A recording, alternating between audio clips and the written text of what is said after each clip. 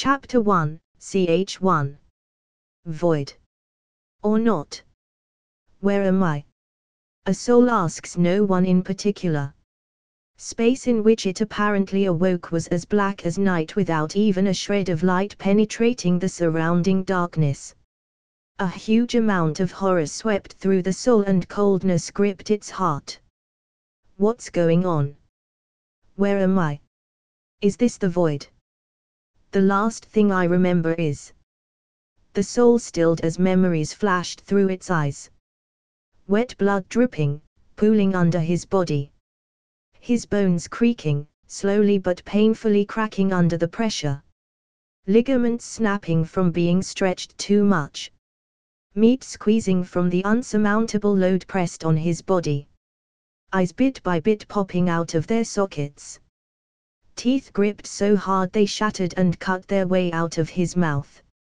His conscience slowly fading from an inability to breathe. Lungs collapsing on themselves in crushing pain. Spine snapping in multiple places, permanently immobilizing him. Blood seeping out of every possible opening. The soul's eyes gained a haunted look as it was unable to cease shuddering from its last memories. Its death was not a clean one. And it was definitely not a fast one. That the soul remembered clearly. The amount of agony. The amount of pain. The amount of despair. And the amount of sweet, oh so sweet reprieve when the mind finally realized it's over as his body gave in. Then, blackness. Nothing. Blank. And here it was. In darkness. Completely alone, trembling like a loony drug addict in a fit. If somebody saw me now, I would probably earn a one-way ticket into a mental ward. The soul mused, trying to distract itself from the phantom pain of the memory.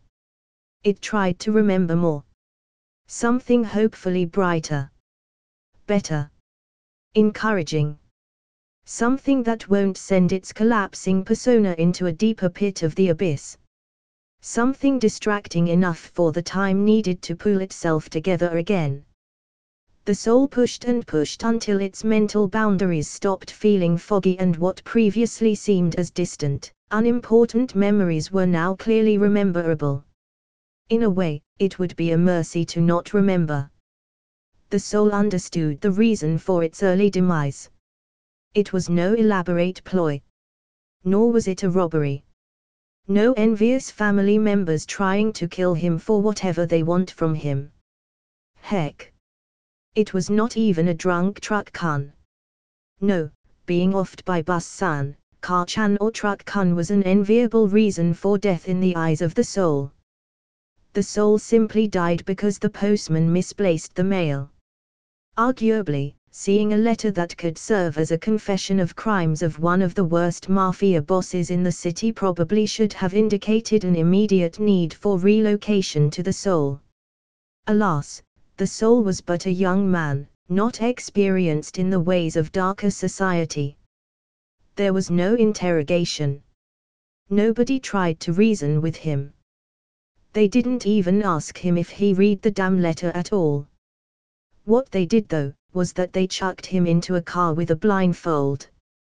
He expected to be dragged to some basement, maybe even being shot dead. What he did not expect, however, was the car being uncaringly tossed under a hydraulic car press machine set on the slowest setting possible. The pressure came out of nowhere. The pain and feeling of being crushed followed right afterward. The worst of it all was that it took a full half hour for his body to completely give in, finally dying. There was no heroism in his death. No little girls saved. No charity given to orphans. Nothing even worth mentioning. Just another meaningless death. He at least hoped his body would be found and properly buried. Not like it mattered to him anymore, but it would be nice knowing somebody cared enough to bury him. He released a soft sigh and frowned. Staring into the darkness in front of him, his frown started to ever so slowly twist. All the way, until it was a full-blown scowl. Say what you will, but he was not impressed. If the holy grail of knowledge of the afterlife called fanfiction was to be trusted, he was probably in the void, waiting for some either illustrious or completely ridiculous god to show up and tell him how impossible him being here is, any yada, yada, yada. Alas, he had no other choice but to wait. His body stiff and unresponsive, he was glad he could at least blink. There was nothing to do but review his memories further. He did it all.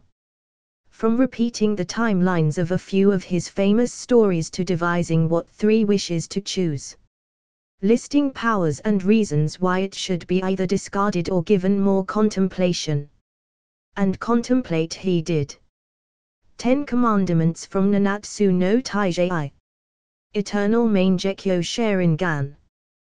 Word Soul Magic. Dragon Slayer Magic. And many more. The more he thought upon the topic, the more depressed he became. The more depressed he became, the clearer were his thoughts. It didn't take long for him to sport an imaginary blush after he realized how foolish it all sounded. Reincarnation. Being granted powers for literally nothing. Really now?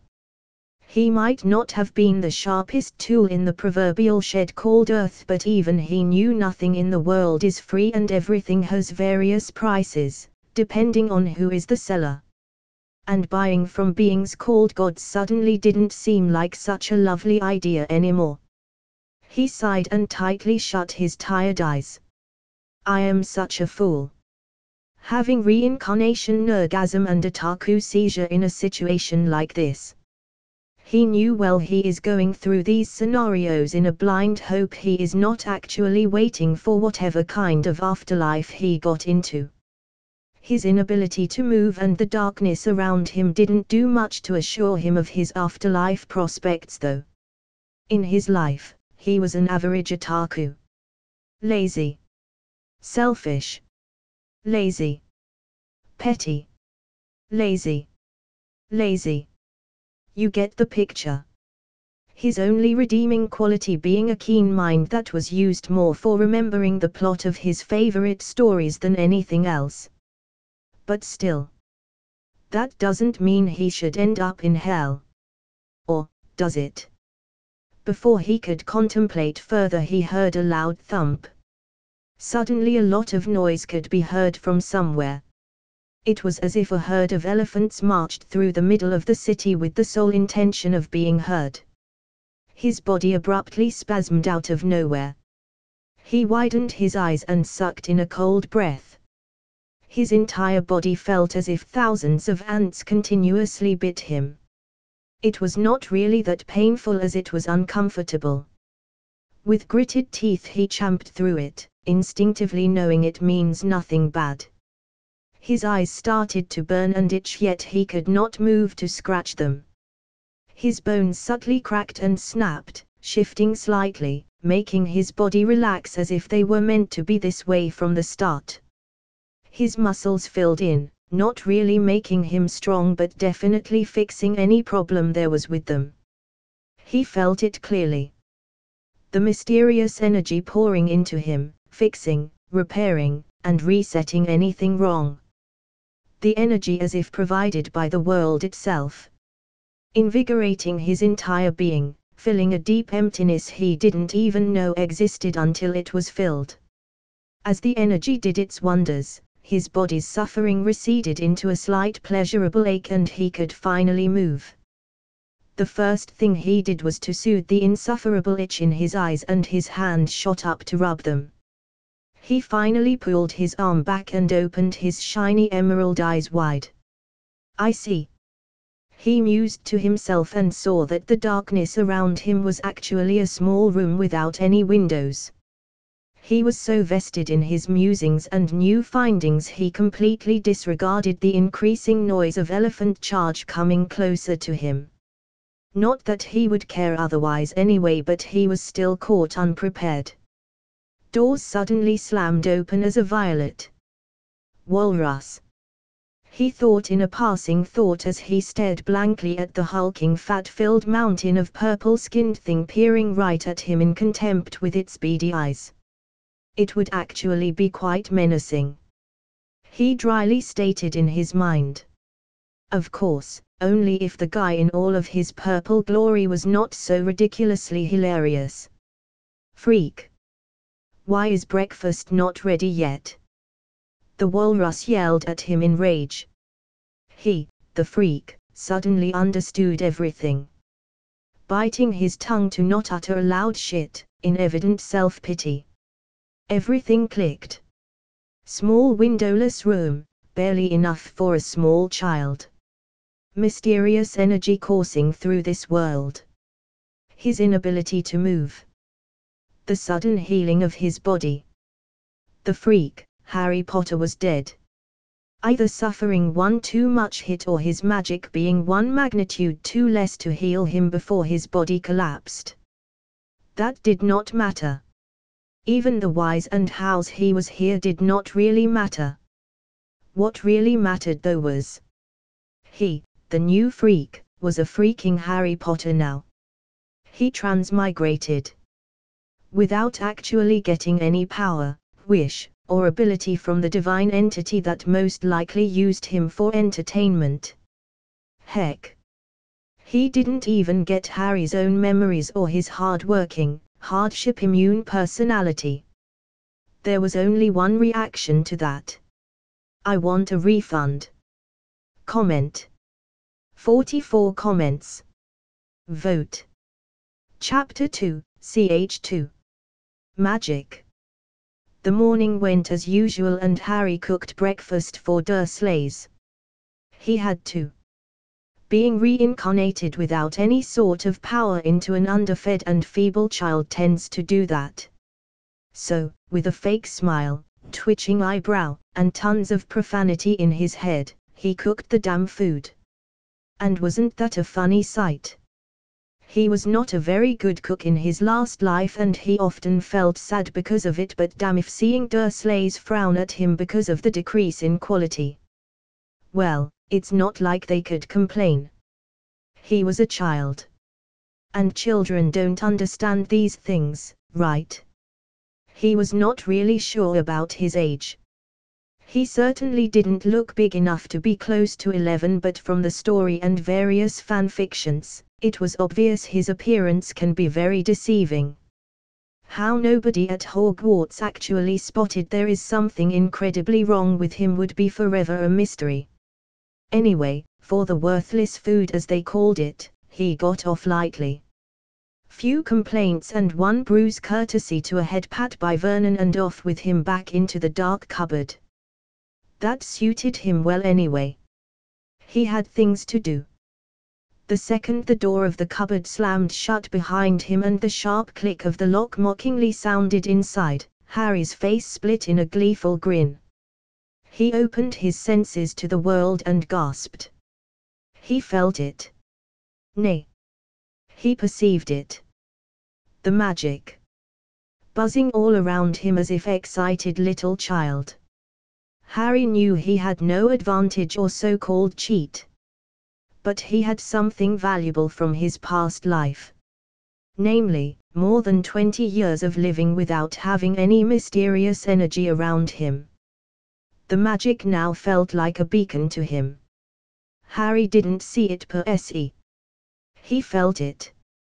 Of course, he was sure his perception of magic was way off by the wizarding standards.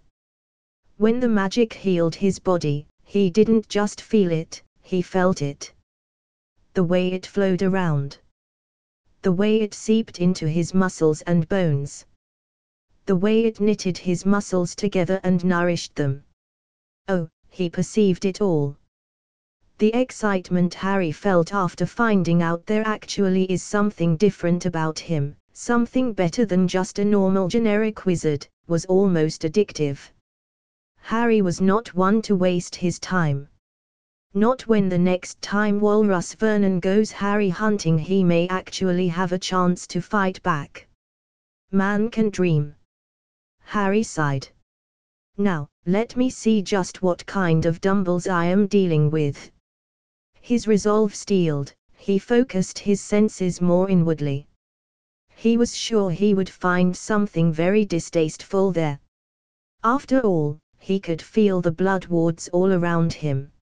Even when he was being healed. It was actually the blood wards that directed the magic to heal him.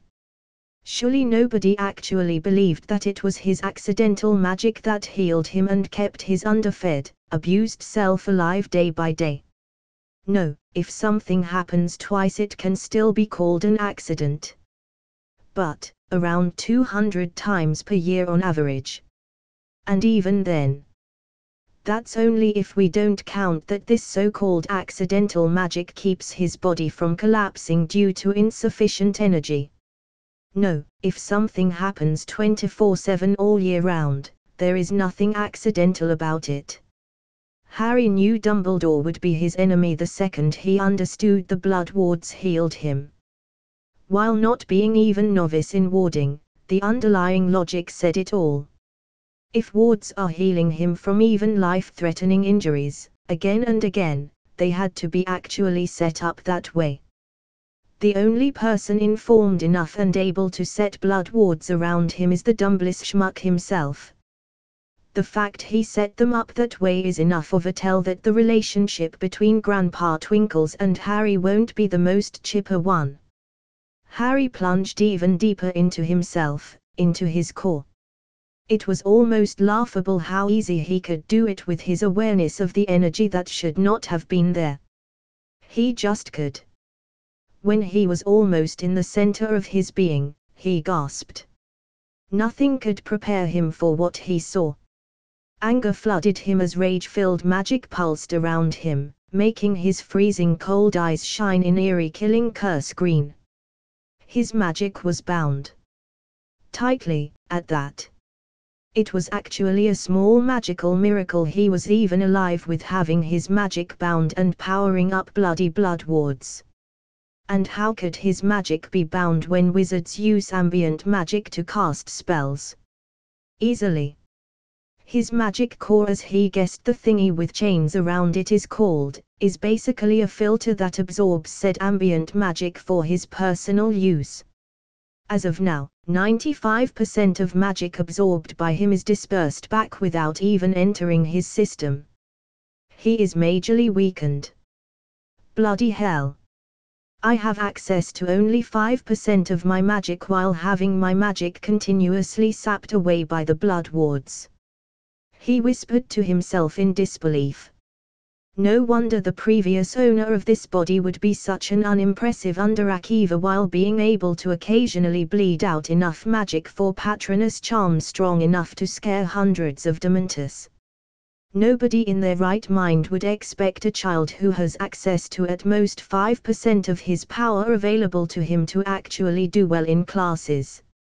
Except, perhaps, Dumbledore. He was always a bit touched in the head, that one.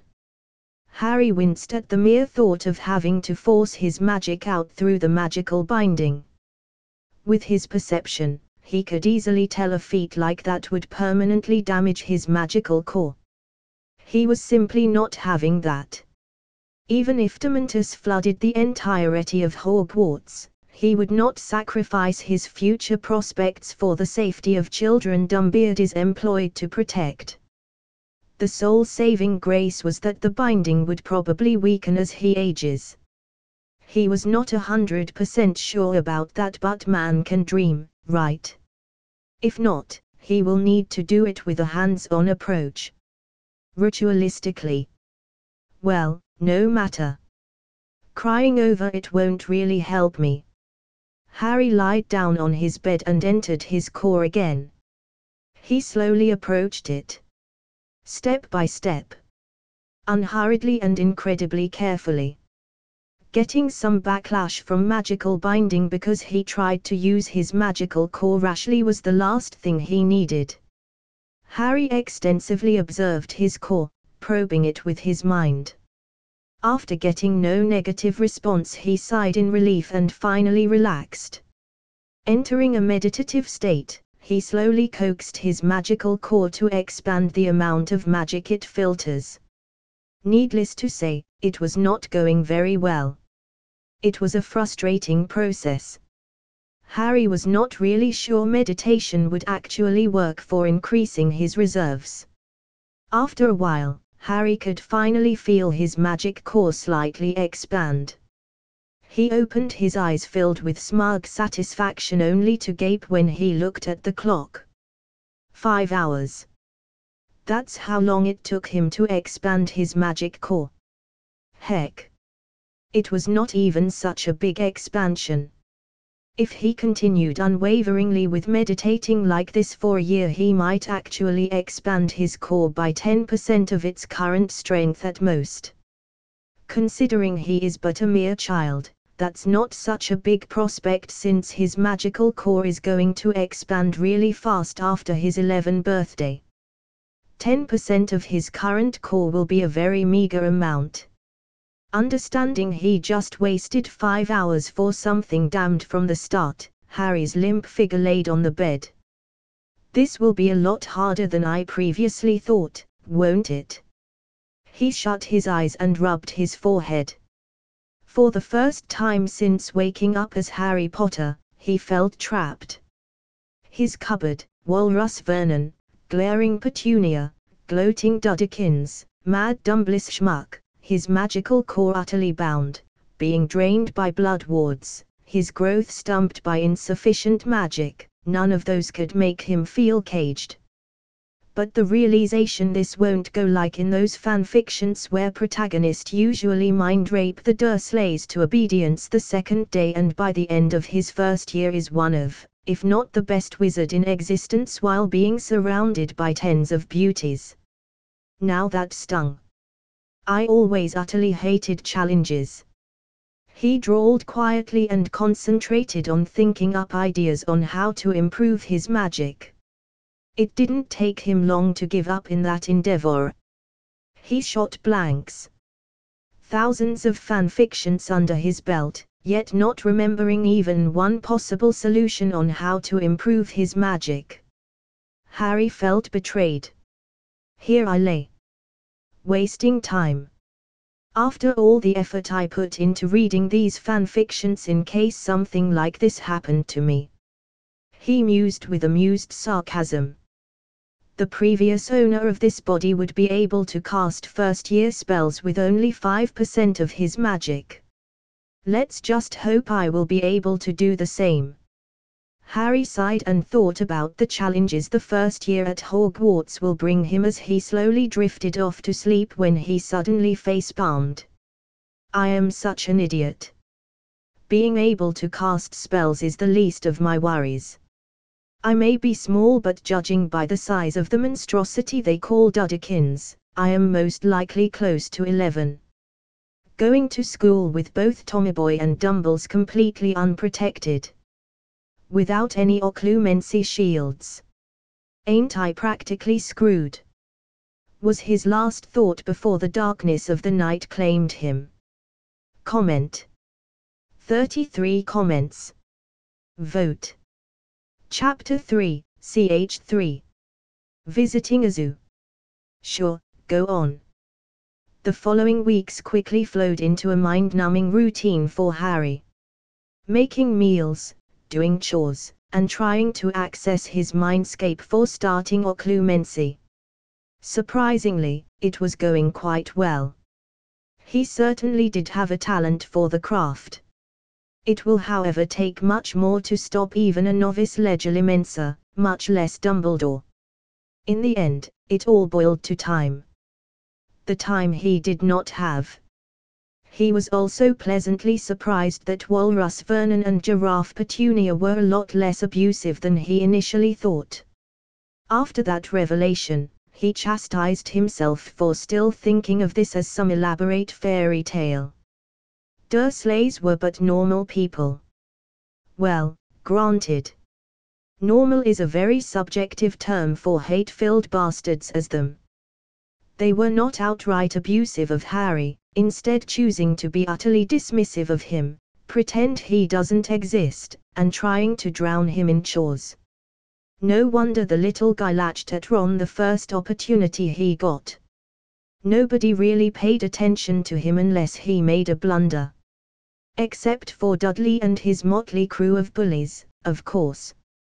And for a kid, that can be pretty devastating. Harry, of course, didn't do many blunders. After living with Dursleys for a few weeks, he knew exactly what to avoid. A drunk Vernon was on the top of his list. Vernon was a worthless piece of garbage. Fat beyond belief, greasy almost on the level of Snape, violent towards people weaker than him, and butt-licking towards anyone who was his social better. But for all of his faults, he was not initiating any over-the-top violence against Harry. When he was sober, that is. One day, he came back drunk and Harry did not manage to hide in the cupboard fast enough to not be spotted. Needless to say, he did not enjoy the hours he had to spend resetting and healing bones or bruises. Since then, Harry learned to expect the unexpected and always hid when he thought drunk Vernon was coming home. Vernon did not really seek Harry for a beating when he was drunk. No, he rather went upstairs to entertain Petunia. The occasional confidence boost alcohol provided was the best glue for their marriage. Petunia was easy to figure out. She sneered. She glared. And she sniffed her nose in disdain. When that didn't work, she switched tactics and berated until Harry was tuning out most of her tripe-quipping obedient answers off the top of his head. For a kid, her emotional abuse would probably create a mentally challenged person we all know under the name Harry Potter. Fortunately, the new Harry had enough years of living under his belt to not really mind her poor attempts at making his life harsher. Dudley was a kid. Arrogant, cocky, and ultimately very easy to distract. If one has enough skill to persuade a man dead set on jumping down from a skyscraper to actually jump head first, one can easily enough direct Ickle Duddekins' attention away from himself. It was the day of Dudley's birthday. Harry still held a little hope for having more time, but when he saw the entire screaming show because 36 gifts are apparently not enough. On the bright side, at least he now understood exactly where in the timeline he now stood.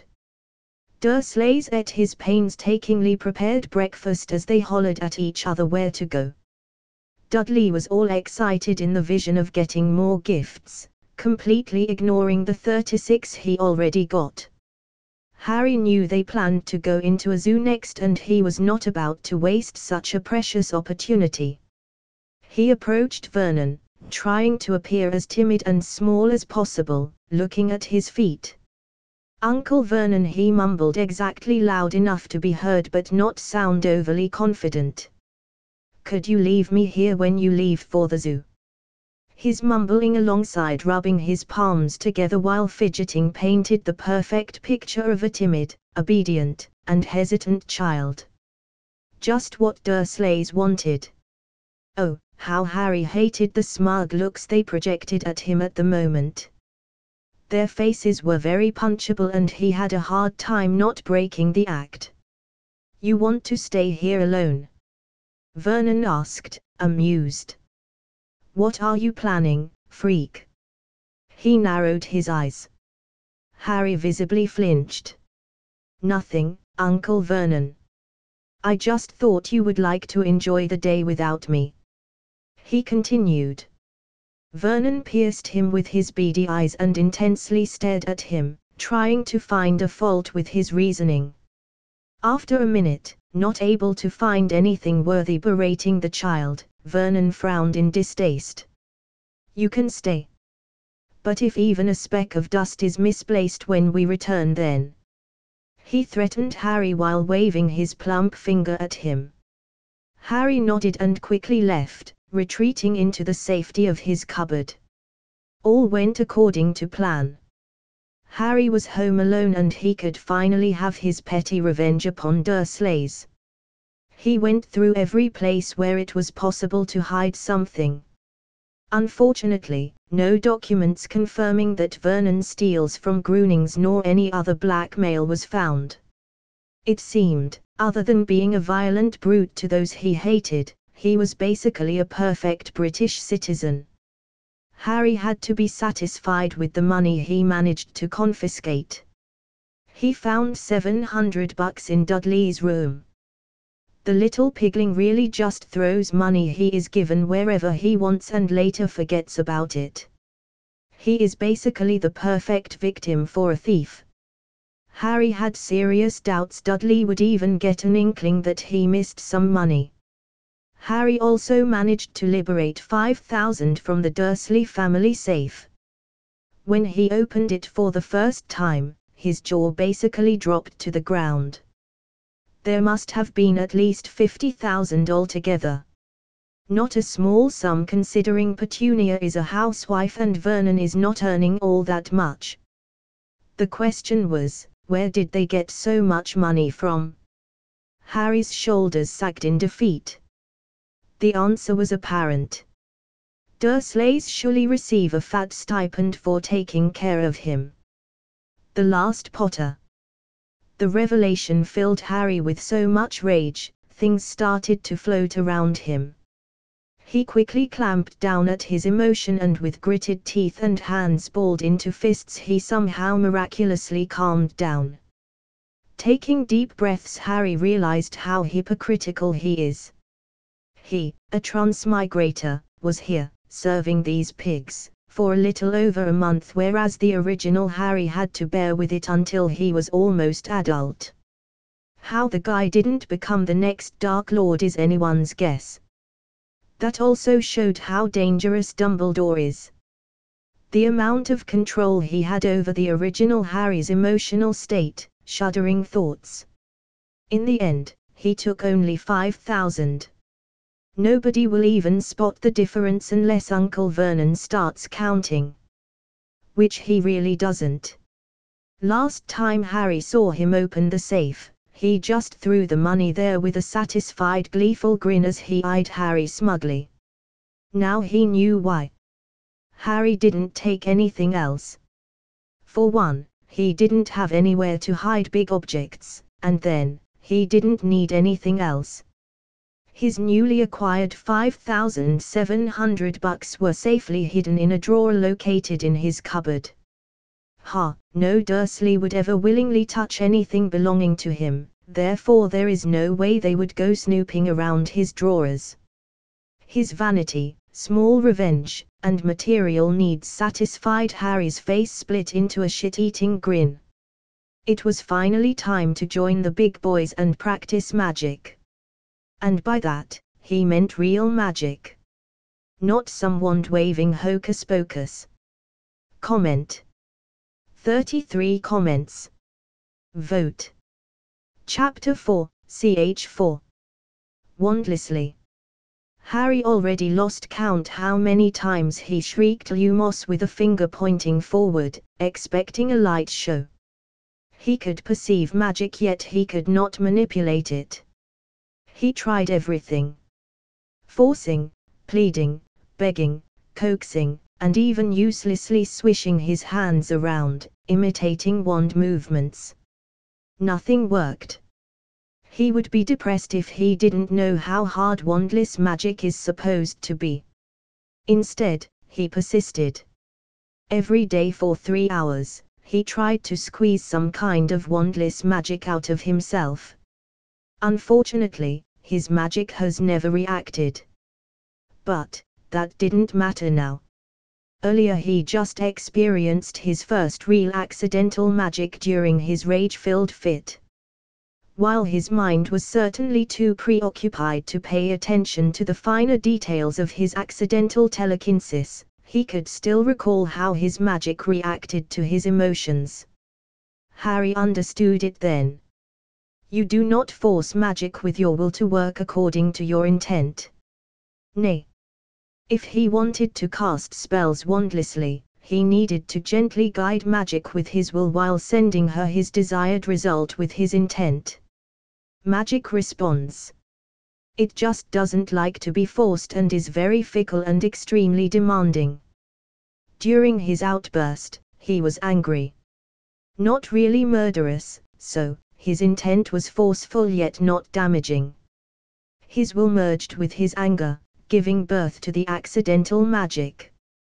Because of the raging intent without any real intention to destroy, the magic was confused about what Harry wanted it to do, therefore it went for the obvious. In short, things floated. Thankfully, Harry remembered the feeling and started to practice. Oh, it was not easy to use it, all right. Willingly using wandless magic was like trying to push a car forward with bare hands. Magic is the car while the hands are the will or intent. It was very demanding, but at least Harry now had a direction. This was, after all, the first step to being the first chantless and wandless wizard in the modern age. Now that he knew what to do to become such, he was not going to be satisfied with some wand magic. No, he was going to learn every bit of wand magic completely wandlessly. After numerous tries at wandless magic, Harry was mentally exhausted. He tried to move a piece of paper via telekinesis again and again. Needless to say, it was a very demanding task. His body, mind, and magic were not used to such a task, and he had to put his entire being into molding his magic's ability to be used this way. And damn if it wasn't hard to focus his magic. After a slight contemplation, Harry understood that wands really are a crutch for wizards. Worse yet, they are a debilitating crutch. Yes, they help wizards with focusing their magic, making spellcasting almost effortless. Heck, even an 11-year-old child who never heard of magic, never studied any magic theory, and doesn't even know how to feel his magic can learn and actually cast a spell in a few hours of training. Wands are certainly one of the wonders of the magical world, right next to the Philosopher's Stone. Yet, using a wand also conditions the user's mind, body, and worse yet, magic, into being dependent on them. No wonder wizards who learn to use magic via wands have a hell of a time trying to cast wandlessly. No wonder Dumbledore or Tom can wandlessly do at most some parlor tricks. No wonder the wizards of this world are so inept at real magic, and the magical ability of modern wizards has degraded so much. If we compare wizards of old, Merlin, Founders, La Fay, hell, that's just wizards from Britain. They were legends. Made artifacts that are praised as the pinnacle of magic even after thousands of years, created the magic schooling system itself. Now that Harry thought about it, these legendary wizards were actually mostly self-taught, or at most got some references from books. All of those wonders made by them were achieved via experiments. Trial and error.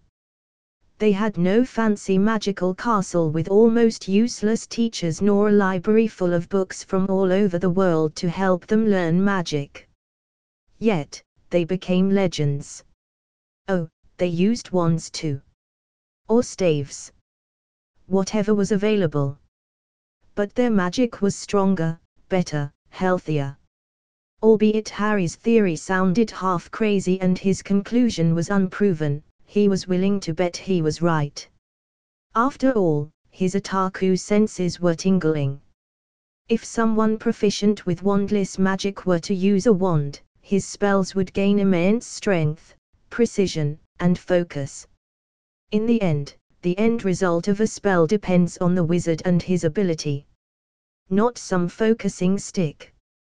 Harry didn't wait long for at least a partial confirmation of his theory. Harry knew he can't force his magic too much lest he wants to injure his magic, and practicing wandless magic while having 95% of his magic blocked was as demanding as it was frustrating. For every 2 minutes of practice, he spent the next 5 minutes gasping for air, 5 more trying to calm his mind down, and 5 additional in meditation to regain his magic. It was thanks to these regular breaks he noticed a slight improvement every time he exerted his magic after them. Without his special perception of magic, he would no doubt miss it, but he noticed. However small the improvement was, it was actually a lot more than his first meditation attempt. Hell, he would actually even say his magic felt denser and more lively. But that surely can't be possible. Nay. He must have been hallucinating because of his immense desire to find a cheat code for power-up. With renewed fervor, Harry leaped back to practicing his wandless magic on the piece of paper for hours to come. Durslers arrived home in the evening, welcomed by their eerily quiet and dark house. The air was chilling, and every time they breathed it created a milky foggy air, creating a scary atmosphere. Dudley paid the weird feeling in the house no mind. He was happy and excited. Instead of 2 additional presents, he got 5. All because that freak was not with them. He saw snakes, giraffes, elephants, and many other animals. Best freakless birthday ever. Yes, he was content. Now if only there was the freak at hand for a quick punch. Meh. He is too tired and will deal with him tomorrow. As Dursleys entered the house, Petunia's and Vernon's faces twisted in disdain and slight fear. They felt the shift in the air and trembled because of the eerie atmosphere of their house. The second they stepped through the door, coldness gripped their hearts and they gulped. What madness made them leave the freak in their house alone for hours? What if he did some freaky ritual that summoned demons or ghosts? As they slowly crept through their hall, "Uiss!" A loud exclamation of joy sounded through the house, making Vernon and Petunia shriek and fall on their asses, gasping for air. Vernon has almost got an infarct. He stood up as his skin turned purple and steam started to rise from his head. His narrowed eyes glared at the cupboard where the freak was hiding. He charged his way through the hall and slammed the door of the cupboard open. His temper rose a magnitude higher when he saw Freak's apparent joy. Today was his son's birthday. Freaks have no right to be happy today. Vernon was on the verge of releasing his anger on the freak when he saw the reason for Freak's happiness. His heart almost stopped as his purple complexion instantly turned gravely pale. His beady eyes widened and he staggered backward. There, in the boy's hand, slightly above his palm, a piece of paper floated. When Harry saw Vernon's expression, there was only one thing going through his head. "Shit!" he exclaimed. Hearing him, Vernon purpled up yet again as rage swelled in him.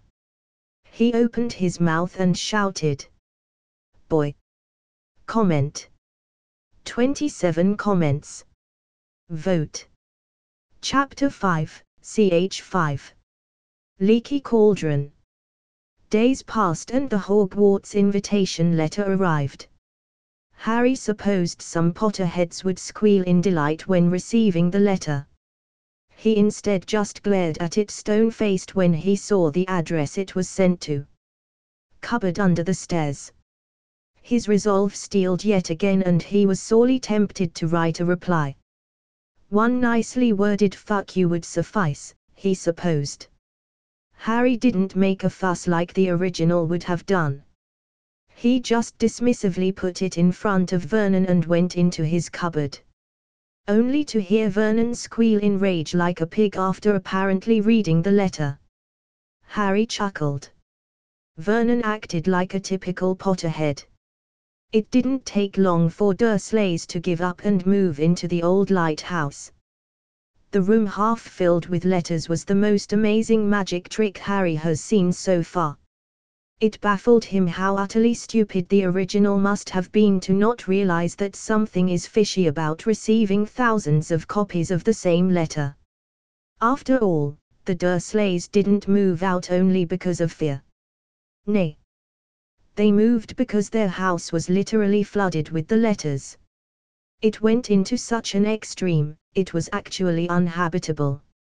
From there Harry witnessed the usual gig with Hagrid's arrival, and by now he was standing in front of the leaky cauldron. He was not impressed. Hagrid dragged him inside the leaky cauldron. He walked next to Hagrid towards the bartender. Harry looked around in disgust at the filth-covered old-smelling place and the people wearing ridiculously outdated clothes. This can't even count as a wizarding culture. Harry almost sneered. This is outright ignorance and refusal to develop. He contemplated the cultural differences when he saw the pumpkin juice and food on tables covered in dust, spiders crawling around. Definitely not gonna eat or drink here, Harry thought while staring at the rug in disgust. He was so glad his eyes were healed when he was transmigrated, because having glasses in so dimly lit places would surely make looking around a chore. Oh, Hagrid. The usual, I presume. Harry's musings were interrupted as Hagrid and Tom started to talk about him. He amusedly watched as Hagrid introduced Harry and Tom exclaimed his name out loud as if he was paid to do so. People started to congratulate him and introduce themselves. A crowd quickly amassed near him. Exactly Harry wanted. He controlled his wandless telekinesis and discreetly parted some gold pouches from their respective owners as everyone was distracted by his glorious scar. The pouches gently floated to the floor. After all, nobody pays attention to their feet when they have a celebrity in front of them. As Harry went through the crowd, the pouches hovering slightly above the ground entered his oversized trousers. There. Heist finished. All in all, he was 20 pouches richer. Oh, Harry didn't steal them because of gold. He was well aware most of those pouches have anti-theft charms. Anti-theft charms which actually only prevent thieves to get inside and steal the gold, instead of preventing them from stealing the entire pouches themselves. A for wizarding stupidity. Anyway, he had 2 reasons for stealing them. Nay. Make it 3. Harry wanted to see if somebody detects his wandless magic. If somebody notices it. Nobody did. Not even Tommy Boy under the turban. Harry knew that if Voldemort actually spotted something unusual, Quirrell would react. Small twitch here, widening of eyes there. He would react. He did not. Not even a twitch. Harry didn't look him straight into the eyes. That would be foolish. But he observed him. A lot. His second reason is the pouches themselves. Or better yet, the anti-theft enchantments. If he applied them to a room, will the room be accessible only to him? Harry had many ideas on how to use such a spell, and now, he also had an example he can copy and learn from. The third reason is that it is hilarious. He stole from adult wizards in a room filled by experienced wizards without them even knowing, while being able to use only one spell. Well, their gold will be in safe hands. And if somebody spotted the pouches, being suspiciously hidden in his trousers, what could they do? Nobody would suspect him. He, after all, was a child. A child without a wand, without spells. The sheer thought he, the hero of magical Britain, could steal was hilarious. Especially since he was just 11. If he was really caught, Harry had no doubt it would be twisted into an assassination attempt at Harry Potter with pouches of gold. The British wizarding community was that stupid. Harry and Hagrid moved forward through the crowd when Quirrell suddenly approached them in all of his stuttering glory. Harry P. Potter. CC, can't he tell you how pleased I am to meet you? Quirrell started his spiel. Hello, Professor, I didn't see you there. Hagrid said and turned to Harry. Harry, this is Professor Quirrell. He will be your defense in the dark arts teacher. Oh, Harry exclaimed a little too loudly, attracting attention. Nice to meet you. He then offered his hand for a handshake with smugness hidden as young exuberance. Quirrell though looked horrified of my hand so close to him and tried to pull himself backward, far away from my hand. An awkward silence filled the pub. Harry was satisfied with his performance. Because of his loud exclamation, many wizards saw their encounter and were now frowning at the professor, who is in their eyes arrogant enough to not shake hands with their national treasure. Harry wasn't the shy boy with low esteem though. He held his hand towards Quirrell and waited for his reaction with a slight smirk. Quirrell swiftly cut his losses and decided to retreat, his expression still holding a deep fright. Oh, I am sorry, Harry, Hagrid. I still have some work to do. He told them and fast-tracked it out of the leaky cauldron, stumbling through the pub. Damn, worth it. Harry thought in satisfaction as he stared at the back of the turban of retreating Quirrell. Just you wait. Comment. 31 comments. Vote. Chapter 6, CH6. Gringotts. Hagrid dragged Harry to Gringotts. Harry watched him as he handed his key, the key he never even saw, to the goblin. The heaviness of his heart really couldn't be described by mortal means. In that instance, he wanted nothing more than to strangle Dumbledore for meddling. Why him anyway? Couldn't he choose some other poor lad for spreading his love for young boys? Then there was Hagrid. Harry really wanted to beat the half-giant for being such a gullible fool. The idiot wouldn't make even a good fodder. But he was perfect in roles such as this. In roles where Dumbledore asks him to be discreet but actually wants the secret to be heard. Heck. When he said he wants you-know-what from the you-know-which vault, Harry had an urge to facepalm. Even the goblin was silently staring at him with a slight sneer and barely widened eyes. And for goblins that can be translated to gaping. After a while goblins finally shook off his shock at the bumbling fool in front of his desk and simply replied. Very well. The goblin took them to Harry's trust vault first. Harry looked forward to the ride in a cart, and seeing Hagrid barely able to fit inside was quite hilarious. The green hue the half-giant gained after the ride though. Now that made the trip worth it for Harry. He even somewhat stopped being mad at the clueless half-wit. The goblin opened Harry's vault and revealed the mountain of galleons. Harry knew the Potter Trust vault should contain a lot of them, but the sight shocked even him. He side-glanced at the goblin.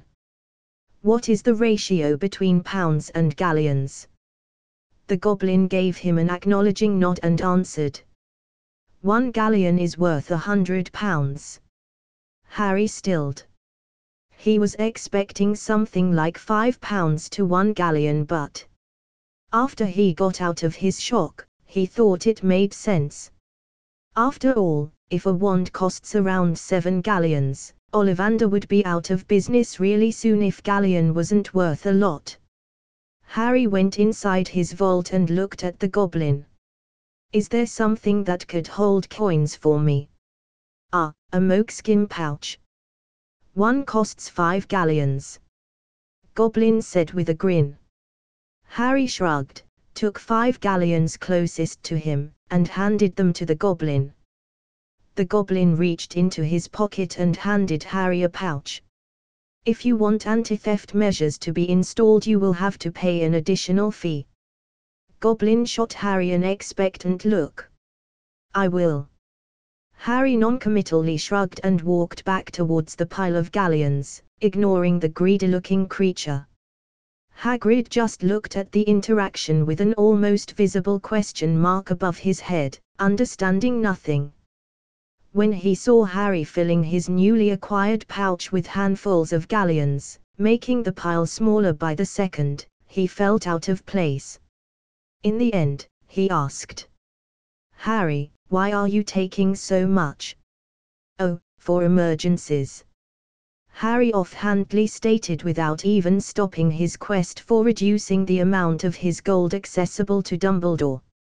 He was really doubtful the old coot had access to Potter's main vault. If he did, the goblins would be worthless for safeguarding the money of wizarding families.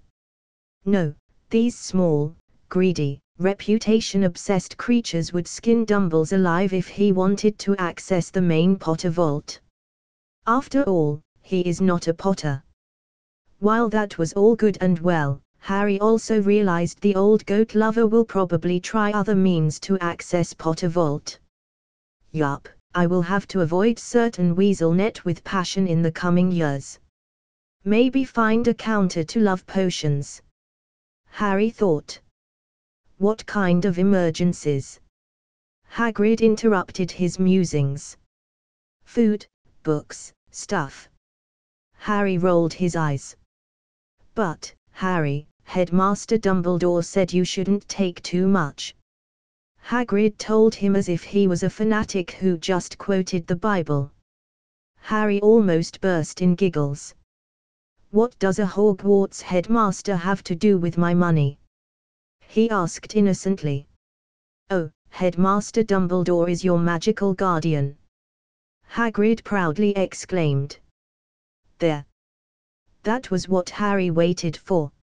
So, if he is my so-called guardian, why did he not visit me even once in the last decade? Hagrid looked stumped and confused at first but then gained an understanding look. Headmaster Dumbledore is a very busy man, Harry. Oh, if he is so busy, he won't have time to meddle in my problems. I will have to be prepared for emergencies, then. Ergo, have money with me for all occasions. Harry gave Hagrid a megawatt smile alongside a winning nod, evidently ending the conversation. The hesitant half-giant just stood there, not knowing what to do. He turned for help to the snickering goblin who raised his eyebrow at him. Seeing no help is coming his way, he just sighed and waited for Harry to empty his trust vault. After dealing with Harry's trust vault where he left one nut so it won't be closed, they were on their way to the you-know-which vault containing you-know-what. The goblin swept his finger across the wall and Harry resisted the urge to groan. The vault was different. It looked mysterious and interesting. Hell, even Badis. For an 11-year-old kid, it would surely create an impression of safety and a secret he would want to unravel. Except, every adult, that is not Hagrid, would realize it really was not very protected. The vault was in the middle grounds of Gringotts, therefore average security. The opening mechanism for the vault might have looked badious and different but in reality, it was even less secure than standard keyhole. As long as one knows in what order to swipe his finger along the wall, it will open. For a standard vault you at least need a key. Many could argue there must be some other magical means to protect it. And yes, there might be. But the vault with an insanely important thing is still positioned in the not-so-protected area of Gringotts. It's as if somebody goaded a thief to break in. Harry thought sarcastically. This is a secret Hogwarts business, Harry. Best not tell anyone about it. Hagrid remarked. Sure, you oaf. Tell the kid not to do something. Couldn't you be more obvious? Harry gave him a deadpan stare. All right. He uncaringly shrugged and walked back to the cart. Acting as if Hogwarts was some kind of secret organization full of assassins. Heck. Who would actually send Hagrid to retrieve something so important? Even more so, if it is so secret, why the hell are you dragging a child with you? Harry ranted in his mind. To the outside, it looked as if he was brooding, but to be honest, he felt wronged. He felt underestimated. And he also felt pity for the original Harry. Such an obvious bait. Dumbledore really thinks of Harry as unable to think for himself. If he did not, he would not employ such a stupid plan. And while Harry was glad the old goat lover underestimated him, it also rubbed him the wrong way. Comment. 17 comments. Vote. Chapter 7, ch 7. Surprise. Harry and Hagrid left Gringotts and proceeded to buy the needed supplies for Hogwarts. They were almost done, only a wand and robes were left from the obligatory school supplies. Harry, I still have something I have to do. Could I leave you to buy the rest by yourself? Hagrid asked, his eyes momentarily shifting to the pet store. We can meet up later at Ollivander's. Harry couldn't help but reveal a slight smile when he saw his intentions. Sure thing, Hagrid. He replied. Oh, good. Hagrid heavily patted poor young Harry on his shoulder, almost tossing him to the ground, and pointed towards one of the shops. That's Madame Mackin's robes for all occasions, Harry. She has the best robes available. As for a wand, he pointed to another shop across the street. Ollivander's is the best. Harry was left alone. He didn't want to go straight away to Madame Mackin though. He remembered the Malfoy should be there at the moment. That was an encounter he could gladly do without. Instead, he went across the street and entered the Blimberley ice cream shop, where he sat down and watched the entrance to Madame Mackin's shop as he ate ice cream, waiting for Draco to leave. As he waited, Harry suddenly felt something that made him stiffen. He widened his eyes from the sheer difference the approaching person exhibited from the rest of the crowd. Harry might have been in a place filled with wizards only for a few hours, but he diligently watched the wizards. He dutifully used his unique perception to measure their magic capacity. After all, he wanted to know what he has to surpass. He saw hundreds of adult wizards in the alley during his shopping spree. And at first, he was surprised. Even if his core was unbound, the average adults still had around 100 times more magic than him. The strongest wizard he saw in the alley had 500 times more. But that was natural, he guessed. He was just 11, barely entering the stage where his magical core starts to expand. He will eventually catch up, and when his core finally frees itself, he will go far beyond any of them. That's why he was so surprised by what he felt. The approaching person had 10 times more magic than the strongest wizard he saw today. That was almost 5,000 times more than what he had. He didn't know who the person was, but the presence completely shattered his power level measurements he gathered so far. The fact kids are so much weaker than even average adult wizards was granted. Their core was not matured, and during their stay at Hogwarts, they would get stronger by the minute as it matured. Even the laziest would, in the end, become hundreds of times stronger than they are at 11. But, the magic capacity difference of 10 times among adults. That was huge. It didn't really mean the person could win 1 versus 10, of course. That would depend on the skill, cunning, and many other things. Nevertheless, it does mean the approaching person can easily outlast more than 10 adult wizards in magic casting. Harry was excited to see who has so much magic in them. And for the first time in his new life, he was genuinely glad for having his unique perception of magic. He was sure the others can't really feel what he could. The closest thing to his ability would probably be a mage sight. Except he doesn't really see the magic in itself. The person was about to enter Harry's line of sight when he was distracted by Draco Malfoy leaving Madame Mackin's shop. He momentarily forgot about the magic dam coming closer and took the young Malfoy's appearance. While there were some differences from the actor in movies, he was still blonde, pale, and ferrety. His nose held high, mouth sneering at everyone and walking as if he owned the Diagon Alley. Any hope the Malfoy heir could be one of those cool and friendly characters from fanfictions was dashed by the first impression he left on Harry. He instantly understood, Malfoy will not be one of his friends. Not in this lifetime. Harry was about to sigh and look for the mysterious person again when he heard a shout from across the street. Draco! Here! The melodious voice of a woman rang through the street. It was so cold and indifferent it almost sent shivers through Harry's spine. Harry looked at the person who shouted at Draco and this time really froze. His eyes spotted Narcissa Malfoy knee-black and refused to leave her. While there was no lust nor attraction to her from Harry's side, her beauty still left him gaping at her. The woman in front of him definitely did not even remotely resemble the actress. She had such a fair complexion it put even vampires to shame. A lovely noble-looking heart-shaped face with high cheekbones that could tempt even eunuchs.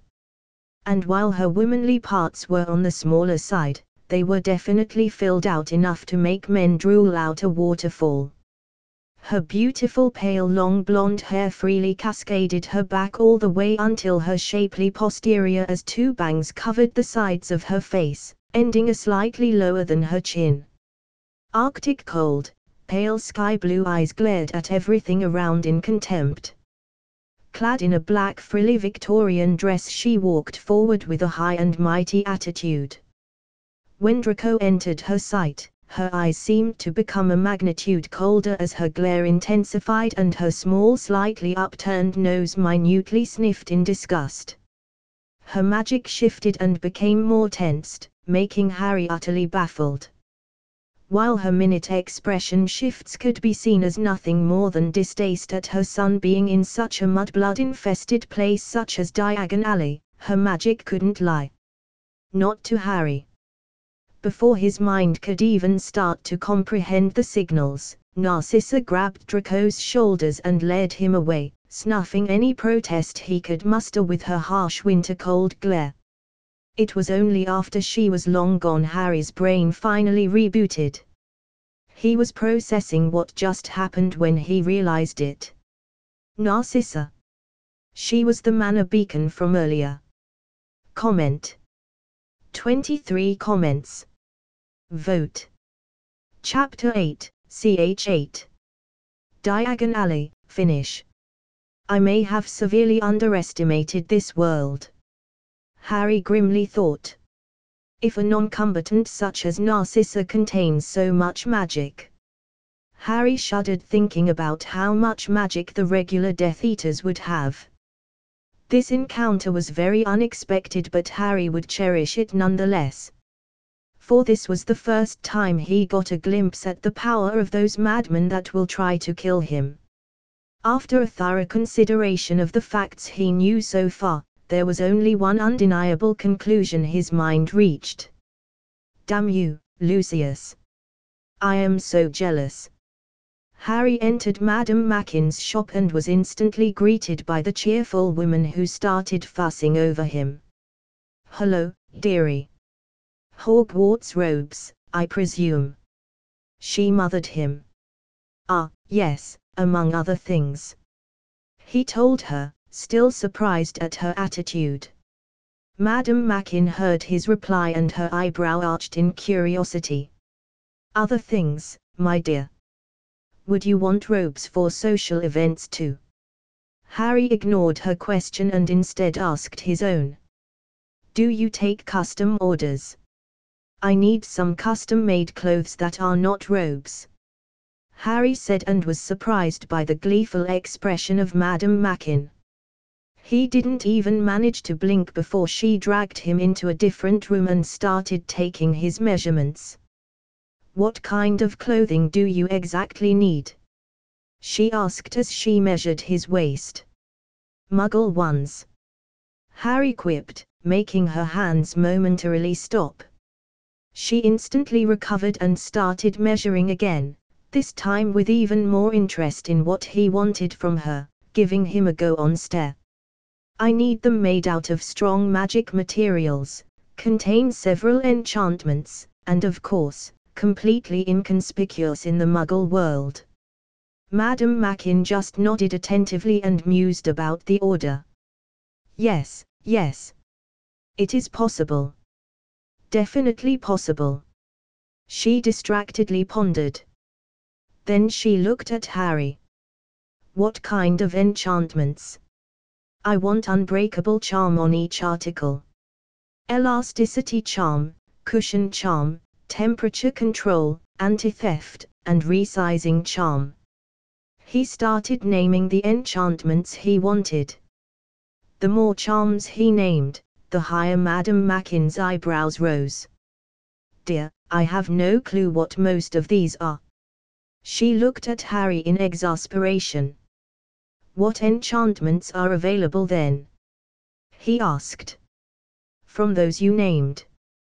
Unbreakable charms, though don't know why you would need them on clothes. Resizing charms. Temperature control. That's about it. She told him. Though, anti-theft might be applicable to clothes.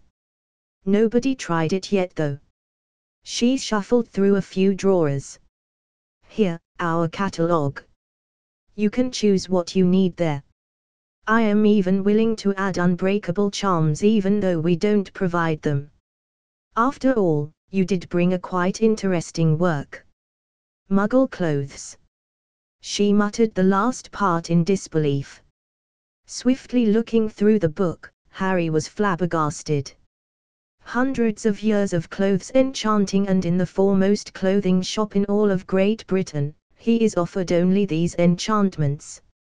He wanted to scream at the heavens. He came here with a vision. A vision of endgame armor filled with special effect after special effect while still being a newbie. Besides, Muggle-proof enchantment. An enchantment that filters Muggle air. Self-assuring enchantment. Virginity-safeguarding enchantment. Breast milk storing enchantment. And what in the seven hells is flower-popping enchantment? Harry speechlessly looked at the offered enchantments and then at Madame Mackin in disbelief. Most of them were completely useless. His shoulders slumped. Then give me resizing, temperature control, and the unbreakable one, he said in resignation. Madame Mackin looked at him weirdly. Okay. Are you sure you don't want our noble airing enchantment? That one is quite the favorite. Malfoys have it everywhere, she stated proudly. No. Harry dryly stated. Whatever. How many articles of clothing do you want, dear? She took out a dictaquill, taking his order. Shirts, pants, and robes. 10 of each, please. Harry stated. That will be 10 galleons if I use normal silk, and it will take me 2 days to make. She looked at him worriedly. Well, it's not like he looked dashing or rich in those baggy clothes he inherited from Dudley. No worries. Harry handed her 100 galleons, trying to hide his reddening cheeks. I want the best magic-resistant materials. Dragonhide, acromantula silk, whatever is available and affordable for these 100 galleons. She nodded and left excitedly to the back of the shop, muttering. What an interesting yet weird child. It's called having a functioning brain, lady. He wanted to retort, but she was already gone. He sighed. The things he does for propaganda. Harry entered Ollivander's and quickly felt a shift of magic creeping behind him. He swiftly turned around and screamed at Ollivander. Gra. The old man flinched back with such force he hit the door and rebounded back forward, falling face first onto the floor. Harry observed him with unveiled amusement as he poked him with his foot. "You all right, old man?" he drawled in monotone. "Yes." Ollivander stood up with a scowl and went towards the counter. He properly glanced at Harry and his look darted towards the scar hidden behind his bangs. Ollivander's eyes widened, alerting Harry. The old man has some sort of midge sight. Harry quickly understood his reaction. "Harry Potter!" Ollivander exclaimed. "I feel as if it was like yesterday when your F.A. "Oh, spare me, mighty Wonder!" Harry interrupted him, exasperated. "I came to buy a wand, not hear about my father's first stick." And he didn't. James and Lily were the original Harry's parents. Not his. Never his. As for hearing about their adventures, he could do without. He can make his own, after all. "As you wish." Ollivander quickly regained his composure after giving Harry a long contemplating look, and wand trying started. The second Harry grasped his first wand, he felt a connection. It was not strong, but it was there. Harry held the wand and swished. The wand glowed red when suddenly he felt Ollivander's magic swell under the counter, and a lamp, where Harry's wand pointed, was completely demolished. Harry flinched and frowned, looking reproachingly at Ollivander. The old wand maker misunderstood the look and started to explain. "The wand chooses the wizard, Mr. Potter. This one obviously didn't choose you," he said sagely with a calming smile that made Harry want to punch him. Harry silently sighed, knowing where this is going. The feeling intensified when he felt a slightly stronger connection with the next wand he took hold of. In the end, he spent a half hour watching as Ollivander demolishes his own shop. Needless to say, the experience brought untold joy to Harry, alongside with an unforgettable memory. The sour look the old wand wanker had when he saw Harry point at yet another wand he somehow apparently felt connection with, so he should try it, rather than one recommended by Ollivander. Oh, Harry will certainly mass sell that one. One time he even added his wandless telekinesis into the fray and overturned an entire shelf, breaking numerous wands. Harry almost burst into giggles seeing at the dazed look Ollivander gave the shelf and the horror at the realization of what just happened. Heck, the old wand wanker was so mortified by that point, even with his midge sight, he didn't catch Harry. But his nightmare just started.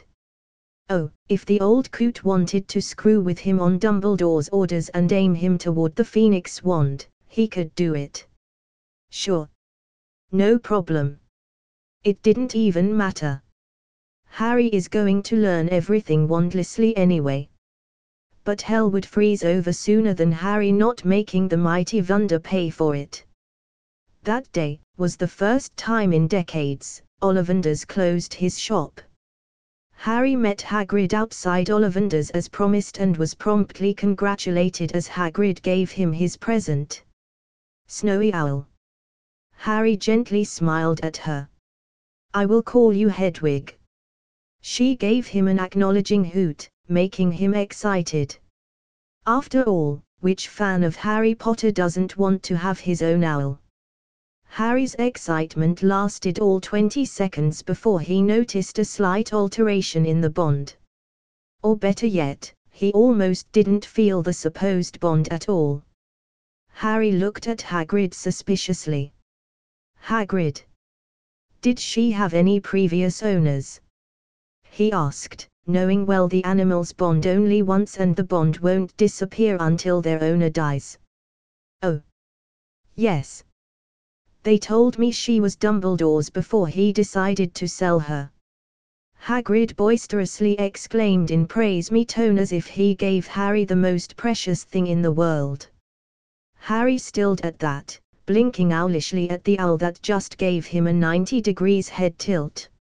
Is everyone in this bloody world a part of Dumbledore's court? Comment. 26 comments. Vote. Chapter 9, ch. 9. A month at Dursley's. Harry may or may not have persuaded Hagrid that he needed owl treats for Hedwig while handing him money, asking him to get them alongside a book about bonds between animals and wizards. The poor kind soul believed him immediately and didn't even ask where will Harry be while he gets them.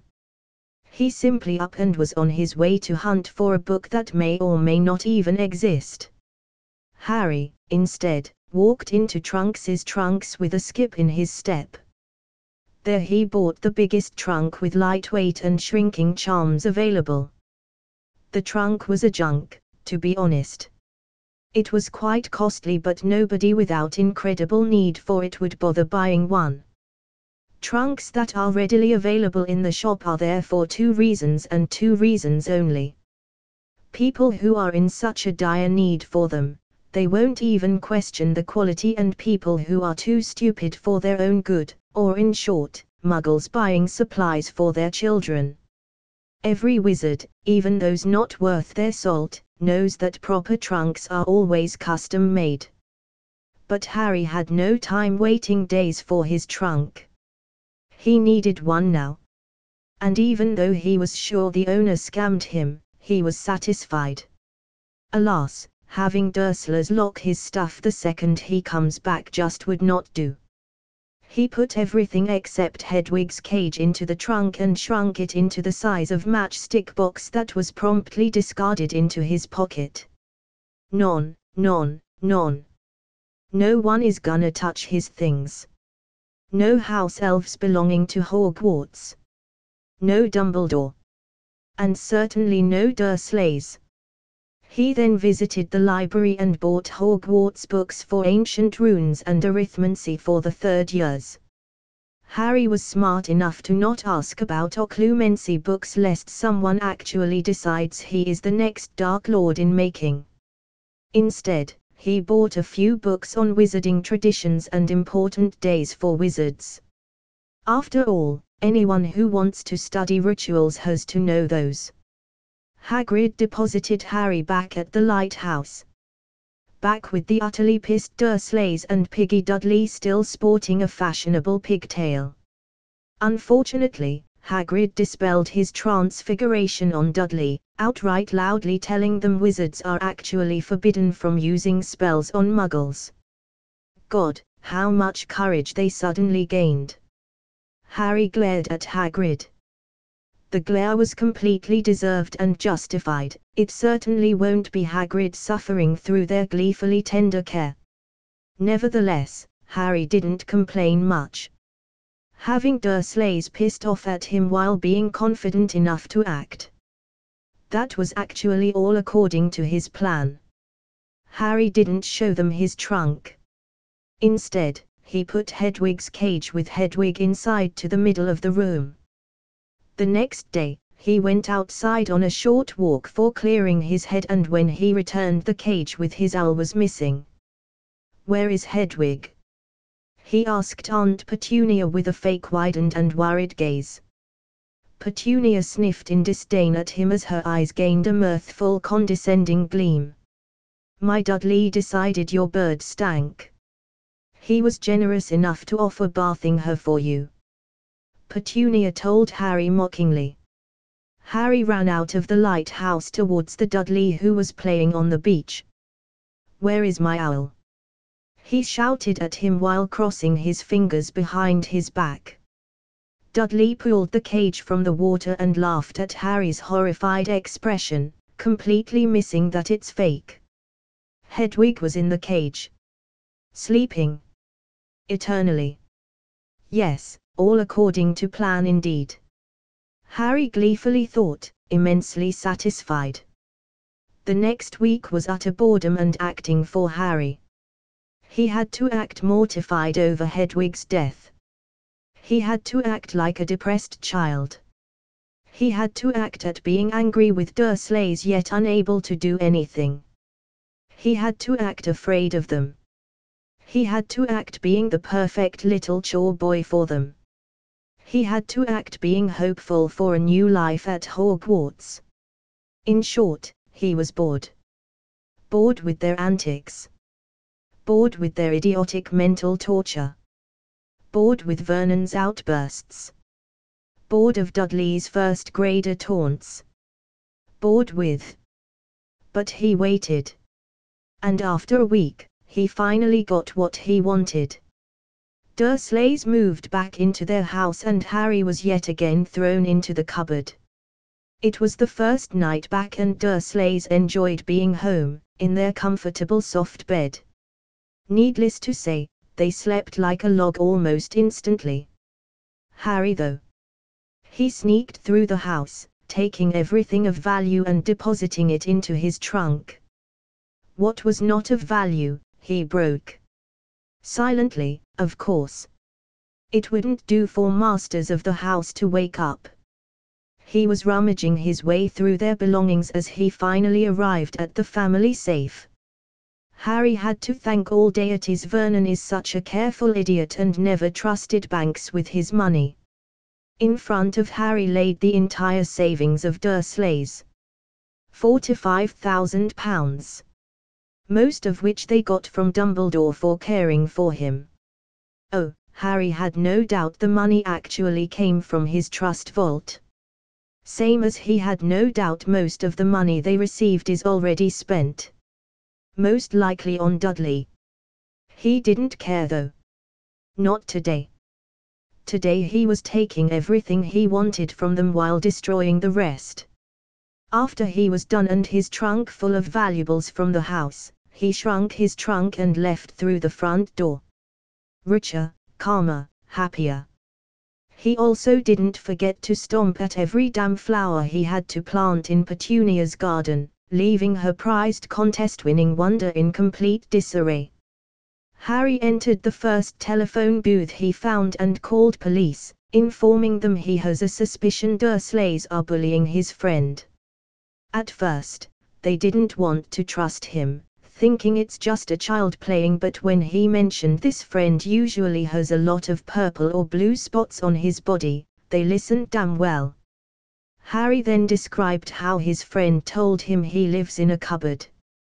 How he is regularly punished for being a freak. How he has to cook, do chores, and tend to garden. How he is again punished if he doesn't manage to do his chores in time. How his stepbrother bullies him with his friends. How he is yet again punished when he fights back. And how his friend is Malnu, well, really thin and small. The second he exited the telephone booth he rolled on the ground in laughter. Oh, no worries. He didn't forget to actually add a few blotches of his blood onto the bed in his cupboard as he left. Harry blended into the cover of the night, whistling happily in a merry mood. Another bloody month at Dursleys? I think not. Comment. 29 comments. Vote. Chapter 10, ch 10. Dudley, the little hero. Surrey, Little Whinging, Privet Drive 4, 3 a.m. Dursleys were enjoying the most comfortable and peaceful sleep after a week spent in an old, dusty lighthouse. Nothing could even describe the delight they were in at the moment. Their heavenly sleep and wonderful dreams were abruptly interrupted by a loud knocking reverberating through the house. For better or worse, it was Dudley who woke up first. He angrily stomped his way down the stairs as another much louder knocking sounded through the house. Dudley swung the front door open with murder in his eyes and shouted, "What do you want?" The second the door opened, the police officers were surprised to see a pig. No. A young, overfed child. Wearing pajamas, barely concealing his bigness. They quickly snapped out of it and focused on the child in front of them. "Hello, I am Frank, and this Frank pointed at his colleague. Is Mark. We are police officers. Are you Harry Potter? He asked Dudley. Who? He looked at them cluelessly, creating an awkward atmosphere. Oh. We heard there are 2 children living here. Mark awkwardly stated. The freak! Dudley exclaimed, alerting the officers. Why would anyone care about the freak? He spat venomously. Hearing him, the police officers barged in, pushing Dudley to the side, completely ignoring his protests. Vernon was halfway through the stairs when they got through Dudley and started shouting about the breach of privacy. The officers ignored him and went towards the cupboard. Opening it, they saw an empty small room, consisting mostly of something that could barely pass as a bed. On the said bed, a lot of red blotches were visible, making the expression of police officers turn stony. Where is the child? Frank threateningly asked Vernon, who promptly ignored him. This is an outrage. Who allowed you? Vernon shouted as he charged at the officers, still half asleep. He didn't manage to finish that sentence or even tackle them before he was manhandled by Mark, pushed face first into the floor, and promptly arrested. Only then did the overgrown walrus realize who the men he just charged are, and his complexion turned pale. What are you doing here? He stuttered in fright. Nobody answered him. Instead, he was dryly told his rights by a very unamused Mark. Vernon was not a completely dumb man though. When he saw them examining the cupboard, he quickly connected the dots. What did the freak do this time? His face purpled up as spit flew from his mouth. In your place, I would worry more about going to jail for child abuse, buddy. Mark told him as he squatted nearby. Well, Frank finished examining the cupboard. Add an attempted murder, Mark. He said. The blotches inside are blood. Enough to kill a child. Plus the entire bed is blue under UV light. It is bloody through and through. Frank barely restrained his anger. Vernon, hearing them, started to feel despair. Child abuse. Him. He was the model citizen of Great Britain. Just look at how he raised Dudley. He made him into a good young man who can stand up for himself. Look around his house. Everything is clean, the garden is always attended to, and his Dudley has tons of toys. He never abused anyone important in his life. Vernon was about to burst when Petunia came down, rubbing her eyes sleepily. Seeing Vernon on the ground, his hands bound behind his back, and the police officer examining the cupboard, she quickly understood what's going on. May I help you? She calmly asked the officers. I am Frank and this is Mark. We got a call that there is an abused child in this household. Miss? Frank asked. Petunia. Petunia Dursley. She meekly stated. Well, Miss Petunia, could you tell us what this is about? Mark pointed at the cupboard, making her lower her head even more. Petunia put her hand on Dudley's shoulders, preventing him from blurting out something stupid. She knew her son well enough to realize he was by now wondering why anyone cares about the freak. Having him blow up in front of the police was the last thing on her to-do list. Petunia was a crafty woman. She was, after all, the sister of the brightest witch of her generation. Even though she never knew Lily as such. Seeing her husband, she quickly calculated her losses and was prepared to cut them off. She was not about to let her hate for the freak destroy her family or Dudley's future. Mr. Frank, my husband. She appeared heartbroken. He, after a hard day at work, sometimes has to vent. Petunia guiltily glanced at Vernon, who was staring at her googly-eyed. Harry is the child of my deceased sister. He didn't make it easy for us. Financially we were not in a good spot for years. She let a fake tear stain her face. Excuse me, she wiped her tears. It was hard to look at it sometimes. Petunia let out a sob and slowly flopped down on the floor. I couldn't stop it. In the end, it was better for my husband to calm his urges on young Harry than with myself, and I couldn't endanger our little Dudley. By the end of her little speech, she looked like a broken, mortified wife, making Vernon gape at the situation. Well, Harry had to get his Slytherin aspects from one side of the family. And Potters just did not cut it, the Gryffindorkish lot. The officers shot the pitiful sobbing and tear-stricken woman an understanding smile and were about to try to comfort her when Dudley, in a short miraculous burst of intelligence, opened his mouth. But Mom, why did you always encourage me to play Harry hunting, then? He asked, completely confused. Why is it bad that Dad beat the freak? Isn't that what Harry hunting is about? You taught me so. My friends enjoy hunting Harry. Why is something so fun not good anymore? He childishly protested. The air in the room stilled. Petunia's tears quickly dried up as she blinked at Dudley in bewilderment with her mouth slightly opened. In her mind, she was cursing herself for marrying an oaf such as Vernon, whose genes made her son into an idiot too. Well, guess this makes the case clear. Mark commented nonplussed as he helped Petunia up and cuffed her. But damn if she was not a good actress. She almost got me. Frank quipped as they left the house, dragging Dursleys in cuffs. Neither of them happy they didn't manage to find little Harry.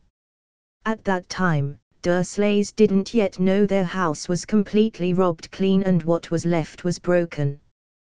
Their days of painful realization were yet to come. In one of the houses across the street, Arabella Figg observed the happenings and saw Dursleys dragged out by the police. She was about to inform Dumbledore that there were problems with poor little Harry when suddenly, a half-Kneasel started to rub on her foot. Ah, Mr. Fluffyrub is hungry. She cooed. Dumbledore can wait. Unfortunately, by the time she fed all 30 of her Kneasels, she completely forgot that something happened at Privet Drive 4. Comment. 31 comments. Vote. Chapter 11, ch 11. Shopping. Harry had 3 more weeks until he had to board the Hogwarts Express. He was not going to waste them. First, he found an empty house in London and broke in. With his wandless telekinesis, it was almost a child's play. He was not stupid enough to try and get a room at Leaky Cauldron. Dumbledore would be on his ass the very next morning. Right beside the tens of reporters, Aurors, and Minister of Magic himself. Nay. As for getting a room in a hotel on the Muggle side, he was a minor. No, scratch that. He was a damn kid. He would be sooner shipped to the authorities than getting a room, no matter how much he pays. And those establishments that could provide him a room no questions asked would not be the safest or cleanest of the sort. Double nay. He had no other way than to find housing for himself.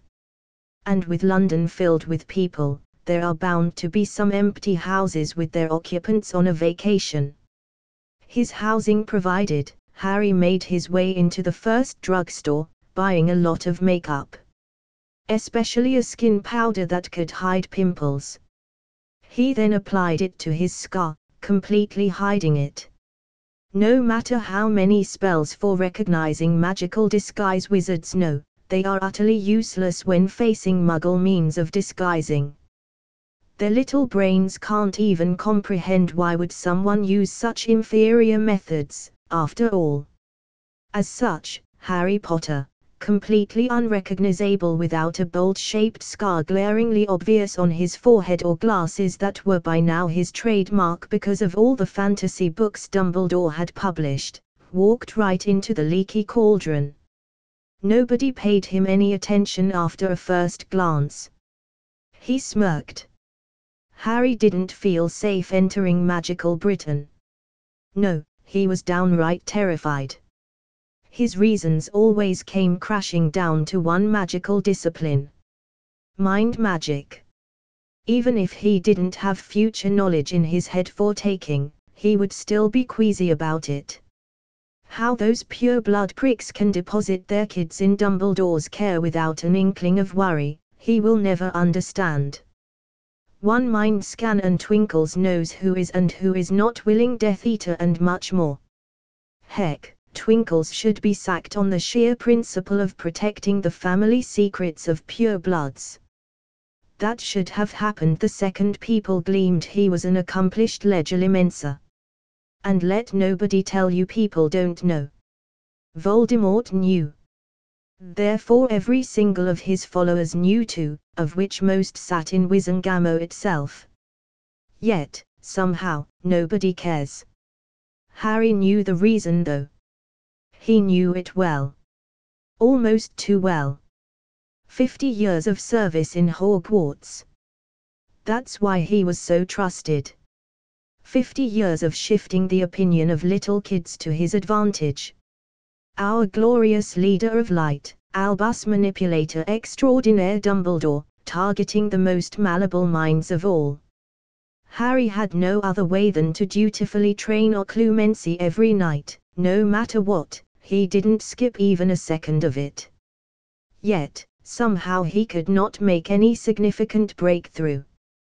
He tried his own ideas, the ideas from fanfiction, even Snape's way, without being invaded, of course.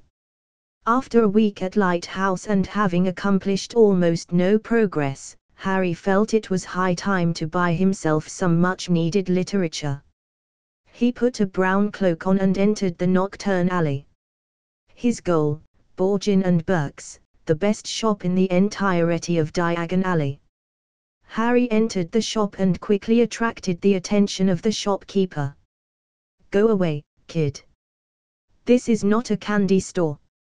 He dismissed him in disinterest. Harry knew he can't really fight against a wizard yet, but he also knew a wizard without his wand is just a cripple. He felt many magical presences in the shop, most dark, coming from various artifacts. He also felt one in the shopkeeper's pocket and another, very much similar, on the counter. There on the counter was lying a 13-inch long, dark ebony wand. Harry smirked. He quickly reached his hand towards the shopkeeper and flared his magic, yanking the wand out of the table with his magic. The shopkeeper's eyes widened in surprise, but as an experienced seller of the darker-oriented art, his hand shot towards his spare wand in his pocket. He jerked his hand, holding his wand towards Harry, and screamed. "Defindo!" Nothing happened. Harry was still smirking at the shopkeeper, now with unveiled amusement as the man's eyes stared at him in horror. The man looked at his wand in disbelief and found out he was holding only a half of it, with the second half still being safely stowed in his pocket. "You didn't really think I would forget about your spare wand, did you?" Harry mockingly barked, holding back his laughter. "Now, you will treat me as a proper customer and we will do business. No backstabbing, no trying to swindle me, and certainly no overpricing, or else. K-pitch." Harry's smirk morphed into an innocent smile as he uttered the obvious threat. "Yes." The shopkeeper breathlessly nodded, still about to shit his pants from witnessing such powerful magic. Wandless magic. From a kid. Delightfully unaware it's the only magic Harry can currently muster. An awkward silence ensued between them, as Harry was gauging the shopkeeper, who was hopelessly waiting for Harry to decide his fate. Not like he could defend himself. You can call me Hadrian, Mr. Harry introduced himself. Martin Borgin. The shopkeeper grunted, somewhat subdued. Okay, Martin, Harry said, making him frown. I need books. Occlumency and Legilimency. Also get me a book on Gemino charm, please. Harry took out 100 galleons. And don't worry. You will be paid well, Mr. Borgin. Mr. Borgin was at first surprised. Then he contemplated trying a Legilimency probe on his customer but quickly decided against it after he saw the boy avoiding eye contact. In the end, his greed won the internal fight against his pride and he scrambled to the back of the store to collect the best books on those subjects. Harry was pleased with his purchase. While 100 galleons were a lot, he bought 5 books. 2 on each subject and 1 for Gemino charm. Better yet, 4 of these books are outlawed and can't be found anywhere else. Yes, he was extremely pleased. As he was exiting the store, he turned around to look at Mr. Borgin, whose expression was almost glowing as he looked at his newly acquired 100 galleons. Especially since the books were altogether worth at most 40. But who was he to complain? I will be back. With more galleons and more orders. I am sure both of us will be pleased afterward. Harry amusedly quipped. Mr. Borgin flinched as his face drained of color. He realized the kid in front of him knows the books were basically overpriced. After his brain finally filled in what his customer just said, he finally relaxed. His expression again twisted in glee as he started to rub his hands together. Of course, Mr. Hadrian. I will make sure to have more books of the darker nature prepared. Harry left the store with an amused head shake. Comment. 32 comments. Vote. Chapter 12, ch 12. Gringotts yet again. The next day Harry was on his merry way to Gringotts. This time, without a watcher who will report everything he saw to the twinkles. He skipped towards an unoccupied teller and cleared his throat. The goblin looked up from his documents and shot him an unamused glare. Hello, Mr. Teller. Harry greeted before the teller could open his mouth. Business? The goblin asked, annoyed. I would like to know what services Gringotts provides. Harry stated, shocking the goblin. The vicious creature looked at him with a spark of respect for using his brain, something that is among wizards seen only rarely, and passed him a book named Gringotts and its Services. Harry took the book and was promptly ignored by the goblin. He went to the area with seats and started to read through it. When he was finished, he was completely flabbergasted at the stupidity of wizards. Gringotts safeguards the gold, artifacts, books of a family, or anything they deposit into their vault. That's about it when it comes to their banking services. The riches earn no interest by being stored in Gringotts. Gringotts don't invest money for wizards, nor does it offer to manage their businesses. It was nothing like the well of knowledge, called fanfictions, described. They were basically just a very costly warehouse with good safety measures. When the family line dies and no heir is found in a century, Gringotts confiscates the entirety of the vault. There are a few exceptions, namely being Merlin's vault and Founder's vaults, because even goblins can't access those without someone of their blood. Not that they did not try. Borrowing from goblins is a fool's errand. The interests alone would butcher anyone stupid enough to do it. And if they can't pay, there are always mines under Gringotts where they and their family can disappear until the debt is paid. Except, in this case, the debt itself doubles. After all, they are not repaying in gold but menial labor. And the value of such is a lot less. They have to be fair. The same goes for goblin-crafted artifacts. They consider them theirs and only borrowing them to wizards who issued them. Of those, they are very possessive. Don't let goblins catch you with a goblin artifact that you or your family didn't issue. That could end badly for you. Very badly indeed. Harry just shook his head in exasperation. The entire Gringotts service sounded more like extortion than banking. Even the monthly fees were ridiculous. There was a bare minimum fee for poorer wizards and then there was a fee for wealthy clients. The little scammers calculated the fees by how much gold is deposited in the vault. The more there is, the bigger the fees. And nobody complained so far. How? Harry thought with a frown. I thought they lost the rebellions. This looks like a win to me though. Alas, there was nothing Harry could do. He swiftly skimmed through the offered services as a beautiful smile bloomed on his face. He can't access Potter Vault. Hell, he can't even inquire about it without his magical guardian knowing. But maybe he could. He approached the same teller as before and again cleared his throat. The teller yet again scowled at him in annoyance as he had to abandon his documents yet again, making Harry's smirk widen. I would like to request a blood inheritance ritual, Harry said, making Goblin's mouth snap shut. He also deposited the needed 10 galleons on the counter, annoying the creature even more.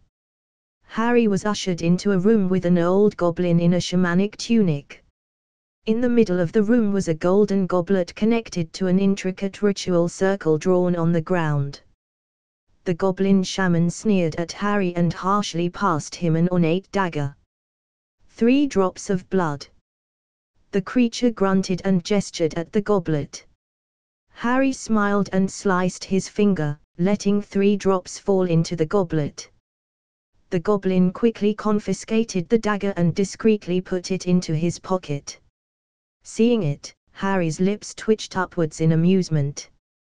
You are not allowed to use my blood for anything else than this particular blood inheritance ritual, Harry flippantly stated, laughing his ass off in his head due to the rage-filled scowl the goblin shaman gave him as both felt the very obvious shift in the magic in the blood. Very well. The goblin sneered with utter contempt and proceeded to do the ritual with gritted teeth, doing his best to show Harry how worthless he considers him. Harry considered coming to Gringotts more. The little ugly beasts were so much fun to screw with. But even he understood it would most likely be detrimental to his health in the long run. One of these times the short scowlers would find a way to fuck him over sideways and it could very well be the end game for him.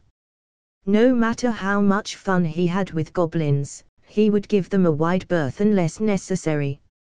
If he didn't forbid the goblin to use his blood, who knows what kind of vile ritual would it be used for? After all, it was willingly given blood. The goblin could do anything with it, ranging from harmless things like legally fucking him over either by betrothing him, getting access to Potter Vault, or signing some magically binding contract in his blood to cursing his entire bloodline, enslaving him, or keep track of his whereabouts anytime they wanted. True, most of those would need some additional steps willingly done by Harry himself. They can't really sign the contract in blood for him, but what if they gave him a quill with his own willingly given blood instead of ink?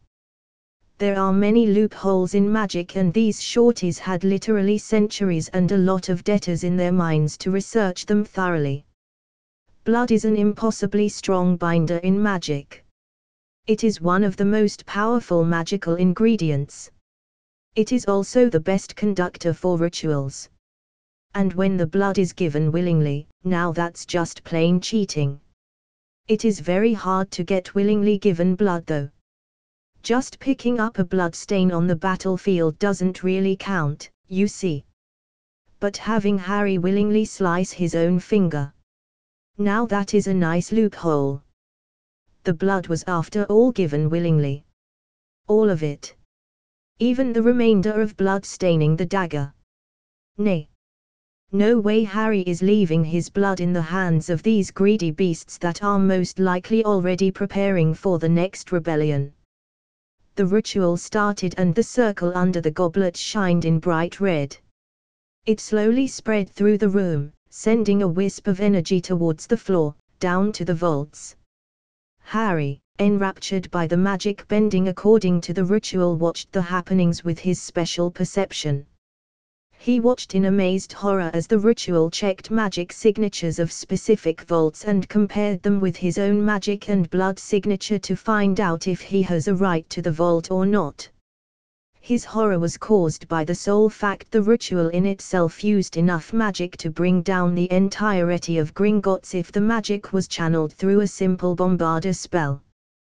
By the quiet grumbling of the goblin shaman, Harry noted the shaman didn't feel what he did, nor had he any control over the magic of the ritual after he initiated it. Harry sighed in relief, thanking Merlin for that. Yes. I will definitely dabble in rituals after seeing this little demonstration. If even a worthless ritual such as this can gather so much power from ambient mana, then... Harry's face split into a megawatt grin that sent chills through the goblin's spine. Comment. 30 comments. Vote. Chapter 13, ch 13. Lineage and Inheritance. After the document with Harry's lineage and rights to vaults was generated, he was not shown it. Harry was promptly but politely ushered by the goblin shaman to a comfy-looking office. There sat a well-groomed goblin in a smaller version of a business suit. It was obvious at the first glance the goblin is trained for interaction with humans. No sneering, no scowling, no glaring. Just a polite smile. The shaman respectfully handed the document to his hands and relocated to the door. After studying it, the important-looking goblin behind the table looked at Harry with the most humane smile he ever saw from a goblin and introduced himself. I am Manager Shafang, the manager of Potter Vaults. Potter, I must confess, I never thought we would meet in circumstances quite like this. The goblin politely quipped calmly. Greetings, Manager Shafang. I must agree, yet I can't say I fully understand what you mean by that. Harry answered, completely confused. Before the goblin could respond, he spotted the goblin shaman standing at the door, gape at Harry in surprise at his politeness. Harry turned around and spotted the shaman. If you were polite from the start, so would I. He offhandedly told him with a slight smile. Respect is a two-way street, goblin. The shaman showed a conflicted look but after a while nodded in acknowledgement. Ritualist Clawhook, please, leave us alone. Shafang dismissed the shaman without care, waiting for him to get out of the room before continuing. Now that we are alone, Potter. Did you see the results of your blood inheritance yet? He asked curiously. No, I was instantly pulled here. Harry narrowed his eyes. I see. Shafang gave him a disarming smile and handed him the document. Harry James Potter. Primary heir Potter, by blood, father. Peveril Lordship included in Potter line, by blood, father. Potter Family Vault, 8,524 galleons, 22 sickles, 1 nut and items. Potter Trust Vault, 1 nut. Lordship, claimable. Heir Black, by magic, godfather, and blood, grandmother. Designated by Sirius Black. Black Family Vault, 35,246 851 galleons, 2 sickles, 25 nuts and items. Black Dividends Vault, 19,752 659 galleons, 15 sickles, 12 nuts. Lordship, claimable. Heir Gryffindor, by blood, Potter line. Lordship, unattainable. Vault information not provided due to the insufficient status. Primary heir Slytherin, by magic, conquest. Slytherin vault, unknown. Lordship, claimable. Harry looked at the document and wanted to let out a joyful scream. He understood why this happened. He just didn't expect it. Not at all. He defeated Voldemort, becoming new, rightful heir Slytherin. He was heir Potter by blood, therefore he was also heir Peevril. What came as surprise was his black heirship. He didn't think Sirius designated him as such even before being thrown in Azkaban. Nevertheless, he was thankful. As for Gryffindor, the guy probably had so many heirs there is no telling which has the strongest claim. Neville, Dumbledore, heck even Ron may be one with his stupidity and charge-on attitude. Harry didn't dally and chanted the chant to claim lordship he read in a book. I, Harry James Potter, claim lordship over Slytherin, Black, and Potter / Peevril lines. The light in the room dimmed as small green wisps of magic started to seep into Harry, painfully inscribing themselves into his being. He gained Slytherin's family magic. He could feel his tongue vibrating as his Parseltongue strengthened. He wondered if he could communicate with dragons now. After the Slytherin line was finished, black wisps, much less potent, did the same, left Harry panting on the floor yet oddly satisfied. He felt his affinity for all things dark shot through the roof and gaining a certain resistance to corruption. He guessed when family dabbles in dark arts so much as blacks did, they must gain resistance to its corrupting effects if they want it or not. There were no wisps of magic for the Potter / Peevril line because he was already such from birth. He was just disappointed in having no clue what advantage the family magics gave him. He was also sure he missed a lot of other traits the family magic imbued him with. He just noticed the obvious since he already expected them. Wow, never thought I would see someone dumb enough to claim lordship of 3 lines at the same time and survive to tell the tale. Sharfang exclaimed rudely as he stared at Harry with comically wide eyes. Did I perhaps do something bad? Harry scratched the back of his head. Bad? No. The goblin dryly stated. Insane? Yes. I guess the black blood is strong with you. Harry tilted his head to the side in even more confusion than before. The family magics are not always compatible, that's why there are no lords with lordship over more lines. They usually get shredded to pieces when they try to claim more than one line. Moreover, taking lordship is basically an oath sworn on your very own life. If magic deemed you didn't have the unconditional right to inherit the family magics fully, becoming the lord, no matter whether through blood, magic or last will, your life would be forfeit. Sharfang barked out. Oh, lucky me, I guess. Harry projected an uncaring attitude even though inwardly he was sweating elephant-sized bullets. He almost died. Lucky me indeed. I swear, you wizards. Sharfang cursed. And pray tell, how would we explain the hero of Wizarding Britain dying in Gringotts? He admonished Harry. Oh. Harry looked at him like a deer in highlights, completely missing that angle. Yes. Oh. Sharfang annoyingly stated. He sighed in exasperation and rubbed his forehead. Now that you took 3 lordships at once, he gave Harry a pointed look.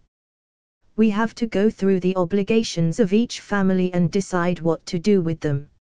It is now my problem as your family account manager, but more importantly, it is also your problem, Lord. Which name do you want as your primary? He asked. Harry pondered over it for a second. Black. Hadrian Black has a nice ring to it. He smiled.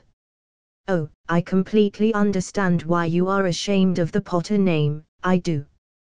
The goblin for the first time in their interaction sneered, and it was because of the mentioning of the Potter name. I certainly would be ashamed too. Harry was yet again utterly confused. He understood there must be something he missed.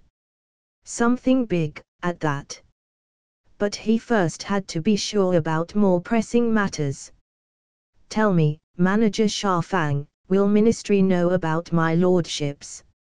He asked evadingly, making Sharfang grin savagely. Do you want them to know? Not really. Harry said, feeling as if a mountain was just lifted from his shoulders. Then they won't be informed. At least not by us. Sharfang said with finality. Can't they know through magic? Harry asked. At that, Sharfang gave him an "Are you insane" look and shook his head in exasperation. And pray tell, how would magic inform them? Will it grow a mouth and tell them? Or do you think it will send them a howler? Lord Black, I even forgot you are still a child. Sharfang quipped, making Harry want to dig himself a hole and hide there. Anyway, back to your obligations. Sharfang said as a goblin hurriedly brought 3 thick tomes. These, he pointed at them. Contains the contracts of your families. You as the Lord has to decide what to do with them. Sharfang gave Harry a vicious smirk.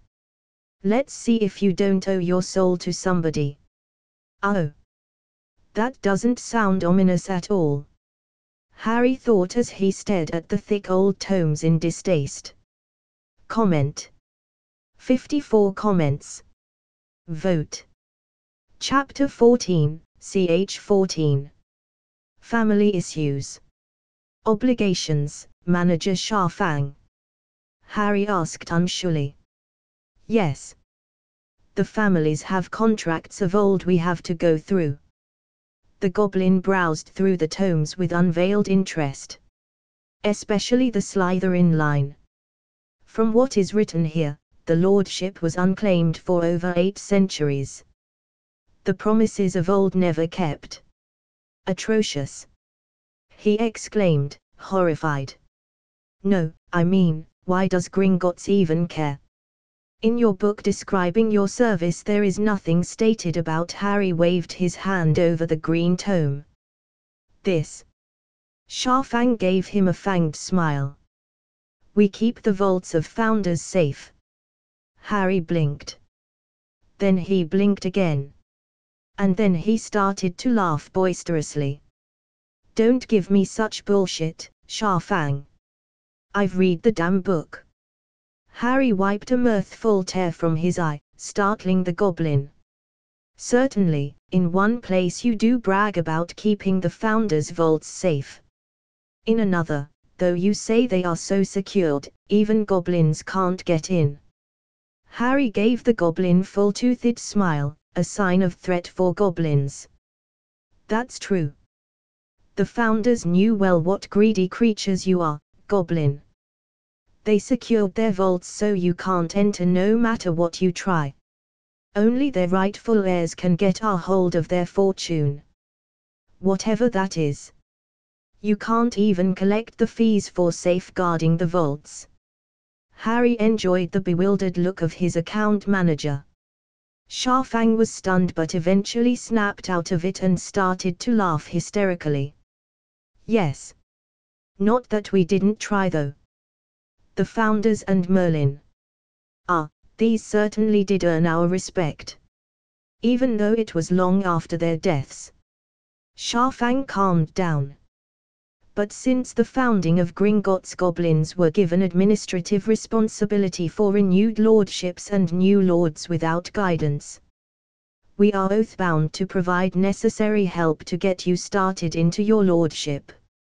And that includes leading you through the old contracts and dealing with them. He stated seriously. Harry, seeing how serious the goblin got, just nodded obediently. When he saw the tome, he almost regretted becoming Lord. "Let's start with Potters," the goblin said in clear distaste. "That will include Peevrils too, since they merged their bloodlines together." "Okay. What did my poor old family do to earn your ire, O mighty manager?" Harry quipped jokingly, which earned him his first scowl from the goblin. "They ruined themselves. Your parents did. I almost lost my position as an account manager because of them." Sharfang almost shouted in agitation, making Harry raise his eyebrow. "Well, that much is obvious from the vault statement. Do tell, how did it happen?" "Contract," Sharfang said dryly and handed Harry a copy of said parchment. Harry read through it. Then read through it again. And when he was reading it the third time, he almost ripped the damn paper to shreds. According to this, he pointed at the offending scrap of paper. "My parents," he spat venomously. "Gave Albus bloody Dumbledore," the venom in his voice visibly increased, "the right to access Potter family vault in order to get money for post-war financial relief." "Yes," Sharfang said with a deadpan look. "Without setting any limits to how much he can withdraw or any proof the money will actually be used for post-war relief?" Harry asked with the same deadpan look the goblin had. "Yes," the goblin again confirmed, making Harry blink. "Okay," Harry calmly voiced. "Are you fi?" Sharfang asked, not comprehending Harry's calm attitude.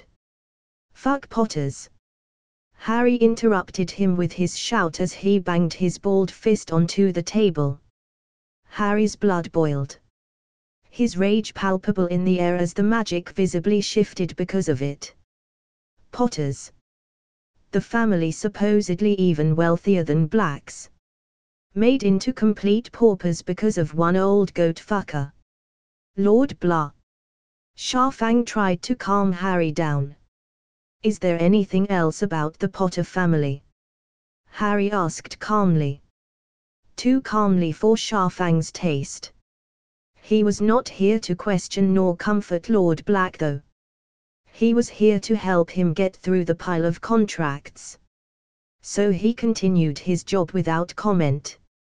"No. When it comes to contracts, the Potters were very tidy and well organized." Harry nodded and asked. "Is there no, let's say, betrothal contract signed by Dumbledore between myself and certain weasel?" Sharfang shifted through the documents in Potter's tome and shook his head.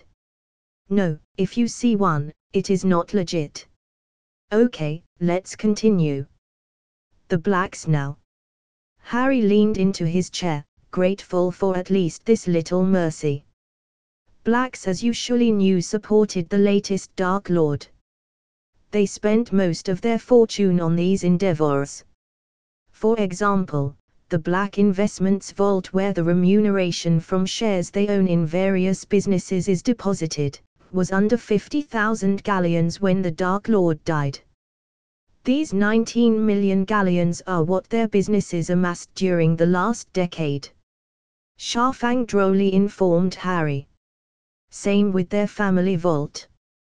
They may have been much more careful with spending the galleons from the family vault, yet they spent on the cause quite a lot anyway." Sharfang paused, seeing Harry's eyebrow gained a noticeable twitch. "Account manager Sharfang. My patience is wearing thin and I am really pissed at all those idiots I am to call family. Any good news yet?" Harry asked in an annoyed, impatient tone. "Yes, Blacks were a cutthroat family. They have no unpaid debt but are owed quite a lot," Sharfang happily informed Harry. "There are 2 betrothal contracts they owe though. Ironically, it's to the Slytherin family, so we can deal with that later." Harry nodded in satisfaction, calming his temper down. "What about Potter family debts?" You didn't mention them," he asked. "Ah, Potters always paid their debt in full," Shafang said. "As for the debts owed to them," sweat appeared on his forehead. "Yes?" Harry asked, leaning forward with a smile in a vision of inheriting at least something from his direct family. "When your father became Lord," Shafang started carefully. Harry nodded and gestured for him to continue. "He forgave all debts owed." Harry's smile froze. His lips slowly regained the smile though. When the smile was formed, he started to laugh as his head shot backward, leaning onto the chair. His body spasmed from all the laughter as he waved his hand at Shafang. "Nay. Just continue. I am not gonna think about the excuse of a human that is my father. Nay. Nay. Not gonna happen. Nay. Not worth it. Nay," he said, trying to stifle his laughter. "Very well. Slytherin line." Shafang opened the green tome, ignoring Harry's outburst. "No monetary or life debts there as it is such an old family. In those times, the betrothal contracts were the favorite way of debt settlement. And you, my Lord Slytherin, inherited loads of them. 1 to Bones. 1 to Greengrass. 1 to Malfoys. 2 to Ollivanders. 3 for Blacks. The list goes on, and on, and on. It's as if the Slytherin line was collecting these," Shafang stated helplessly, shrugging his shoulders in a what-can-you-do gesture. "How would that work? I am Lord Black, how can I owe myself 3 brides?" Harry mirthfully asked. "Well, an example then. If Narcissa Black or Bellatrix Black gets divorced or widowed, they would instantly become available for the contracts. Nothing else would actually satisfy the contract. Their children are not Blacks, therefore useless for it. Andromeda Black and her family are out since she was disowned. Then again, if you give birth to a daughter and a son, you can give your son Slytherin name and your daughter the Black name and wed them together, satisfying one contract." Shafang's mouth was twitching upward the bigger Harry's scowl became. "Or, you could completely dismiss the owed betrothal," Shafang offhandedly noted. Harry sighed in relief and started to ponder his options. "I can't ask for money instead of women, can I?" "No. You can definitely not. The contracts are not worded that way. You either take a woman as your wife or concubine, or you don't," Shafang told him after careful examination of the contracts. Harry joined his hands together and leaned his chin on them, and started plotting. He is going to shake Wizarding Britain a little. Maybe then Twinkles won't pay too much attention to him. Dismiss the betrothal contracts. All of them. Don't forget to send a notice that Lord Slytherin dismissed them. Make it noticeable. Harry grinned as he schemed. Also call for all debts of Blacks to be repaid in full. Mostly in magical materials or gold. Deposit them into Black family vault. Shafang was startled at the insane lord in front of him. Such a move would ruin many families and destabilize the economy itself. "We are not your debt collectors, Lord Black," he dryly voiced, trying to get Gringotts and himself out of it. "Do it and you can take 10% of collected gold." Harry dismissed his concerns, knowing well what oathbound means. He nevertheless decided to offer goblins a payment for their trouble, to smoothen future transactions. 20. Shafang offered greedily. 10. Harry calmly smiled in amusement. 5th. Shafang lowered his asking price when Harry interrupted him. "Correction. Do it and Gringotts can claim 8% of collected gold. Harry saw the goblin about to protest when he hastened his offer. And you can take 2% into your personal coffers. No taking from the materials though. Needless to say, the deal was struck with Godspeed. Harry didn't manage to even blink as the magical agreement was pushed in front of him and the quill was delivered right into his hand.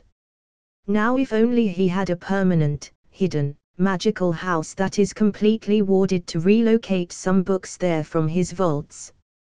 Harry had some ideas, but for now, he left the vaults unattended. He had enough on his palette and no time to spend organizing the stuff there. Especially the Slytherin one. He really needed a safe house to relocate his Slytherin vault. Harry dreaded the fees goblins would ask of him if he opened the vault. He would have to pay centuries of unpaid fees. No, he would rather have it closed down for now instead of letting the greedy creatures help themselves to his money. He only asked Sharfang to deliver books on Occlumency and Legilimency from Black and Potter vaults to him and was surprised to also get a ring that would heat up every time anyone would try to influence his mind with a spell. Done with the needed contracts, debts, and withdrawals, Harry left Gringotts, not knowing if he should feel rage at how much more he could gain if his relatives were not brainless wizards, be happy at the newly gained wealth and entire libraries of knowledge, or be amused at the antics of goblins when it came to getting loads of gold basically for free. Comment. 77 comments. Vote. Chapter 15, ch 15. Wizarding Britain in Chaos 1. Bones Manor. Amelia Bones was returning home from her office, utterly tired. Today she had to yet again deal with the Minister of Magic himself, the esteemed Fudge. And what a god-awful name that was. Almost as foul and dumb as the man himself. Amelia didn't know how long she would last under his rule. Her prospects certainly weren't bright. The idiot cut the budget of her department as if he was playing house instead of managing a state. She shook her head in sadness. The public chooses. What can I do? She sighed, and just as she was about to open the door, she spotted Gringotts' mail on the porch. Susan. Amelia clicked her tongue in annoyance. How many times do I have to tell the girl to pick the damn mail? She picked up the letters as she sluggishly closed the door with her foot, depositing her handbag on a table in the hall. Home sweet home. Amelia took a deep breath. Cheer up, girl. It wouldn't do to act depressed in front of your niece. She plastered the biggest smile she could muster and shouted. Susan, I am home. Suddenly a pitter-patter came from the stairs as a red missile ran at Amelia, engulfing her in a hug. Amelia's world instantly brightened as she saw her niece's sweet smile. Yes, this is why my work is still worth it. She returned the smile in kind. Aunt, how was your day? Susan asked meekly. Good, little lady. And yours? I saw you were busy. Amelia put her hands on her hips. The male certainly thinks so. Susan's ears reddened in embarrassment and she pouted, her eyes darting from place to place. I was reading about potions. Of course you were. Are you sure you didn't look at these fashion magazines you hide under your bed? Amelia quipped, knowing the answer. No. Susan's face became even redder than her hair, making Amelia ponder if the girl is not a hidden metamorphmagus. Are you sure? Amelia teased her. Yes. Susan barked out quickly, making Amelia grin. Eh? Not even those you hide in your table? Amelia's grin widened. The little redhead refused to meet her aunt's gaze with a cute pout. I am sorry, Sue. Amelia said with utmost sincerity, but then her eyes gained devilish gleam. I know you were actually browsing through the magazine of half-naked Quidditch players I hide under my bed. She threw her little niece a winning smile. Susan gasped in surprise but then scowled as she crossed her hands on her chest in protest. The steam rising from her head though was confession enough for Amelia. Okay, princess, let me just go through the mail and we will see about putting together some food, okay? Amelia waved the stack of letters in front of Susan. Susan eagerly nodded and followed her aunt into the kitchen. Amelia sat down behind the kitchen table and gave her attention to the mail. She picked up a Gringotts notice and started to read. Head of the most ancient and noble house Bones. We, Gringotts, regretfully inform you of the dismissal of a betrothal contract owed by the most ancient and noble house Bones to the founder House Slytherin. As the contract was cancelled by Lord Slytherin himself, no further recompense is needed and the debt owed by your esteemed house is considered forgiven. Signed Sharfang, account manager of the founder House Slytherin. Amelia froze as her hand holding the letter trembled. The House Slytherin was back. Who could be Lord Slytherin though? Is it Voldemort? Amelia abruptly stood up in a frenzy, sending her chair flying. She grasped her trembling hand, forcefully calming it. No. That sick madman would never just let us scot-free if we owed anything to him. Lord Slytherin is someone else. She calmed down a little. Deep breaths, Amelia. Deep breaths. Keep calm. You are better than this. She admonished herself. Susan, seeing her aunt's reaction, got really worried and looked at her with her wide lovely eyes curiously. Amelia felt her niece's gaze and gave her a broken smile.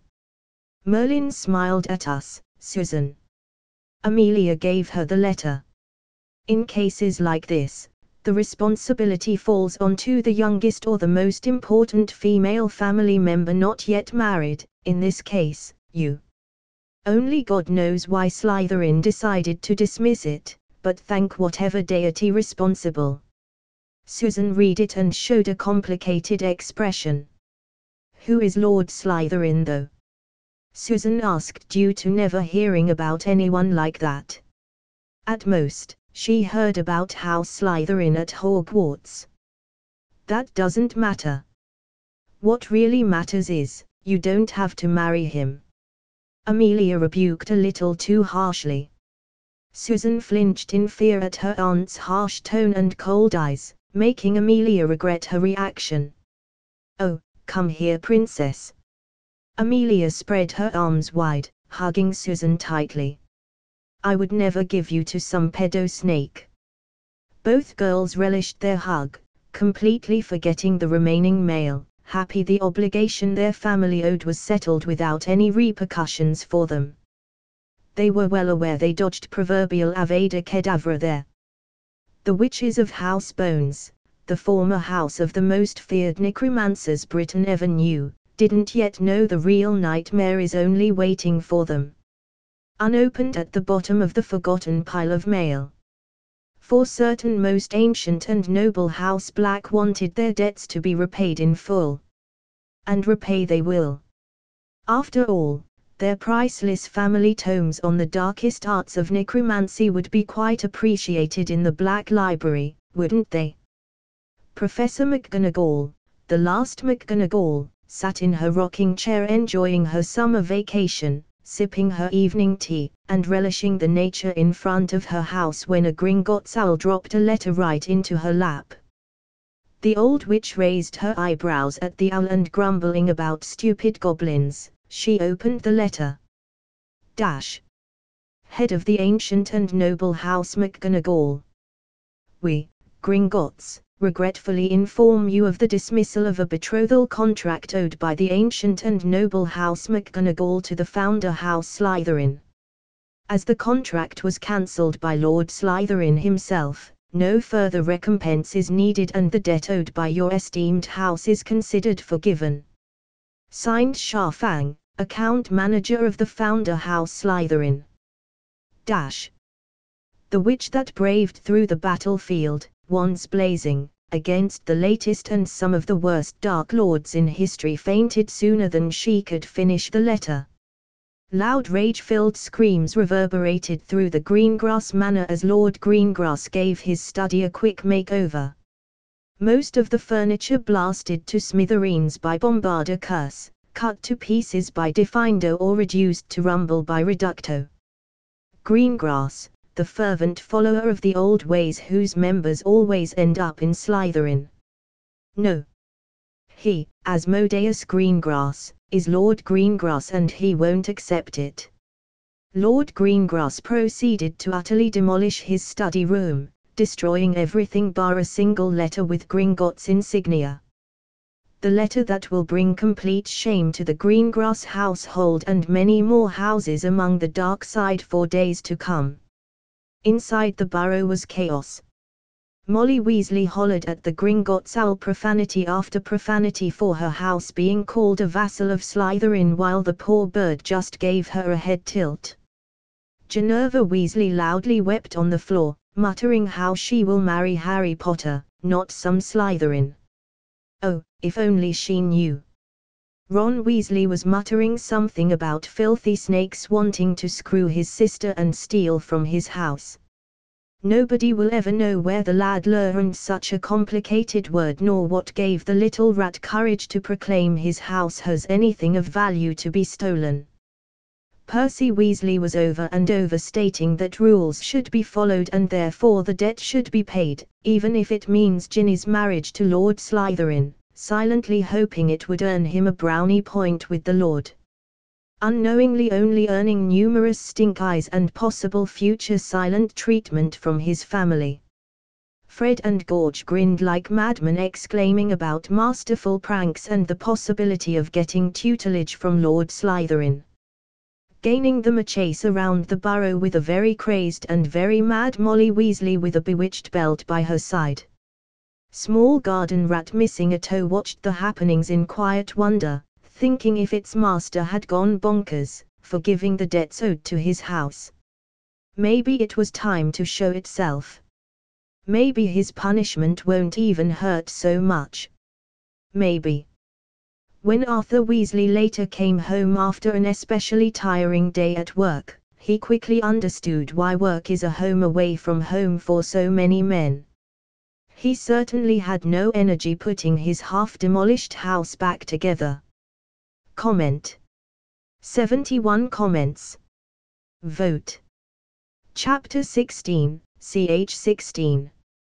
Wizarding Britain in Chaos 2.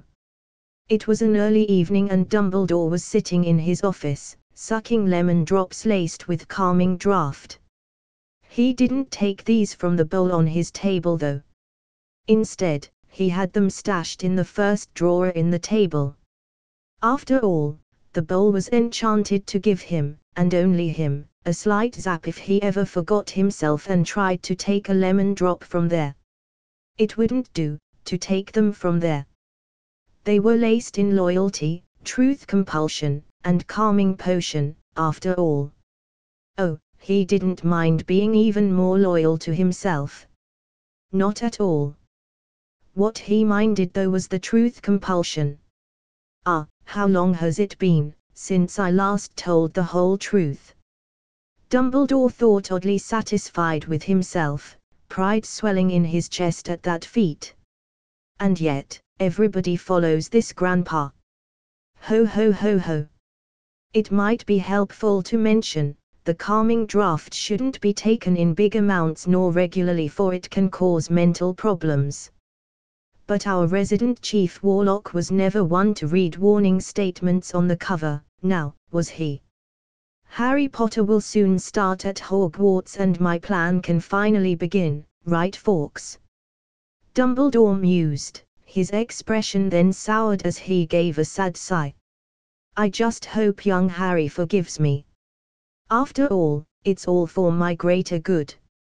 He started to laugh as he mirthfully stroked his beard. The fabled leader of light looked at the trinkets monitoring the Potter boy and hummed in satisfaction. Oddly enough, since Hagrid's visit, the health monitoring charm is showing improvements. He must admit, he was never really interested in this particular trinket. He often overlooked it. He is Chief Warlock, the headmaster of Hogwarts and Supreme Mugwump. He has no time to monitor the health of a pawn he plans to eventually dispose of. Dumbledore just guessed Dursleys were afraid and started to treat the boy better. He was glad the boy would come to Hogwarts soon. It wouldn't do for him to experience being treated well by Dursleys. Not at all. Maybe a hate-inducing permanent ward. A thought for later, perhaps. He then shifted his gaze to the right, watching the blood ward monitoring trinket, happily noting it is working as it should. While these wards will surely cripple young Harry's magic because of the overexposure to them, they were necessary to ensure he will survive the treatment at Dursley's in one piece. His only grievance was he couldn't install a feature alerting him when young Harry leaves the house. His gaze shifted further right and he frowned. There was a trinket to monitor the whereabouts of young Harry. The trinket showed Harry is in London. Dumbledore mused if perhaps Dursleys decided to make a trip there but quickly dismissed his worries. After all, what could an 11-year-old boy do to foil his plans? The sheer thought was ridiculous at best. And even then, the Dursleys would never let a freak roam by himself in fear he will summon demons. Dumbledore suspected his calm and peaceful mood was partly due to the calming draught but decided to just lean back into his comfortable chair and pop another lemon drop into his mouth. All is going well indeed. Now if only Tom wasn't such an unruly child. He idly commented. Alas, after his defeat at my hands, my authority would be undeniable and I would be finally able to set my plans in motion. Even those filthy dark families will have to listen to my orders. Ho ho ho. Fawkes the Phoenix thrilled chirpingly in reply, happily resenting Dumbledore from his very core. Fawkes was but a small birdie when the bony old bearded bastard found him. He remembers it well, that he does. The big bad bearded wizard towered over his new small pitiful but gorgeous self. A tear almost slipped from his eye as he reminisced, making him quickly swipe it from his eyes with his wing. From there it was a roller coaster. He can't be manipulated by compulsions, he definitely can't. He is a proud phoenix, that he is. No wanky lanky snooky lying old deranged man can play with his mind. But, even then, he is bound to the man with a dark ritual, that he is. Unless someone destroys the amulet in the lowermost hidden drawer that was used as a medium to bind him, he will never be free. A pity he can't just burn the entire office down. Fawkes tried to hold his tears in, not wanting to give even one more phoenix tear to the goat-preferring human. He will never understand what is so good about those woolly creatures that the human who enslaved him prefer on them over him. Fawkes suspected it had to do something with the human's past lover. Grindy, or something. Nevertheless, even the ugly overgrown bat that spends much of his time inside his captor's nest nowadays is better than them. Fawkes never liked the ugly stinking bat. Not because he is rotten to the core and childish. No. Phoenixes, despite the rumors, give a crow's shit about the goodness of the heart when choosing who to bond with. He hated him for trying to act cool in front of him. What is with those billowing robes? He will never be as glorious as Fawkes when he ruffled his feathers. Stupid imitator. As Fawkes yet again lost himself in complaints aimed at humans, Gringotts Owl entered the office carrying a letter for the head of House Dumbledore, condescendingly hooting at Fawkes, making him return a scoffing screech, before flying away with style. Albus took the letter with childish excitement, expecting yet another increase in his fortune. After all, he won't be able to enjoy immortal life without enough money. And while Philosopher's Stone can give him however much gold he wants, it wouldn't do to make Flamels doubt him after they trusted him with its destroyal. No matter if he is called the strongest wizard in the world, Nicholas Flamel was alive for centuries, and it showed every time he manhandled Dumbledore during their duels. No, he didn't need the gold-shitting feature of the stone. Not at all. He had the perfect golden goose. So many orphans, most of them from considerably wealthy families, had an undue accident right after they reached the majority. They, of course, were very grateful to Dumbledore and decided to offer their wealth to the light side in their will. What a good children, Albus thought mirthfully. That string of thinking led him again to young Harry Potter's, one of his most profitable ventures. He was just regretful he had to leave a few thousands of galleons for Harry. The boy will certainly splurge them. With another sad sigh, Dumbledore opened the letter and started to read. Head of the Minor House Dumbledore.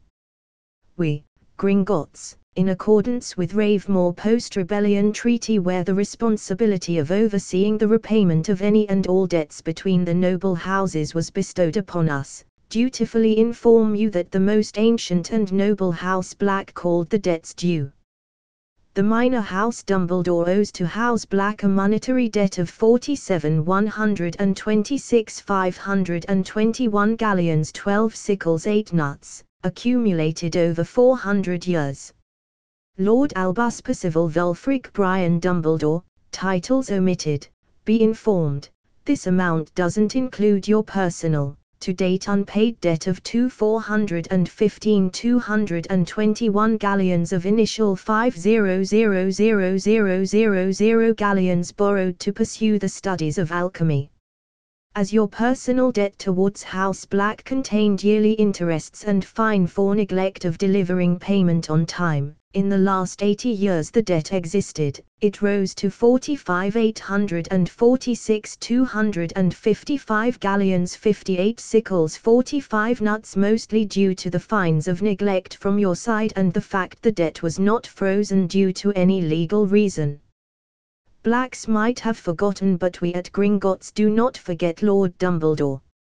Due to the fact you are the head of the house, these two debts were merged. The final amount owed, 92,972,776 galleons 70 sickles 53 nuts.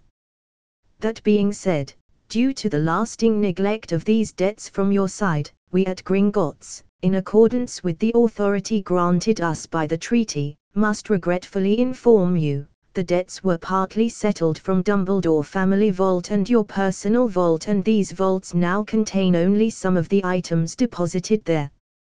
Make sure you pay the fees for these vaults in time, otherwise even these remaining items will be confiscated by Goblin Nation.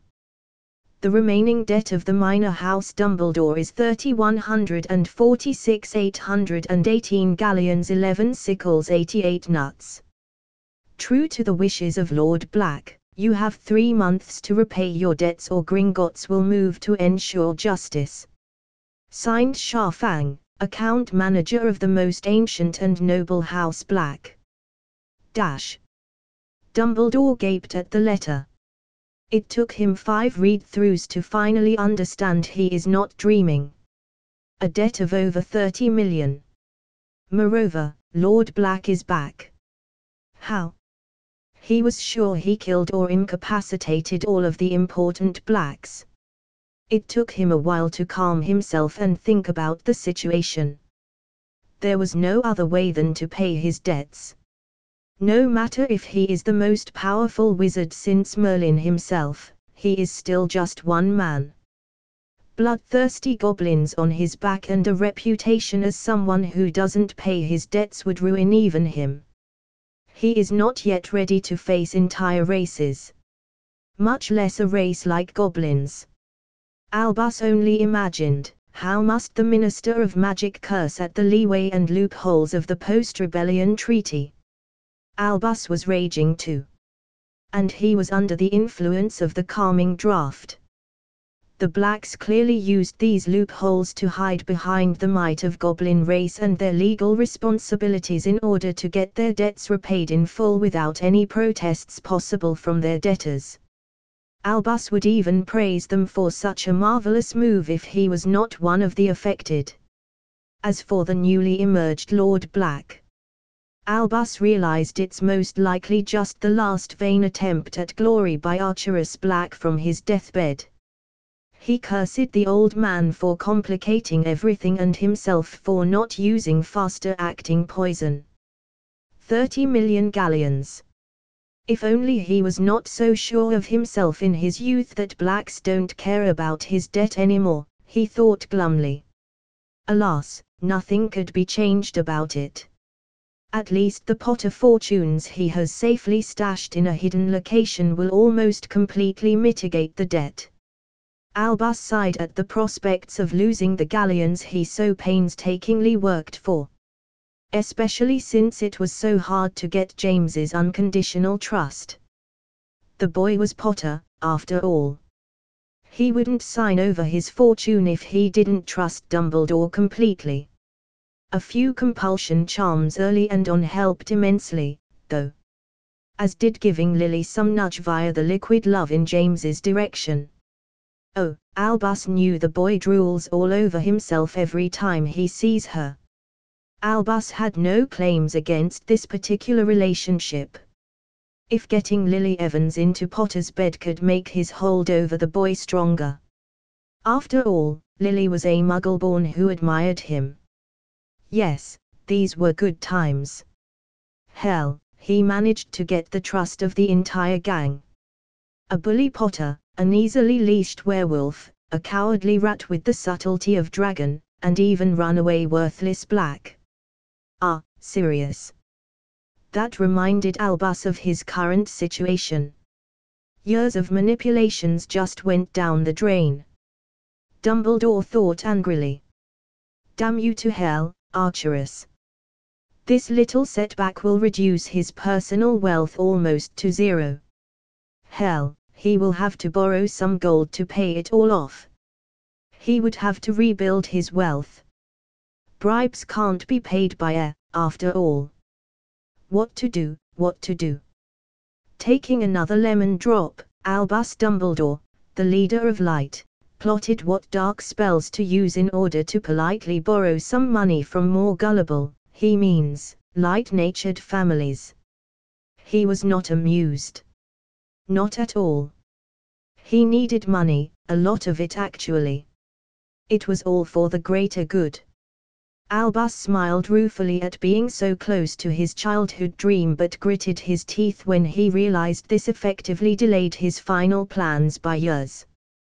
Just a few more years, 2 decades at most. He chanted in his head, trying to calm his temper, lest he goes on a rampage and slaughters every black alive. You need a lemon drop. Another lemon drop. Fawkes gleefully observed the situation from his perch, dark gleam flashing through his eyes, enjoying his captor's hardship. He knew well Albus's biggest and darkest desire. And let him screech you, his fabulous flaming self would freeze over before he would let him reach it. That day, all over Wizarding Britain, chaos erupted. After all, blacks were a very old and very ruthless family. They were famed for it. But piling up debts over the last millennium without anyone noticing and then calling it all due at once, and then expecting to be repaid in 3 months. That was a new low even for them. Typical black insanity. Tears flooded many noble houses that day the same way as gold flooded black vaults 3 months later. Blacks officially became the wealthiest wizarding family and they did so legally. Something unexpected for them. There was nothing the noble houses or even the ministry could use to refuse to pay. The goblins made sure of it. In the end, with heavy hearts, they paid. They were not ready for another goblin rebellion, nor were they ready for enraged blacks. The sudden action was such a shock, the people even forgot to ask about one important little tidbit. The identity of Lord Black, the man who single-handedly ruined the economy of Wizarding Britain for years to come while bankrupting several noble houses and businesses, unexpectedly remained a mystery, still veiled in the shadows. Comment. 61 comments. Vote. Chapter 17, ch. 17. Politicking. While the various lords of Wizarding Britain descended into madness due to a Gringotts letter delivering greetings from the new Lord Black, Harry sat in the house he momentarily occupied, brainstorming about the consequences of the news he just received. He gained not one but 3 lordships at once. According to Shafang, there was no lord with more than one, at the moment. Harry was aware that, while the benefits are enormous, the consequences are even more so. He is not someone who can defend himself just yet. He doesn't have a family behind himself. He is alone. Goblins would help, but they will do so only because they are oath-bound to do it. On the same note, they will help only if it brings them benefits, such as the situation with the debts, or if the oath states their responsibility to do so. They won't protect Harry legally, and definitely not butt into his problems. At least not unless he turns over a percentage of his vaults to them for it. And that was something Harry was not about to do. Harry basically gained enormous wealth and influence, but it was packaged with enemies behind every corner.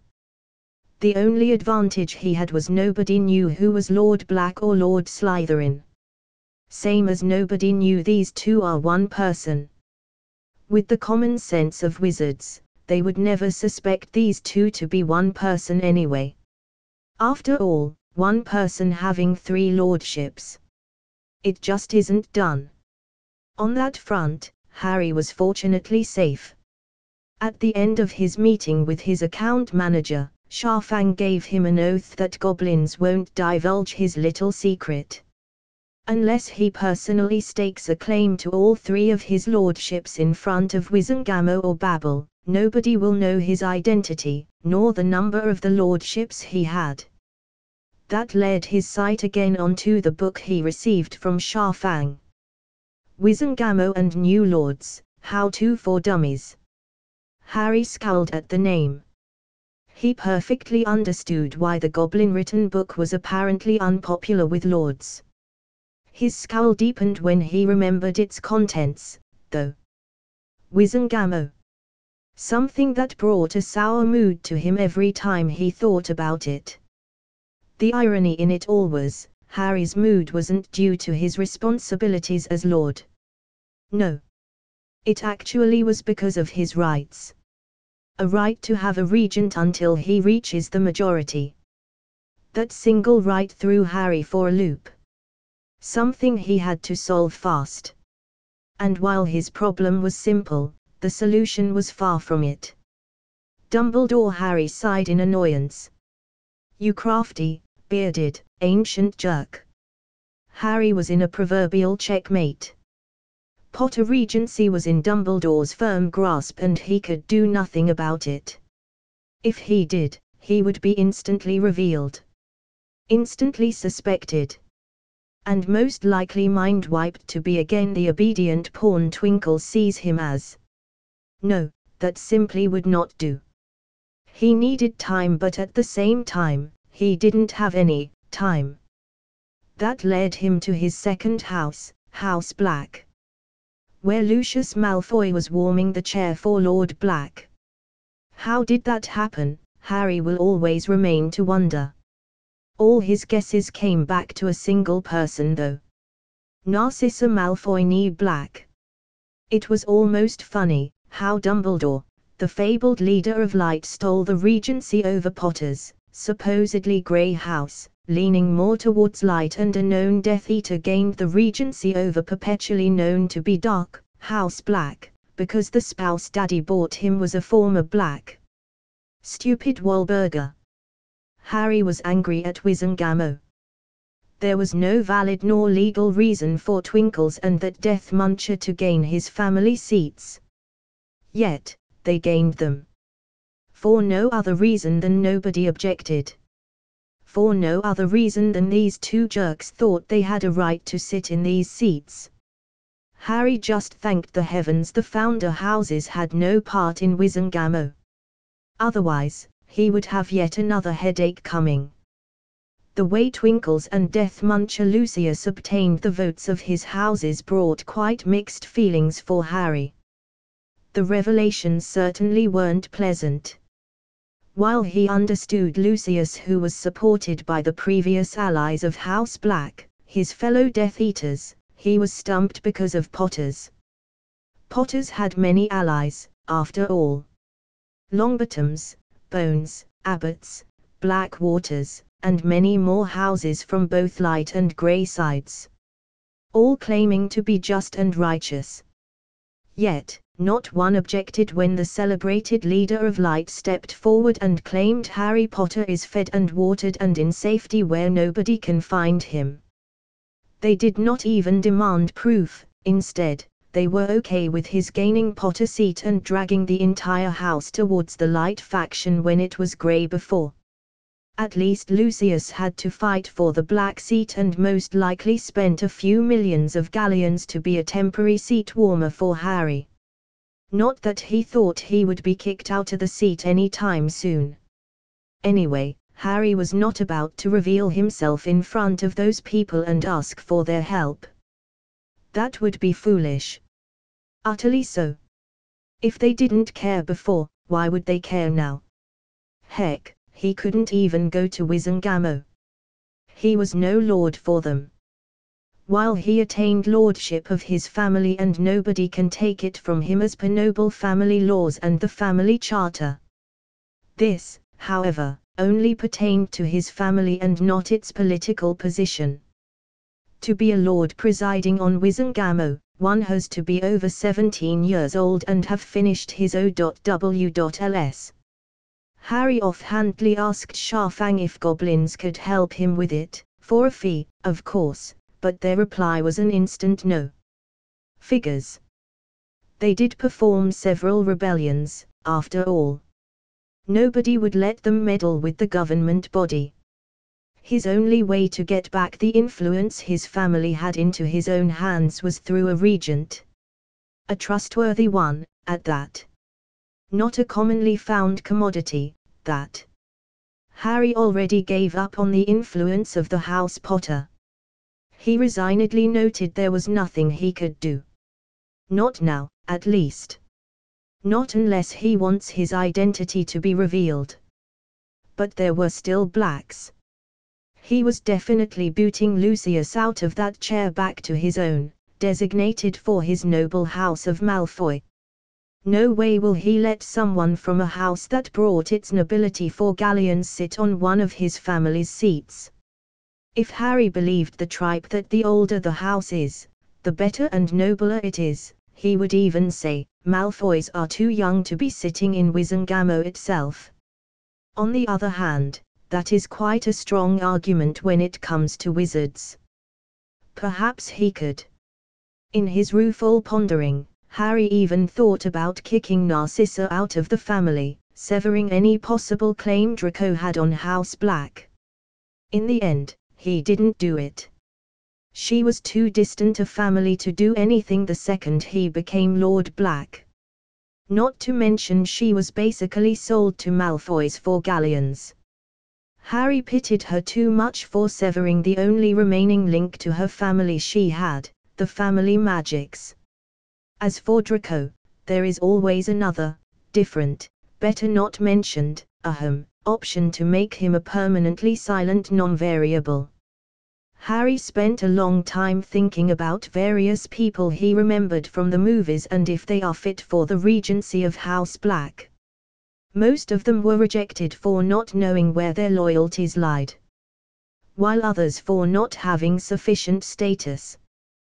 Wizengamot would not accept any, as they put it, riffraff in their midst.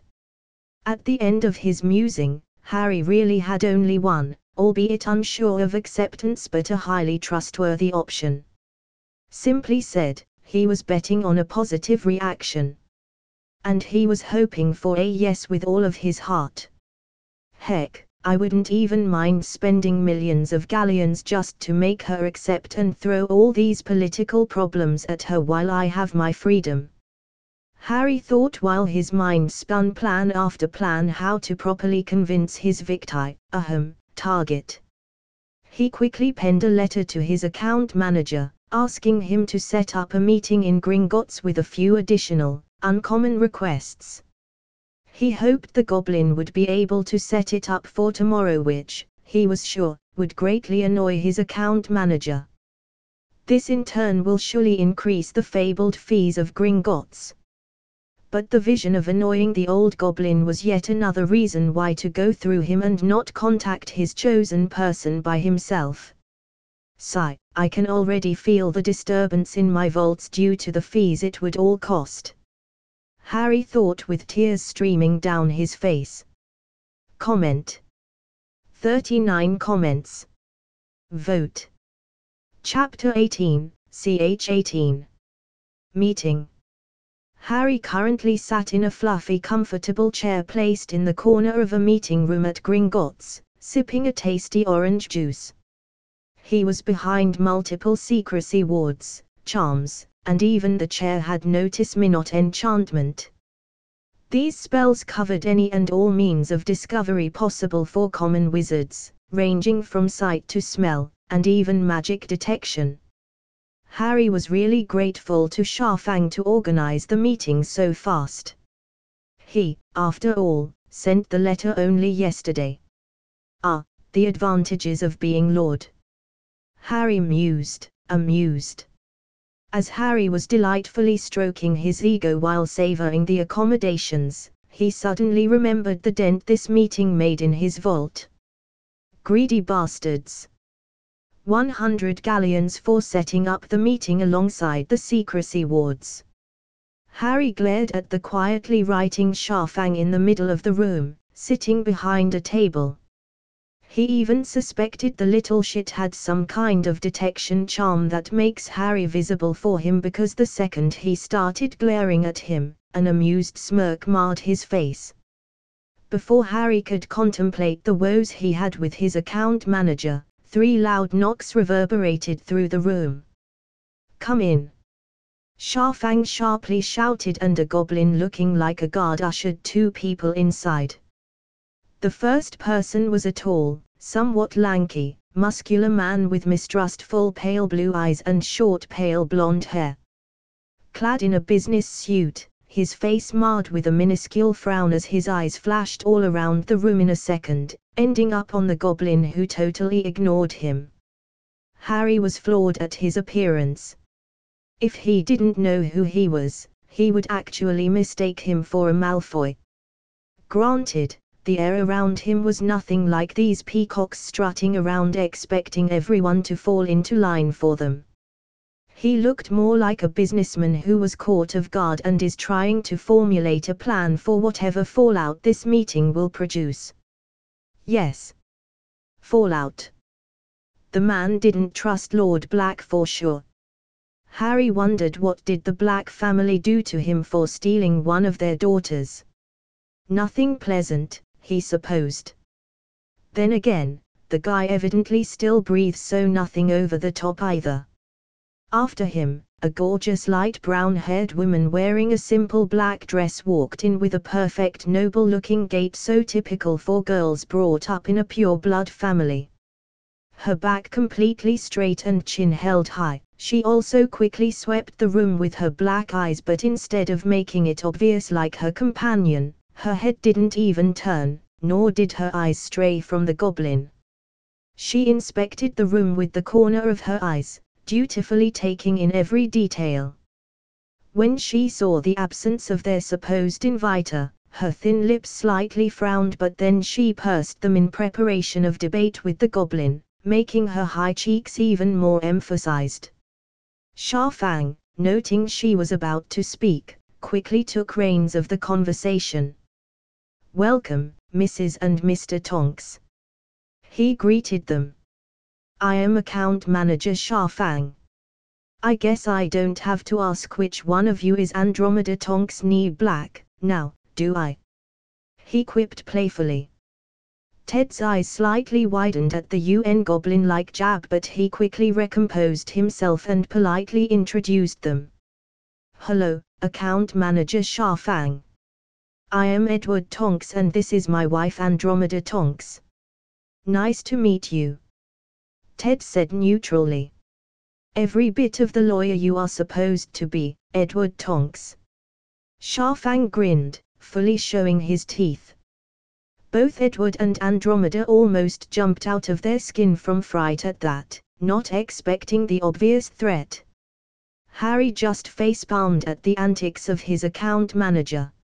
"I will be blunt, then." Sha Fang got serious. "Lord Black would like to see you, Mrs. Tonks. You two have a lot to discuss. Though, don't know why your esteemed husband tagged along." The goblin looked at Ted with clear anticipation in his eyes, just waiting for a rebuttal like a child for candy. Ted didn't jump at the obvious poke from the goblin. Instead, as per the noble customs demand, he as the head of the Tonks family asked. "Account manager Sha Fang, may I inquire where is Lord Black?" "You may." Sha Fang offhandedly answered and gleefully let Ted hanging. Ted looked quite stumped. His wife was to meet supposed Lord Black and the goblin just threw all etiquette to the wind while clearly insulting him. Heck! Even Malfoys wouldn't dare to do that. His status as Muggle-born notwithstanding. He, as a lawyer, dealt with many purebloods and members of noble houses, but now he was definitely bewildered. Doesn't the goblin know his behavior reflect on Lord Black? What? At that moment, Andromeda put her hand on Ted's shoulder and gently sighed. "Let it go, Ted." She shook her head. "Am I right to assume Ted is not welcome during this meeting?" Ted finally understood, then. It was not that the goblin was rude towards his entire family. He was just hinting at his undesirable attendance. His lips twitched and he barely contained a curse, both verbal and magical. "Okay, I will wait outside." "No. Since you already came you can stay," the goblin told him dryly. "Just be quiet." Ted nodded dumbly but mumbled under his nose about typical shitty purebloods, thinking the goblin was requested to act like this by Lord Black. "Mrs. and Mr. Tonks, my client, Lord Black, asked for an oath of silence for his identity and anything you learn during this meeting," Sha Fang told them. "An oath, is it?" Andromeda probed and narrowed her eyes. "Yes." Sha Fang simply nodded. "Oath? To someone whose identity we don't even know?" Ted butted in reproachfully, which got him an annoyed stare from the goblin. "Ted," Andromeda urged him. "No, Drama, we can't just." He started ranting, but when his eyes met his wife's hopeful, almost pleading look, he quieted down instantly and relented. "Okay. I will do it for you." Andromeda thanked him with a smile and both swore the oath, albeit a little warily and uneasily. If the goblin didn't guarantee their safety in the letter, Andromeda would never even come. But she was hopeful. Maybe, just maybe, the new Lord Black won't be like her previous family. She almost didn't dare to think so. Her hope of returning to the Black family died the second she was disowned, after all. "Okay," now Sha Fang snapped his fingers, disabling the spells around Harry. "I present you, Lord Hadrian Black." Sha Fang said without any fanfare and returned to his documents, completely ignoring the stupefied looks of both Tonks and the twitching eyebrow of Harry. Andromeda was the first to snap out of her shock and gave Harry a sincere happy smile. This in noble tongue could be translated to almost beaming. You have a peculiar relationship with your account manager, Lord Black. She slightly bowed in acknowledgement. Not at all, Mrs. Tonks. Harry remarked unamused and turned towards Sha Fang. Did you have to annoy the hell of them? To the contrary, Lord Black. You should thank me, Sha Fang stated mischievously without even lifting his head from his paperwork. I just measured their reaction to unexpected situations. And I must say they passed with flying colors. Good choice, my lord. He said the last part quasi-mockingly. Both Tonks blinked in shock, pride swelling in their chests, while Harry eyed the small creature with unveiled suspicion, not believing the goblin shit he just spouted. Sure you did, buddy. He dryly replied while satisfyingly noting that neither Ted nor Andromeda fussed over his age. Let me be blunt. He turned to them. I have a deal for you. I am sure it is something you won't decline. I want to take you back into the family, Andromeda.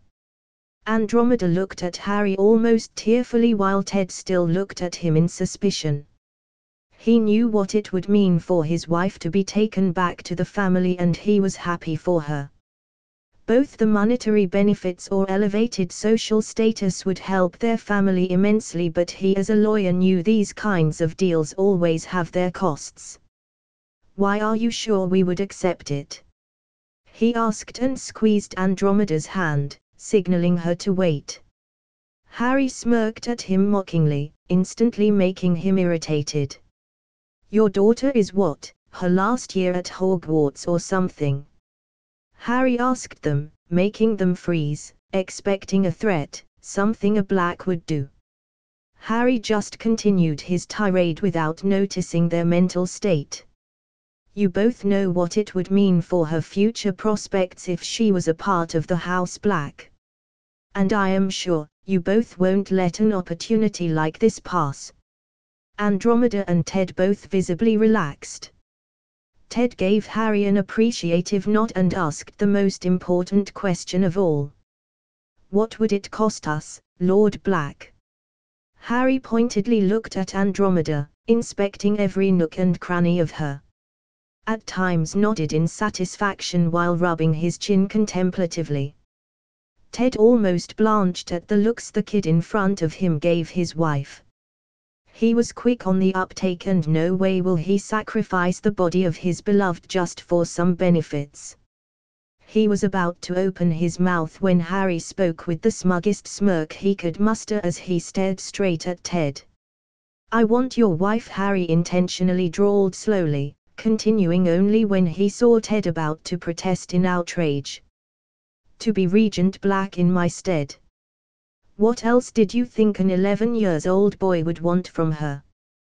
Pervert. He muttered the last part audibly enough for Ted to hear, making him splutter. Both Ted and Andromeda short-circuited at the offer. Ted from shame and Andromeda from the sheer size of the opportunity in front of her. She blinked uncomprehendingly at Harry, thinking about the implications. Andromeda opened her mouth to react but just closed it, not knowing what to say. She repeated the process 2 more times but then opted to just helplessly look at Harry. Ted instead pinched himself as his eyes darted between Andromeda and Harry, also not knowing what to make out of it. I will, of course, need an oath of obedience from you, Harry said slowly, pointing at Andromeda. He playfully let the implication of what he just said seep down, making both Tonks again wary of him when he continued in satisfaction. In return, I will give you an oath myself to not misuse it. He finished, again calming both Tonks. By now the Tonks felt as if they rode a roller coaster for hours. Ted thought it was actually a small miracle they still managed to stand on their feet and resented all deities for Lord Black's playfulness. Tears poured out of Andromeda's eyes. She was again accepted into her former family and her daughter won't be just a common half-blood prone to discrimination. I accept. The second she uttered the word accept, family magic recognized Harry's intent to take her back and her acceptance and did its magic. Andromeda glowed in a black shimmering light for a second, recognizing her as a member of House Black again. There was no change in Andromeda's appearance or magic, the family magic just didn't work like that, nor was it powerful enough to change these things. But Andromeda felt as if a part of her missing for a long time was returned to her and it flooded her with content. She gave a gorgeous smile to her new lord as she happily squeezed Ted's hand. "Thank you, my lord." She sincerely thanked Harry as she wiped the tears and bowed. "Call me Hadrian." "My lord sounds so cringy." Harry told them and ran his hand through his hair, momentarily revealing the bold-shaped scar. "Wait. You are Harry Potter?" both exclaimed in surprise, googly-eyed. Harry looked at them taken aback, almost face-faulting. "Well, duh." He dryly deadpanned. Comment. 43 comments. Vote. Chapter 19, ch 19. Gemino Charm and its uses, non-wizarding edition. The meeting between Andromeda, Ted, and Harry ended up incredibly well. Harry even accepted Ted into the family, recognizing him as the husband of Andromeda, which then instantly recognized Nymphadora as their daughter, and the family magic did its work. Harry snickered at the image of panicking and spluttering Dora as she glows black and people asking her to show them the glowing metamorphmagus trick again. Harry then hired Ted to look into the publishing of books about Harry Potter and make a lawsuit against them for using him in these books without his consent. Andromeda, on the other hand, gave her oath to Harry. She was now the new Regent Black. All it would take to make it official was an announcement at the next Wizengamot session, a week before the start of the school year. Harry, of course, gave her his own oath to not misuse her vows. Nevertheless, he had a slight leeway there since the word misuse was not really clarified, but by the end of the meeting their relationship was based more on trust than glaring at each other in suspicion, but working together because of mutual benefits, like typical Blacks. Harry wouldn't screw Andromeda over anyway. He had much more important things on his to-do list.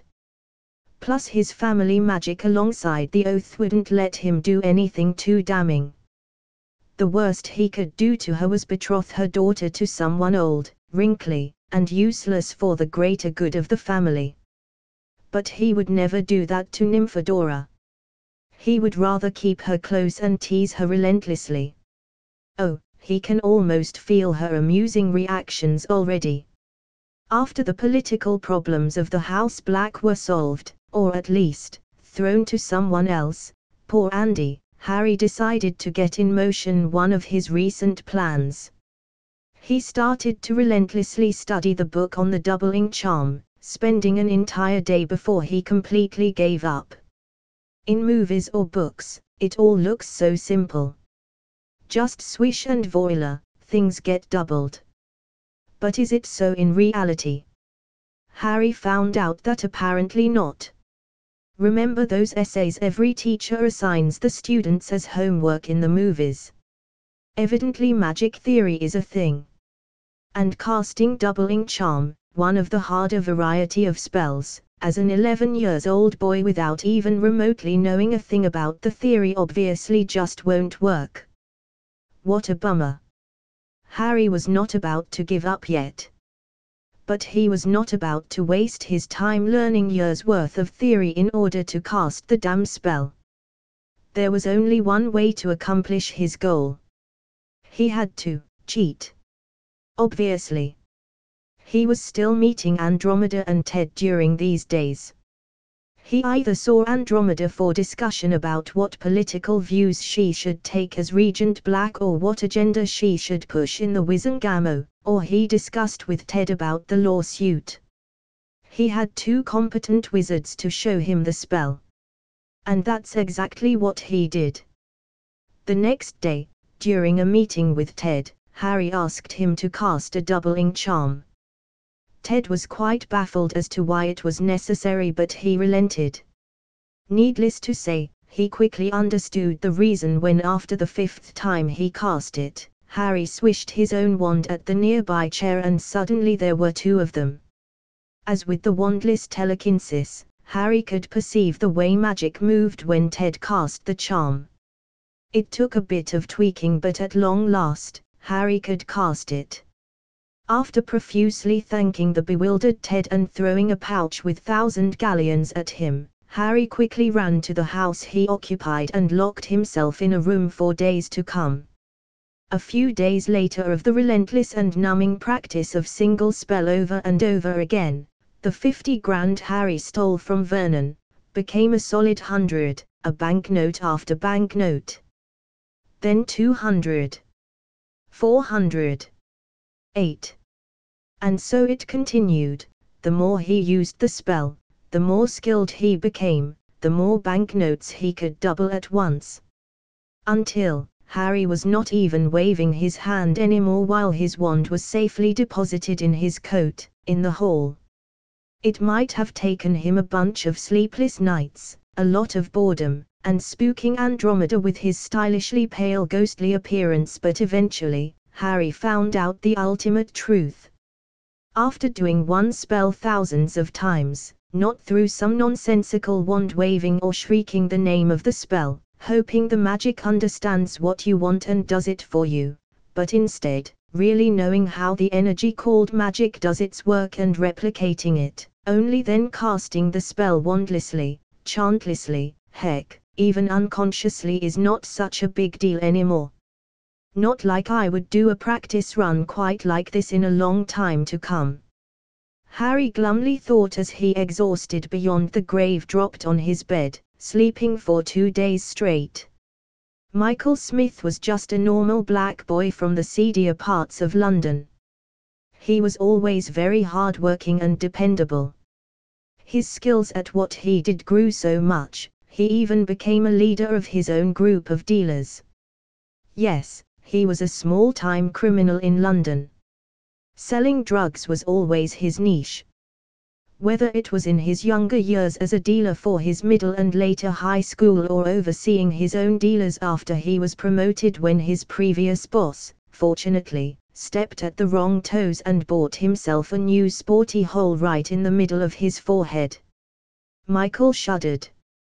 Since then he appreciated one of his blessings even more. He was never caught. Almost instinctively, he knew what to not do to screw everything up. Michael would believe it a divine ability if it didn't help him ruin so many lives. Or maybe he attained a divinity in drug dealing. Who knows? On one particularly peaceful day, Michael, in one of his safe houses, was counting his earnings, surrounded by his boys having a bit of fun. He despondently watched as his best dealers enjoyed whores and alcohol. They deserved it, he thought. He knew well how hard it was to brave the streets nowadays. So many upstarts think they amount to something, causing problems left and right.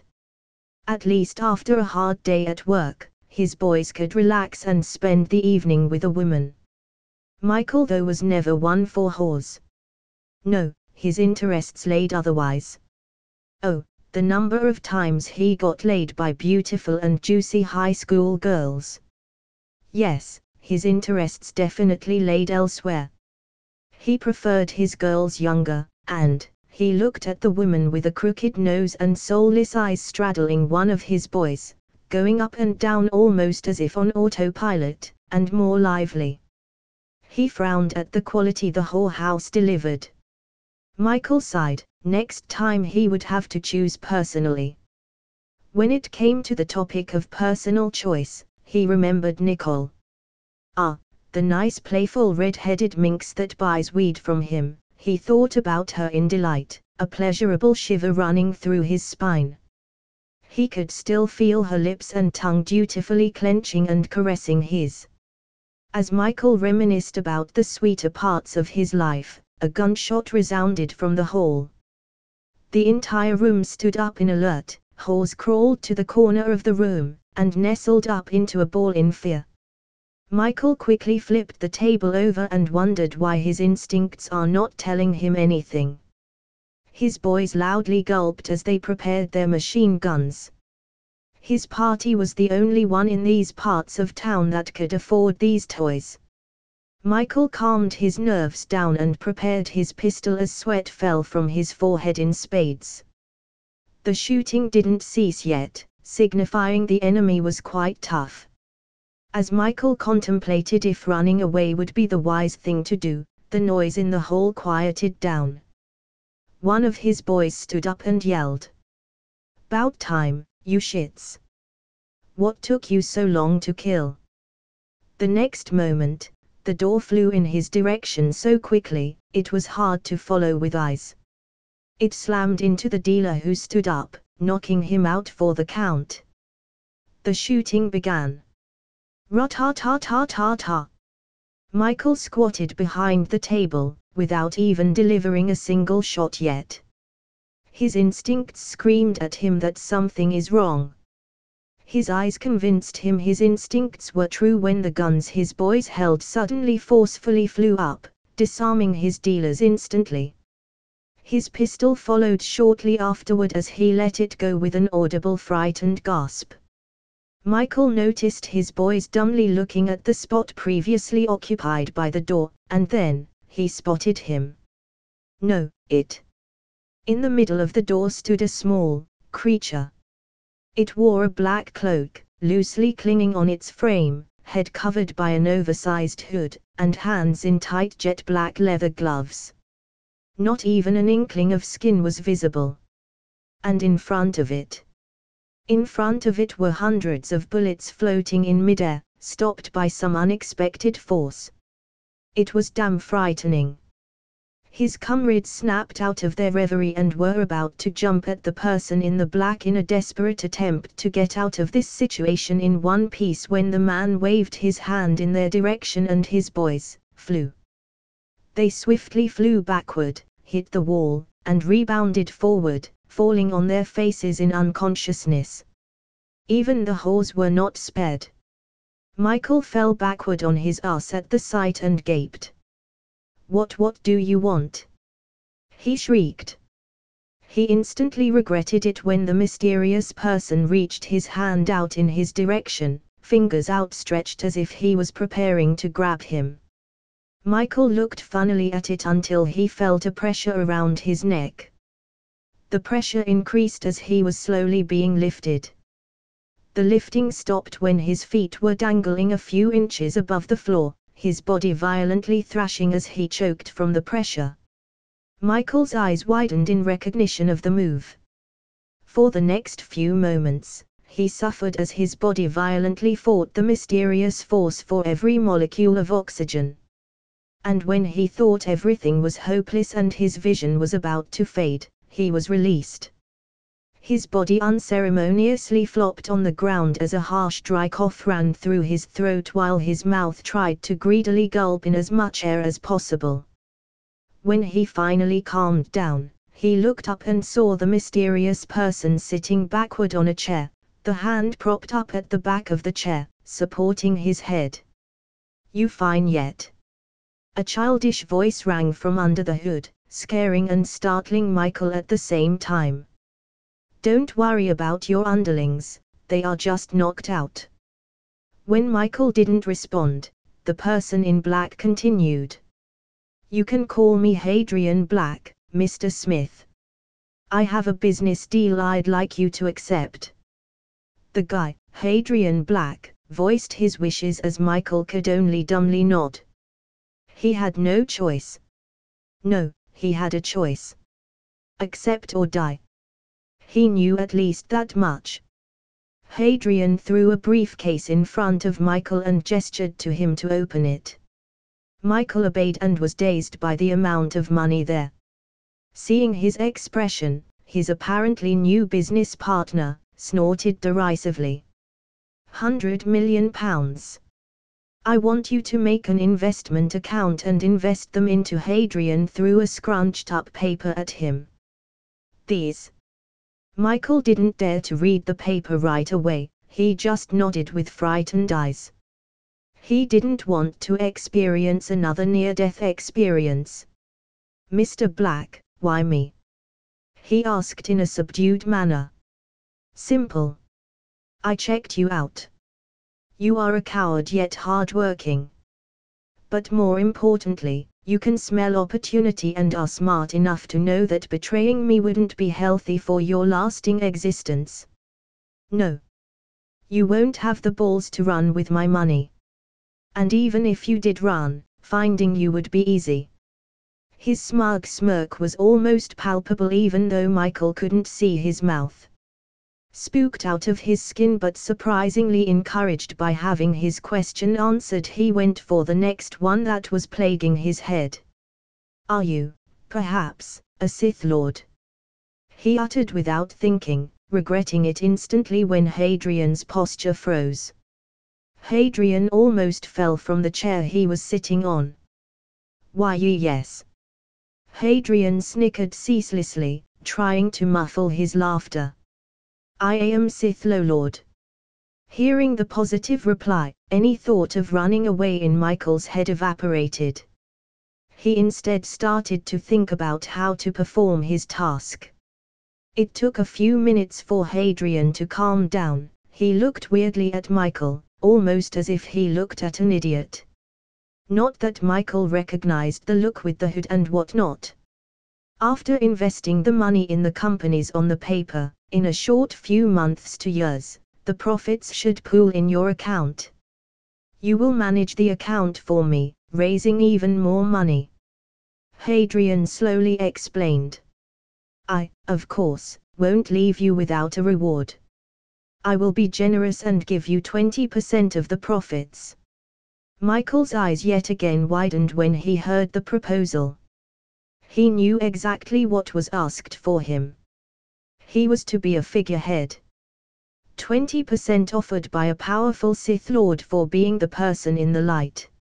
Only an idiot would reject it. Who knows, the guy might be even able to predict the future. Seeing his expression, Hadrian muffled another snicker but was satisfied. He stood up and started to walk away. Glad we have an accord, then. He said as he walked out. He then stopped for a moment and looked at Michael over his shoulder. I can find you anywhere on this planet, Mr. Smith. Don't forget.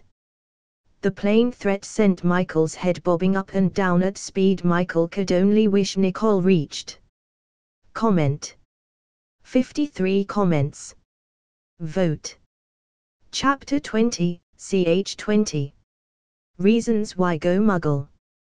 Harry walked along the Diagon Alley clad in a shirt and jeans, disguising himself as a Muggle-born, and pondered about the business deal he just made. Michael Smith. Harry didn't really want to deal with a drug dealer, but the guy was perfect for his plan. He was a coward that was willing to put enormous effort to earn money and is quick on the uptake. Show him enough force and he will never betray you. At least not until someone stronger comes along. And considering his little brain mistook Harry for a Sith Lord from Star Wars. Yeah, he got that covered. Michael will pose as a figurehead and make him money while buying all available shares of future best businesses. While yes, Harry could always make more Muggle money with a simple Gemino charm, that needs time. Time he could use for learning other spells and getting stronger. It is just not worth it. After all, the chance that Dumbledore will off himself by choking to death during one of his grandfatherly speeches is pretty low. And that is the most viable way he could go on to his next great adventure due to himself. Harry really doubted someone who can defeat him will just randomly pop up. He also tried to use Gemino charm on Galleons. The result was abysmal to say the least. Ted explained why Galleons can't be duplicated, and it seems every single coin was co-made by wizards and goblins. The problem comes from the goblin side. These greedy bastards would never let a nut leave their hands without it having some kind of protection against counterfeiting. Harry had many reasons to invest in the Muggle world, to be honest. For example, gold. In the wizarding world, gold is a very valuable commodity. It is used for enchanting, rituals, warding, jewelry, crafting, as currency, anything really. The magical and common uses of gold increased its value greatly. And then there were goblins. Again. These little rascals gave additional value to every single useful metal that left their hands and usually bought them in bulk, offering very little for them. They acquired it cheaply and sold it manufactured in some way for exorbitant prices, raising the value of gold a lot higher than it was in the Muggle world. The next reason why Go Muggle was the influence it could bring. Influence that would help Harry immensely if something went awfully bad between Muggles and wizards. Harry shuddered when he remembered his previous nightly expedition. He almost shat himself when he saw the costly magical shielding amulet being ripped apart in seconds after the machine guns started shooting. He expected more from magic. He had to take a cover and use his magic perception to find out where his enemies are and take them down with his telekinesis. Not for a second, he left his cover before he was sure all shooters are incapacitated. That was the only reason he was able to flex in front of Michael. No powerful spells. No hocus pocus. Just attacking in an unexpected way while cowardly hiding. Results were good, the process, quite embarrassing. Harry, however, doubted his plan would work against trained soldiers.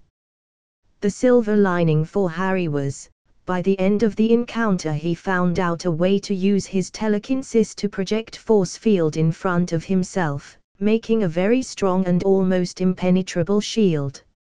And wasn't that a mistake? Harry almost keeled over after he dealt with Michael's men.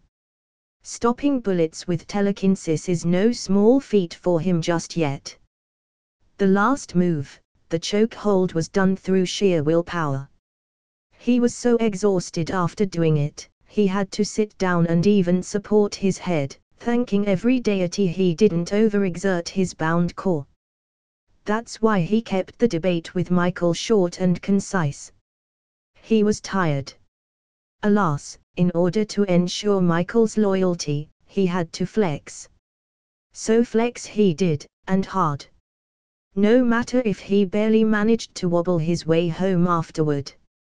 After that night, Harry desperately hoped no wizard is stupid enough to break the statute of secrecy, because he knew, wizards with all their nifty little tricks, can't survive intercontinental missiles. Much less an atomic bomb. Heck. Wizards would have a hard time keeping a machine gun at bay. Even their shielding spells are quite frankly engineered to block spells. Not insanely fast small lumps of metal with high velocity and density. Nay, bullets would tear Protego in seconds.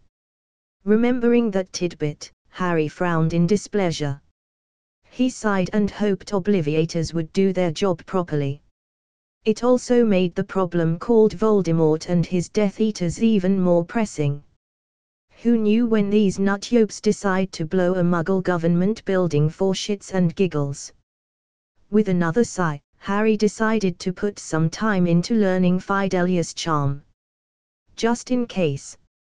Oh, Harry was aware the wizards are not as helpless as they appeared. Nay.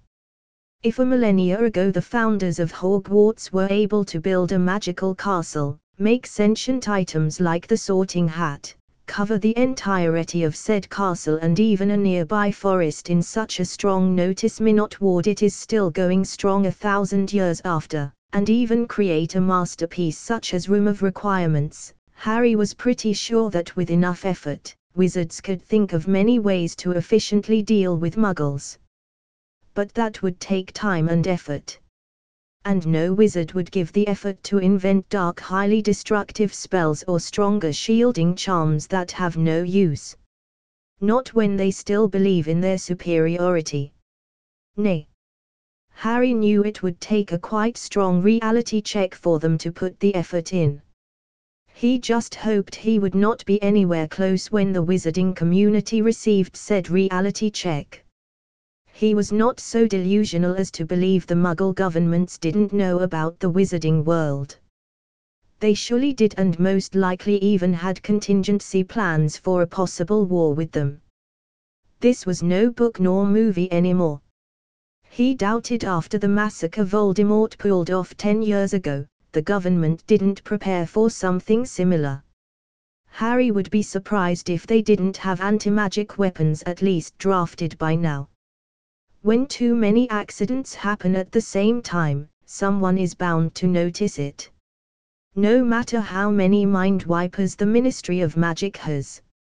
Of course, there is always that near impossibility that Cornelius Fudge is in contact with the Muggle government regarding the relations between our two worlds. Yes.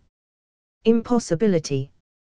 Harry wouldn't put his hopes into a guy who insulted another Minister of Magic straight into his face, thinking the guy who manages an entire wizarding nation came to England not knowing English or not having any translator at hand. Nay. It would be more sensible to hope Fudge has no interaction with the Muggle government. Lest the good old Cornelius say something stupid and actually starts the damn war. A good politician, they call him. Harry scoffed. Sure. As if controlling the public opinion was hard when the ministry owns the sole wizarding newspaper in the entirety of Wizarding Britain and purposefully discredits the other newspapers. The lazy and believing attitude of wizards didn't help the situation much either. Nay. Harry would rather gather influence in the Muggle world, and in case some problem arises, he would try to steer the opinion about the more magical variety of earthly inhabitants towards an unhostile way of dealing with them. And who knows, maybe he could hire some thugs to give wizards the reality check himself. Or not. He knew he was not ready to have blood on his hands just yet. Nay. If he was, Dursleys wouldn't end up in the clutches of the police, after all. Comment. 63 comments. Vote. Chapter 21, ch. 21. Of Moons and Familiars. As Harry pondered about the dangers of the Muggles, he suddenly felt someone gently tugging his sleeve. He looked to the side and saw a head full of pale blonde hair gently flowing around a cutely shaped childish face. Harry thoughtlessly noted a pointy button nose between two dreamy yet warmly pale sapphire orbs, boring into him intently. The little girl who interrupted his thoughts and stole his attention away, gave him a shy smile with her thin pink lips and her cheeks meekly reddened. "Hello," she greeted, her eyes still disturbingly peering right through him. Harry blinked owlishly at her in discomfort due to her focused gaze, taking a half step back to distance himself from her. "Hello," he greeted back unshyly, earning himself a happy nod from her. She just silently observed him for the next few seconds. He was about to open his mouth when he saw her biting her lips to push away her shyness. His mind stopped at the cuteness overload he just received, almost missing her next sentence. "Will you take me to save the ugly chicken?" she asked out of nowhere in childish excitement. Harry's mind received another kind of shock and he didn't know how to react. What? Or would you prefer eating books with our minds?" She shot Harry another eager question and then she suddenly frowned, tilting her head as her eyes narrowed. Harry was about to react, somehow, anyhow, when the girl shook her head in exasperation, again stopping his mind in its tracks. I don't think befriending the brown beaver will work, she dreamily stated and shook her head sadly. The weather may get too letterwhy for that. Is that so? Harry asked incredulously, furrowing his eyebrows. Yes, she said, completely self-confident. Badgers are cool though. I like their fur, she added in a questioning, unsure way. Do you? Harry tried to respond as his eyebrow arched in befuddlement, but the topic somewhat eluded him. No wonder. They are good at hiding. The girl nodded nonchalantly, making Harry flabbergasted. Again. Harry did the only thing he thought would give him a slight time out. He gently patted her head. It worked and the girl stopped, somewhat surprised. She gave Harry a longing look as she subtly leaned into the head pat. Harry noticed it though and his eyes flashed in pity. From her reaction, he gleaned she probably lacks physical attention. As fast as his pitying look appeared, it disappeared. It wouldn't do to make her sad because of it. Harry proceeded to give her an inviting smile. Fancy some ice cream? He asked her in an attempt to distract her, and before he could react he was engulfed in a tight hug, desperately pressing herself into himself. Harry awkwardly rubbed her back when it all went blurry. He didn't even know how or when she managed to drag him into the ice cream store. Nor when she managed to devour 10 bowls of vanilla ice cream. As they were sitting and spooning away the ice cream, he deemed the girl calm enough to inquire about some basic information. He was about to ask her name when she exclaimed happily. "Ah, the Naggles quieted down around you," the girl quipped, a spoon of ice cream an inch in front of her mouth. "Are you perhaps trying to see what makes Luna tick?" Harry's face vaulted onto the table, as she continued to happily devour another bowl. Nevertheless, he at least knew who she was. Luna Lovegood. She looked, kinda like the actress. Maybe if he closed his right eye and squinted his left. Nay. She was totally different. And yet, not really. Harry thought it was because she is still too young. Or maybe it was her childish attitude. Nay. She was definitely different. Probably. As he contemplated her likeness towards the actress from the movies, she interrupted his thoughts with something Harry would describe as a knowing smile. "But that can't be right, can it? The moon likes your offering," she told him in pure satisfaction, confusing him again. "Come," and dragged him away before he could even start to ponder on his newfound confusion. He barely managed to throw a galleon at the stunned shopkeeper when Luna purposefully, he thought, slowed down near the counter. The shopkeeper's shock doubled itself as if Harry used Gemino charm on it when he realized Harry paid 7 times the worth of the ice cream they ordered. Lucky magical number. Little Luna skipped happily towards a pet store. As they entered, she started looking around the cages with owls as if looking something while Harry barely caught his breath. As he finally regained his composure, Luna yet again took hold of his sleeve and hauled him after herself. They finally stopped in front of a cage with a single small raven. "I like the talons," Luna said with a dreamy smile, having a staring contest with the bird. "I doubt I would fit into her nest, however. Not after meeting you," she told Harry, who was not paying attention to her anymore. The raven was perfect.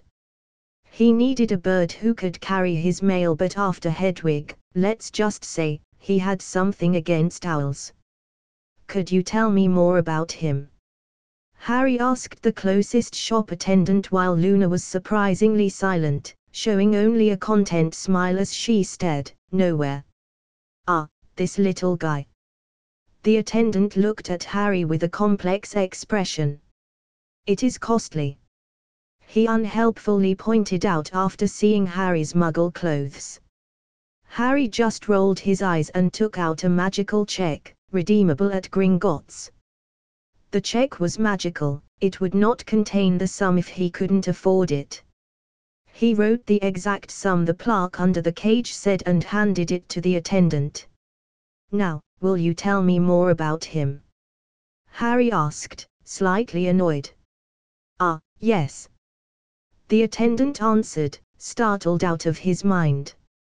Since when did Muggleborns have so much money? He wondered about it, seeing the nice sum of 1,000 galleons on the check. Hell, this particular bird was here more for showing off than hope somebody would buy it. First of all, this is a female wraith raven. It is a very rare beast that is very rarely found around Azkaban. The attendant started explaining. Because of its ability to coexist with Dementus, it can release the same chilling aura Dementus can, and rumors say it has some kind of connection with soul magic. Hence its feathers are used in many rituals aimed at soul modification. Not that anyone performs them in this day and age. The raven has the ability to phase through objects by becoming intangible, like a ghost. We contain it here only thanks to the specific cage that prevents it from using its ability. He showed an annoyed expression and gave a slight glare at the raven, earning himself a relentless unblinking stare from her. It can also shapeshift like a boggart, therefore has a very strong yet subtle legilimency. I wouldn't look into its eyes if I were you. Unlike a normal boggart, this bird is not harmless. Its beak and talons are insanely sharp and hold some kind of weakening curse. Man, is it annoying to handle the bird. After hearing the general description, Harry ignored the shop attendant and snatched a key from his hand. He opened the cage and reached his hand for the raven. The second Harry touched his new pet, he could clearly feel the bond between them as the raven became his familiar. It made him smile in content. I will call you Rowena, Harry informed his new familiar. After Rowena Ravenclaw. He received an acknowledging and pleased caw in return. I see, that's very baffling indeed. Luna said joyfully, her dreamy smile widened. Rowena caught and nodded. Harry had a glaring suspicion he missed something important. Again. He sighed. Being in the vicinity of the blonde dreamy sunshine just might not be exactly well for his mental health. Harry turned back to the fidgeting attendant and noted Rowena did the same. The attendant was desperately trying to avoid her eyes, afraid of her shape-shifting boggart-like ability. She apparently noticed and took it as a challenge, following him with her amused stare. Does Rowena have all the necessary charms done? Harry asked him. I will need her to act like a post owl. That earned him a quite gentle but still painful jab, courtesy of Rowena's beak. Of course, you are no petty owl. That's silly. You are a proud raven. Luna exclaimed, getting another pleased nod from Rowena. Harry wondered whose familiar Rowena is. The only thing keeping his doubts at bay was the bond with her that pulsed strongly between her and himself. Yes, the bird will be able to function as a post owl. The attendant answered, flinching at the angry caw he received when he compared Rowena to a common post owl. Harry decided to vacate the store before it loses an employee because of his angry raven. Luna, Harry, and Rowena, perched on Harry's shoulder, left the store and were instantly on alert when a blonde-haired man grabbed Luna. They relaxed when they saw the resemblance between the man and Luna though. There you are, Sunshine. Come, it's time to go home. I am late for my interview because of your wanderings. He told her and started to drag her away, completely ignoring Harry and the indignantly cawing raven. Write to me, Harry. Luna shouted cheerfully at Harry as she followed the man. So, does she actually see magic? Harry asked Rowena in uncertainty, receiving a mental shrug from her. True, she might be somewhat of a seer. After a while of pondering calls from Rowena and getting into daze from thinking about the way Luna's head works, Harry just gave up and shrugged. There is always the possibility she is just a lucky head case, he remarked, and received a positive caw in return when he suddenly froze in his tracks. He looked Rowena straight into her eyes, completely flabbergasted as he received a mental head tilt. I never told her my name. Creator's thoughts. Cassie care. This is fairly long, so if you don't care about the change in appearances of some characters, no need to read. Okay, before someone blows his head off and says something like the author doesn't even know how his character looks like, due to the paragraph where Harry is trying to find Luna's likeness to the actress from movies. First of all, I have read many fanfics and gotta confess, I do not picture the characters of Harry Potter as their actors from movies. I mean, yeah, they give the general outline, something akin to base. But when I picture Harry Potter, I see shining emerald green eyes and expressive messy black hair. Something Daniel Radcliffe just doesn't project. At all. When I picture Hermione, I imagine bushy hair, buck teeth, and yes, to a small degree I see Emma Watson, the older, somewhat. Not really. Maybe close likeness. But that's only for her older form. The younger Hermione thought, nah, I don't see the actress at all. My point being, my protagonist remembers the appearances from the movies, so his mind tries to connect them to their counterparts. Which is not really working because there are differences, making MC confused. I will try to overhaul the appearance of several characters like Narcissa and Ted Tonks. It is done either because of the plot or my personal vanity. I just want to portray them as I imagine them. Shrug. What can you do? Comment. 53 comments. Vote. Chapter 22, ch 22. Harry's Woes. Harry stood in front of Grimmauld Place 12, the ancestral home of House Black. His eyes carefully darting left and right around himself. The closer to the place he got, the more his expression soured. A visible frown marred his face, inconspicuously hidden under a hood of the most generic hoodie he could find. No wizard would mistake him for their own kind. He was but a muggle on a walk, after all. Completely uninteresting muggle. That's right. Harry was kicking himself for his brilliant idea to call the debts of House Black due. Hindsight is such a beautiful thing, Harry sighed. I so envy the seers. Yes, he received a shitton of gold, magical ingredients, and valuable artifacts. He could definitely brag he shits gold now. But he announced to everyone there is some Lord Black who did his damnedest to piss almost everyone magical on the Isles off. Heck. He bankrupted a total of 32 noble houses of various ranks. He counted. Gleefully. And that's not taking into the equation other houses who actually survived. Alas, they had to pay. Or lose their magic. Or face goblins. Or lose their magic and face goblins. Harry couldn't care less which. Heck, he even got offers for marriage contracts in return for forgiving the debts, at least partially. He was offered girls as young as 5 to women as old as 30. Oh, Lords certainly didn't offer women older than 30, they at least had enough wits to know it would be political suicide and an enormous sign of disrespect. Well, 30 years of age was certainly a lot for such a contract. But what these women lacked in youth, they certainly compensated in developed body and experience.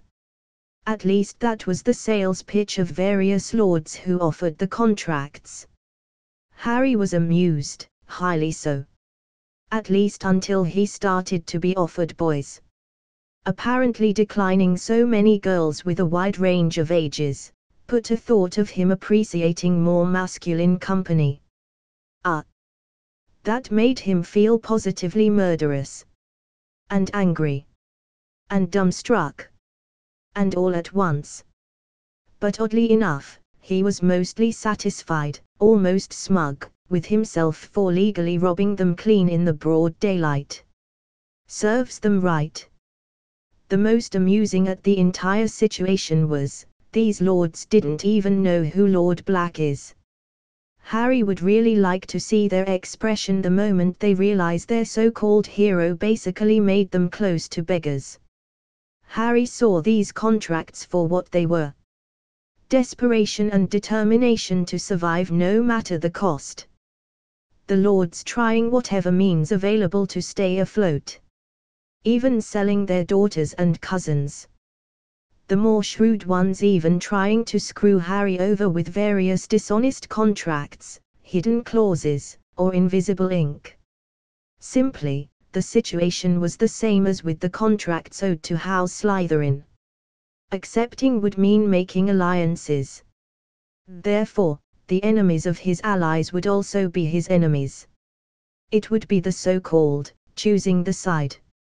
After all, help is in no way for free in this world. And in the wizarding world, one cannot even trust the person who owes him. Especially when it comes to magically binding contracts. Marriage contracts were never meant to be something engineered to pay debts. It was a tool for making alliances. And alliances meant responsibility towards your ally. Even more so, in medieval times. Who knew what blasted obligations would it mean for him? Oh, Harry knew he could probably subvert the entire thing to his advantage. Was it worth the effort though? Worse yet, it would also mean being revealed as Lord Slytherin. Or in this case, Lord Black. And that was just so not going to happen anytime soon. No, accepting a contract was not going to happen. Especially the contracts he was receiving now. Contracts from people who had a whole lot of reasons to hate his guts for making them into paupers. Nay, he had no time to care about them and go through each word of the offered contract with a fine comb to ensure not being backstabbed by his potential wife, nor was he willing to pay goblins to do it for him. Plus, hell would freeze sooner than Harry deciding to marry someone he never met or even talked to. No matter how beautiful the girl is. If I will want a girl, I will get her myself. He thought smugly before deflating. If the girl is not interested, well. I am no Dumbledore to screw with everyone around just to have my way. Harry just told his account manager to decline every single contract. No need to be polite. That, of course, made the goblin grin savagely as he drafted the rudest and most offending refusals possible. Who knew goblins had such a colorful language? Harry learned many new curses that day. The point being, Harry knew he made a shitton of money, with loads of shittons of enemies. If his status as Lord Black somehow slipped out, even more so since he was but a defenseless 11-years-old boy, the boy who lived or not, the hero of Wizarding Britain or not, he was certain, he would somehow be forced to take a trip to his next great adventure. Nay, his lordship over House Black had to remain secret, at least until he was capable to crush anyone through sheer force.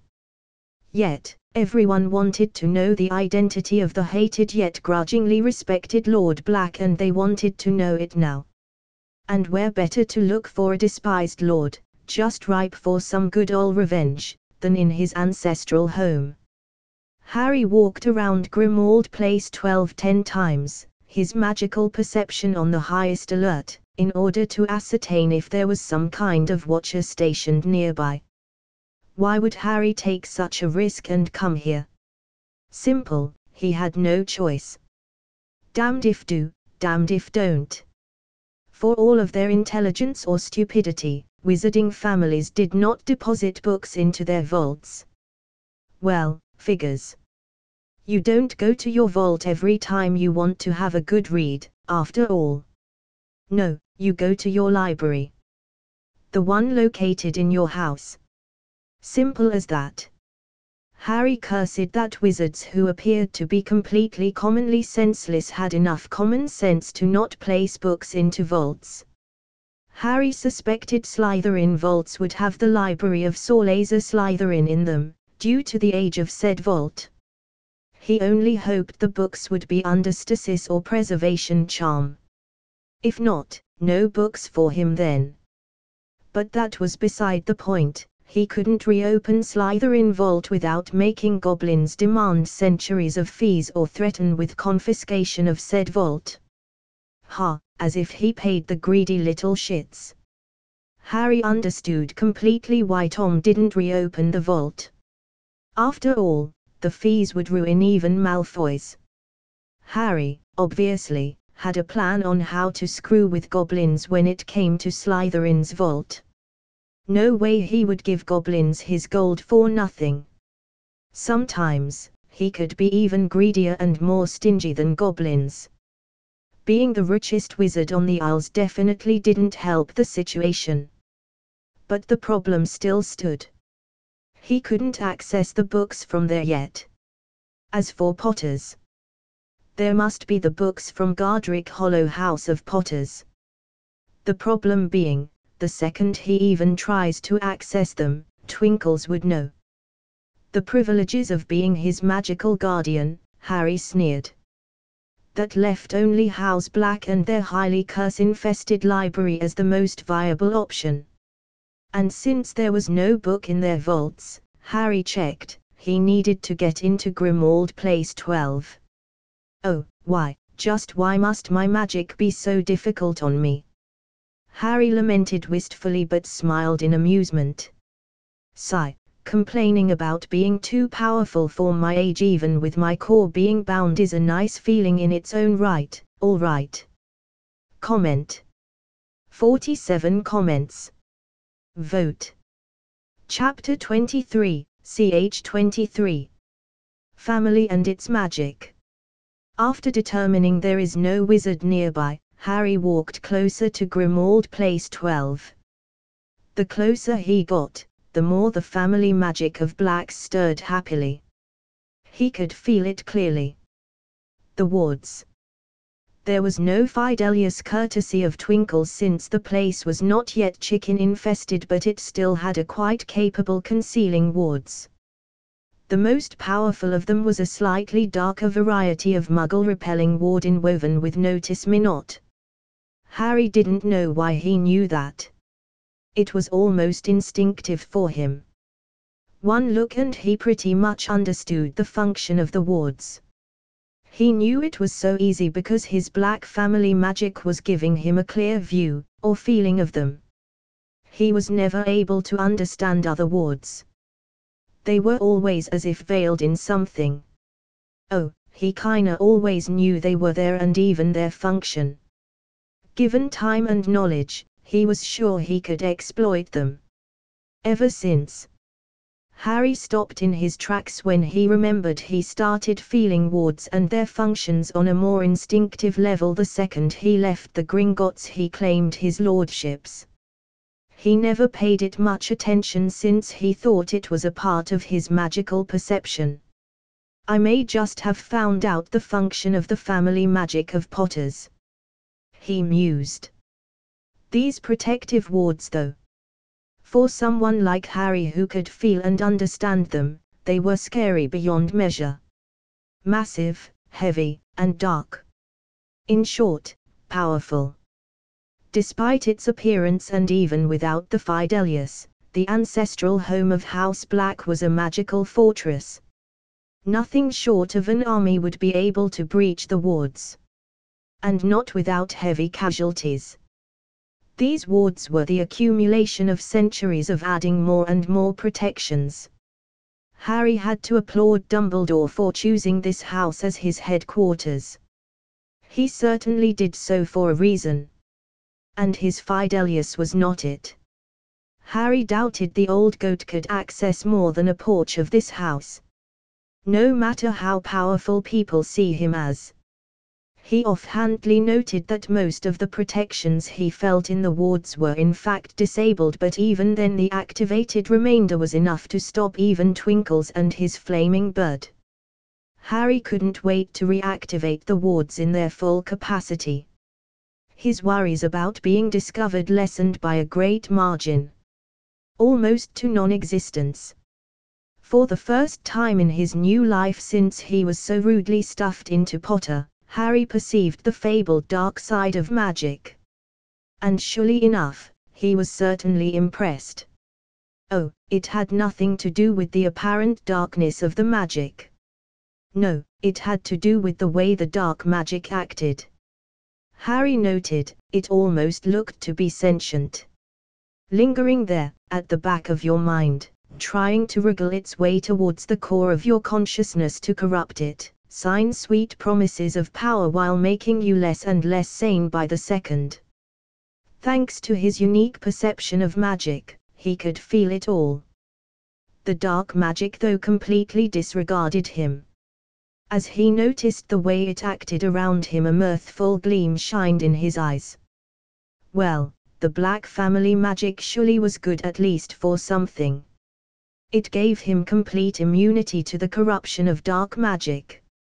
After all, 1,000 years of being known as a family excelling exclusively at dark arts and being still around would prove to require certain immunity to the more unpleasant consequences of the craft. When Harry got to know this little tidbit, he quickly understood why House Black was so famous and intent on dark arts. Why it was their forte, and why even though they preferred using a lot of spells that theoretically should have left them corrupted for generations to come, or at least as mindless drones, they never lost their firm touch with reality performing it. As for the occasional insanity, Harry only knew the family magic shielded them against corruption of dark magic. Not inbreeding nor idiotic upbringing.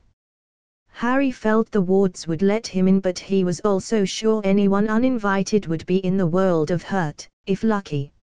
If not, well, let's just say, they would be lucky to have a swift end. He bravely stepped towards the door, knowing full well the wards won't harm him. He silently opened the door and stepped in. The second he did so, he felt something in him click with the family magic. Fall into place. Harry, with a skip in his step, noted, he just gained complete control of the wards and the house. With a smirk he went deeper into the house, wondering where is Kreacher. Harry was quite surprised at the interior. It was definitely dim and dark, but no dust nor filth could be found anywhere. Everything was pristine as if polished with a toothbrush. Hell, the floor was almost sparkling. As Harry awkwardly mused what's going on, he suddenly heard Pop at the end of the hall. Who is intruding on the lands of the most ancient and most noble House Black? Kreacher will stop you. A raspy and dangerous voice sounded from a small greyish-green creature. Harry was momentarily stunned when he saw Kreacher, the insane house elf, threateningly glared at him. He certainly did look awful, almost making Harry blanch. Black teeth, wearing a sack with holes as clothes. The grey-skinned elf was old, skinny, and quite possibly not in his right mind. A complete nightmare. Your master. Harry recomposed himself and nonchalantly stated, sending Kreacher into a fit.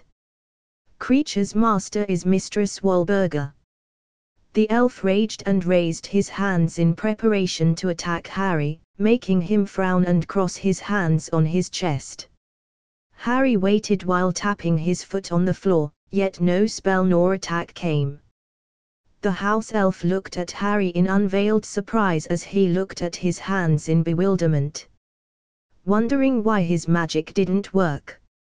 Slowly, his eyes bulged out and he took a step back, thinking the enemy in front of him was indeed formidable since the wards nor he could stop him.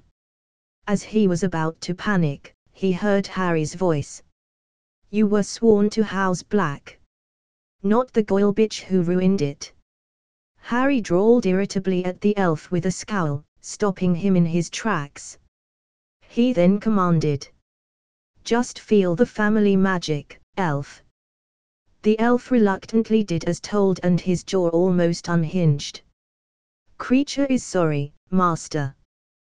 The small grey elf bowed when he felt the interaction between Harry and the wards. He was an old house elf and knew what it meant. Only Lord Black could have such control over the wards. The boy in front of him had even better control of them the second he stepped on the property than old Master Archerus after decades of living here. Harry rolled his eyes. The elf, like those working at Hogwarts, was bound to the house. The house instead belonged to House Black and its lord. Hence the elf belonged to Harry. And the family magic certainly showed it. "Is someone living here? It is too clean." Harry asked the elf, who gulped in fright, yet his body was on the verge of bouncing up and down in joy at the thought of serving another Lord Black. "Only Mistress Wahlburger, master," the elf said subduedly.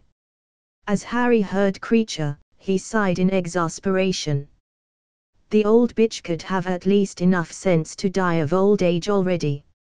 "Okay, take me to her." His irritation increased as he remembered the contracts for the Black Sisters the old bitch signed. "As you wish, creature will do," the house elf said, completely unaware of the angry scowl and grim flash in Harry's eyes. Harry followed creature through the house until they came in front of a bedroom. He was not about to be polite in his own house. Especially since the person inside was Wahlburger, someone he didn't like at all. He might not have met her in person yet, but what he knew of her and what he saw of her actions spoke volumes of her personality. Harry didn't yet know what to do with her, but he was sure of one thing. He did not like her to be a part of his family. She would be glad if he sends her back to the Goyles with a small compensation. If only because his other options would make her permanently deleted, in one way or the other. He didn't wait for creature to knock, instead, he barged in. Inside he saw a luxuriously furnished dark room with various magical trinkets, an ornately carved mirror, and a small bookshelf filled to the brim with books. At the far end of the room was a big luxury bed. On the bed lied a plump old woman, looking deathly pale and incredibly tired. Heavy sweat covered her face as her labored breathing filled the room. Despite her condition, when she saw Harry barge inside her room, she shrieked in her unpleasant high-pitched voice. "Who are you?" She eyed Harry for a second before she yet again started screaming her head off. "Intruder! Creature! Creature!" Even on her deathbed, the Banshee is exactly the same as in the canon. Still as annoying as all hell. Harry mused distractedly as he let her angry shouts wash over himself, completely disregarding them. "I wonder if she is partly a magical creature." He cleared his throat, shutting her up. "I am the new Lord Black." Comment. 47 comments. Vote. Chapter 24, ch 24. Banshee. New Lord Black. Who are you? Wahlburger raised her shrill voice, not caring about the strain it put on her sick body as she shot Harry a heated accusatory glare. She tried to stand up from her bed or reach for her wand, but her body was too weak to move. All she could do was scream. And scream she did. Harry relished her distressed expression, not minding her high-pitched attempts to end his diabolical ability to hear. The angrier she got, the more his face split into a mile-wide smirk.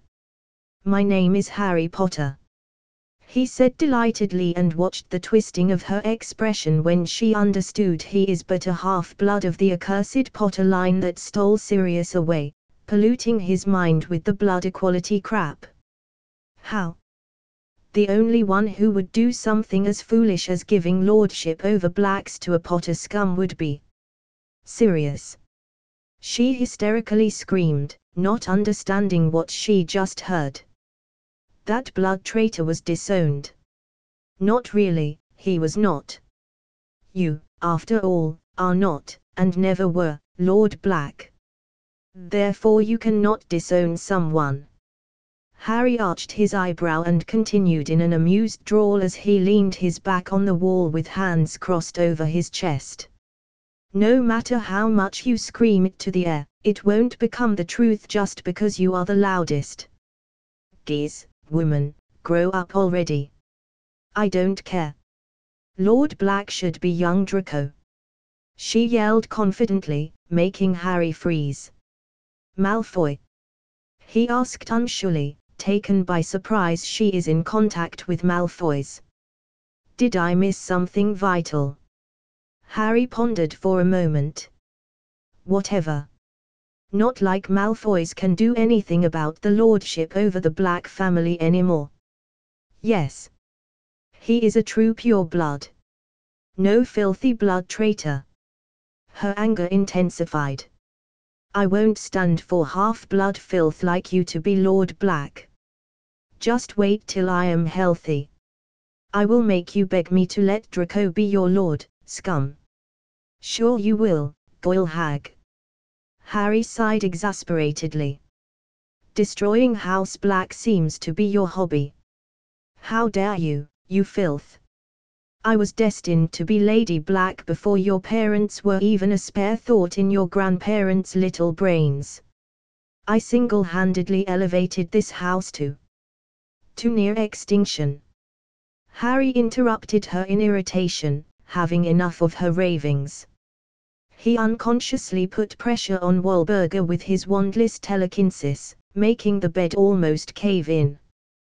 Wahlberger's body folded as it was forcefully pushed back into her soft bed. The anger in her dissipated in seconds, and she wisely shut up as she realized just what the boy in front of her just did. This unconscious display of potential on his part made her look at the boy again and see him in a very different light. He was not strong per se. But he was only a little boy. A little boy with frightening potential. Wahlberger tried to rave and rage, yet, no voice left her throat as she opened and closed her mouth in shock. You were the driving force for support of Lord Voldemort because of some pure blood shit. Harry started to rant in apathy.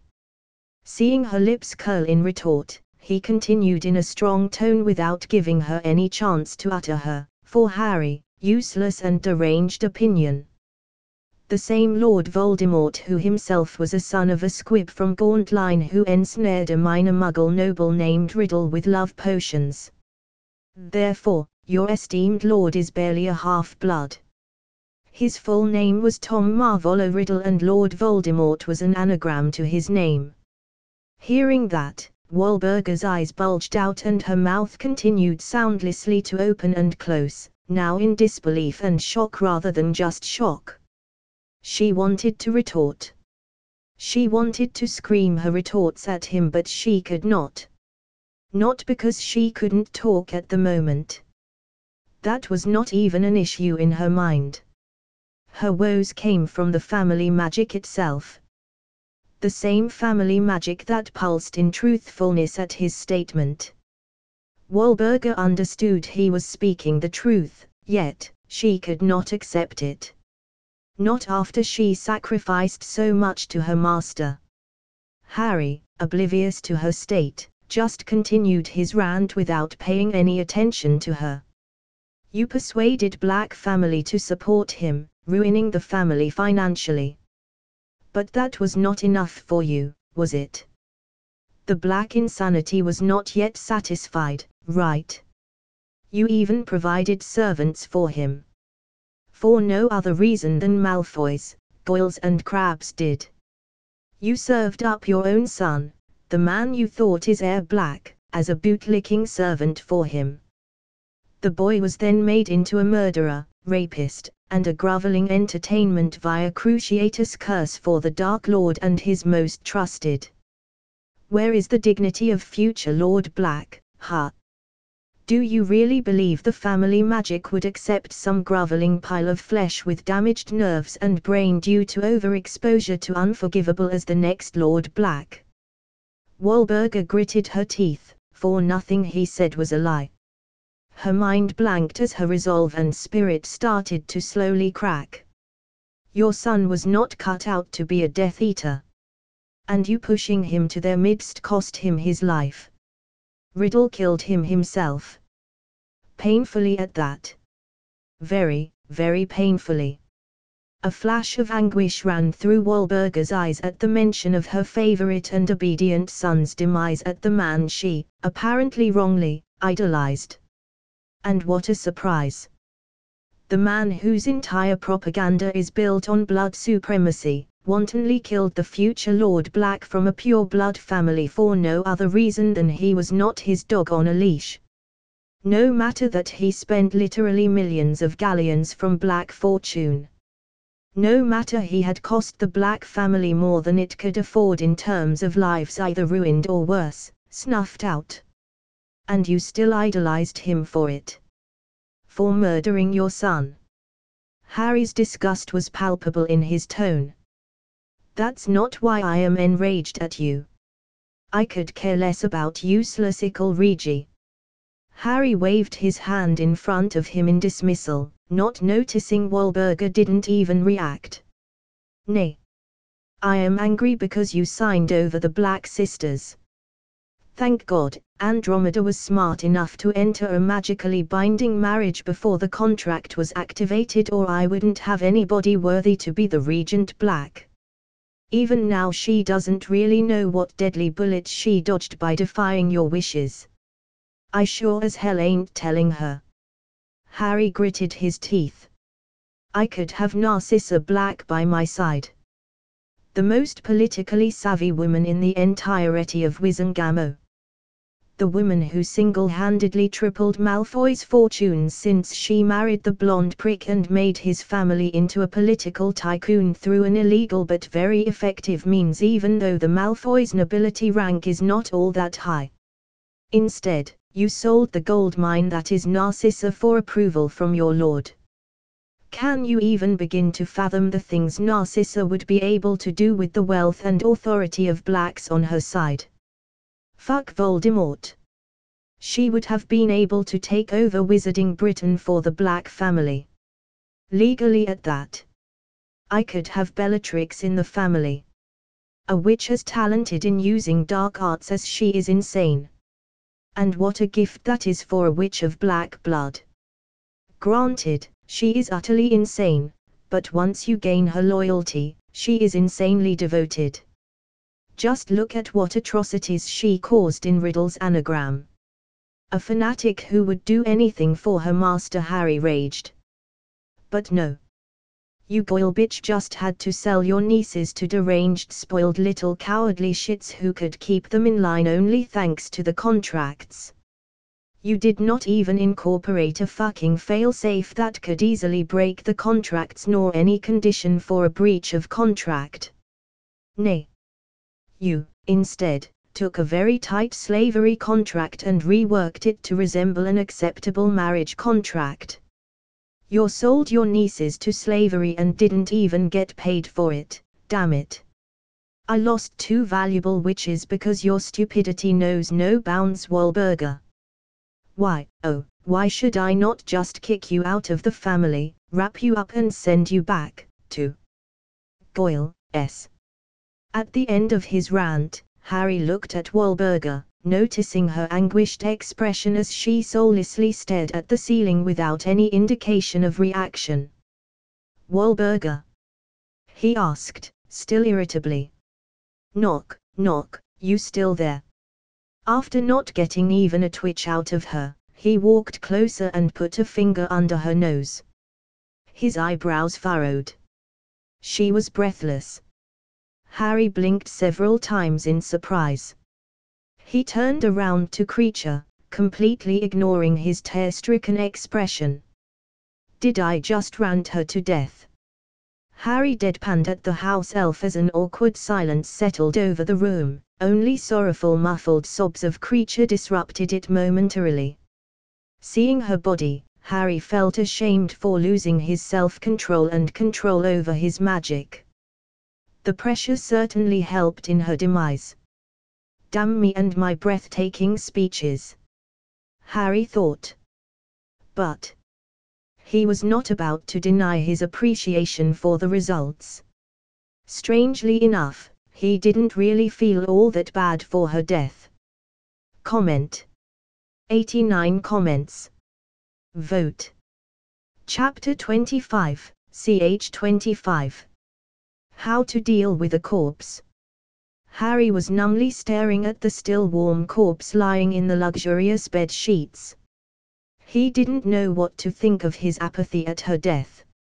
Scrunching his eyebrows, he searched if his emotional state shifted or not, but oddly enough, nothing. He just didn't care. It was Kreacher's sobs that pulled him out of his confusing reverie. Harry looked at the grieving elf and released a tired sigh as his lips thinned in manipulative contemplation. In the end, he put his hand on the head of the grey creature in a comforting gesture. Kreacher was shocked that his new master cared about his feelings. He swore to himself to serve the new lord with everything he is. As Harry saw the shift in Kreacher's expression, he pulled out an awkward knowing smile. So simple, he mused. Harry looked back at Wahlberger's corpse and pondered what to do with it. Burn it. Throw it onto the streets. Gift it to Kreacher. Harry glanced at the elf with a corner of his eye. Yup, definitely gifting. Gotta motivate the little guy. He was about to open his mouth when a sudden stray thought completely halted his mind. What actually killed Wahlberger? Yes, the reason for her death eluded Harry. He didn't even give it a thought yet. But old age. No, while the woman was definitely old enough to be called grandma according to the Muggle standards, the witch was still too young to die of old age. Sickness. She was definitely pale enough. But, once upon a time, she was Lady Black. There is no way she wouldn't get the best healer if she was ill. No, her state and the situation clearly indicated even healers were stumped. Harry didn't put much stock into the cause of her death being sickness. If she had dragon pox or something more exotic, the healers would certainly detain her in St. Mungo. There was only one solution to this puzzle. Kreacher. Harry gave the elf a thoughtful glance. When did Wahlberger's illness start? The little deranged elf was caught off guard by the question, but after a while of pondering he vaguely answered. Around half a year ago, Master. Kreacher doesn't remember too well. Ah, and, pray tell, did she possibly visit someone, let's say, in the month before she has fallen ill? Harry asked. Wahlberger was spiteful. Too spiteful to walk around and attend social meetings. And that's without mentioning her fixation on Tommy Boy. She would never have enough patience to roam outside looking at people she thinks her lord has the right to kill, torture, and **** for no other reason he is supposedly pure blood and strong. No, she was most likely holed up in the house. That means... Yes, Master. Mistress visited Malfoy's. Kreacher informed Harry. Aha! The Death Eater's ilk. Figures she would mingle with them. Harry thoughtfully drummed his finger on the edge of the bed. She wanted Draco as the next Lord Black. Harry's face split into a grin. Kreacher, do you have some artifact, spell, or device that could do a quick diagnostic of Wahlburger's body? Harry asked more out of curiosity than the expectation of getting something. To his surprise, Kreacher nodded and brought a ring to him. Harry probed it with his perception, and when he didn't feel any curse, he slowly and carefully put it on. Waving his hand over Wahlburger's body, a parchment with its state was generated. Harry's grin widened. Kreacher, quill and paper, please. Harry asked, and on the table near the bed, they instantly appeared. He sat down behind the table and penned a quick letter for dear Amelia in his station as Lord Black, something very, very hard to ignore. Especially now, since most people owe him a lot. Bones included. The letter was regarding an investigation of the death of his dear and poor family member Wahlburger Black.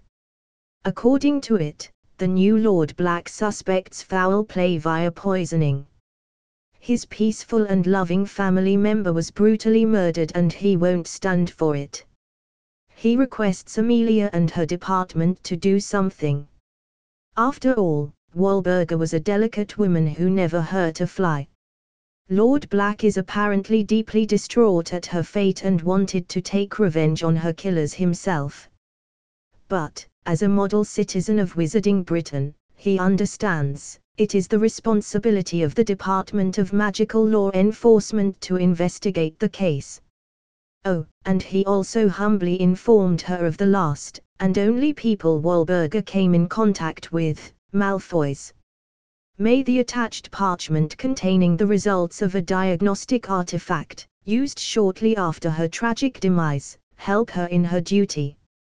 Kreacher, take this letter, and Wahlburger's body, and deliver them to Madame Amelia Bones in the Department of Magical Law Enforcement. She will know what to do with them. Harry ordered, but then got an idea. He quickly penned a short note and also handed it to Kreacher. Oh, and deliver the short note to Malfoy's, please. The elf nodded, and the second it put his hand on Wahlburger's corpse, they disappeared. Harry inspected the dimly lit room with a discerning eye and found a big frame covered in a silk cover. He took the cover off, and underneath was a portrait of younger Wahlburger with a mahogany frame. The portrait came to life, and the younger Wahlburger looked curiously at Harry. "Who are you, boy?" she asked, no hostility at all. Instead, her eyes swept his frame, clothes, and face. It was obvious she didn't appreciate the Muggle clothes in her house, but refrained from saying anything before she knew the status of the boy in front of her. The portrait doesn't know. Harry's mind went a mile a minute, but then his lips formed a pleasant smile. Oh, I am so going to use her to show me every hidden stash and secret of House Black. Hello, he gave a curt polite bow. I am Hadrian Black, the new Lord of House Black. It was around lunchtime, and weary Amelia Bones was about to get out of her office. She cursed Lord Black to hell. Because of him and the debts, not only her department budget considerably lessened due to Ministry owing him a literal mountain made out of pure gold, but the amount of work she had to deal with was insane. The crime rate increased considerably. And that was not even counting the shit she had to deal with at home because of the debts of her own family. She was about to leave for lunch when something suddenly fell on her desk with an audible thud. She quickly sprang up and leaped back on instinct while unsheathing her wand in preparation for combat, reducto almost leaving her lips. Her brain finally caught up to her instincts, and Amelia noticed the thing on her table is actually a corpse. She approached and her sight caught a neatly placed letter on the corpse's chest. She opened it and started reading. The closer to the end she got, the more frustrated she became. "Yes, I definitely hate Lord Black," she groaned.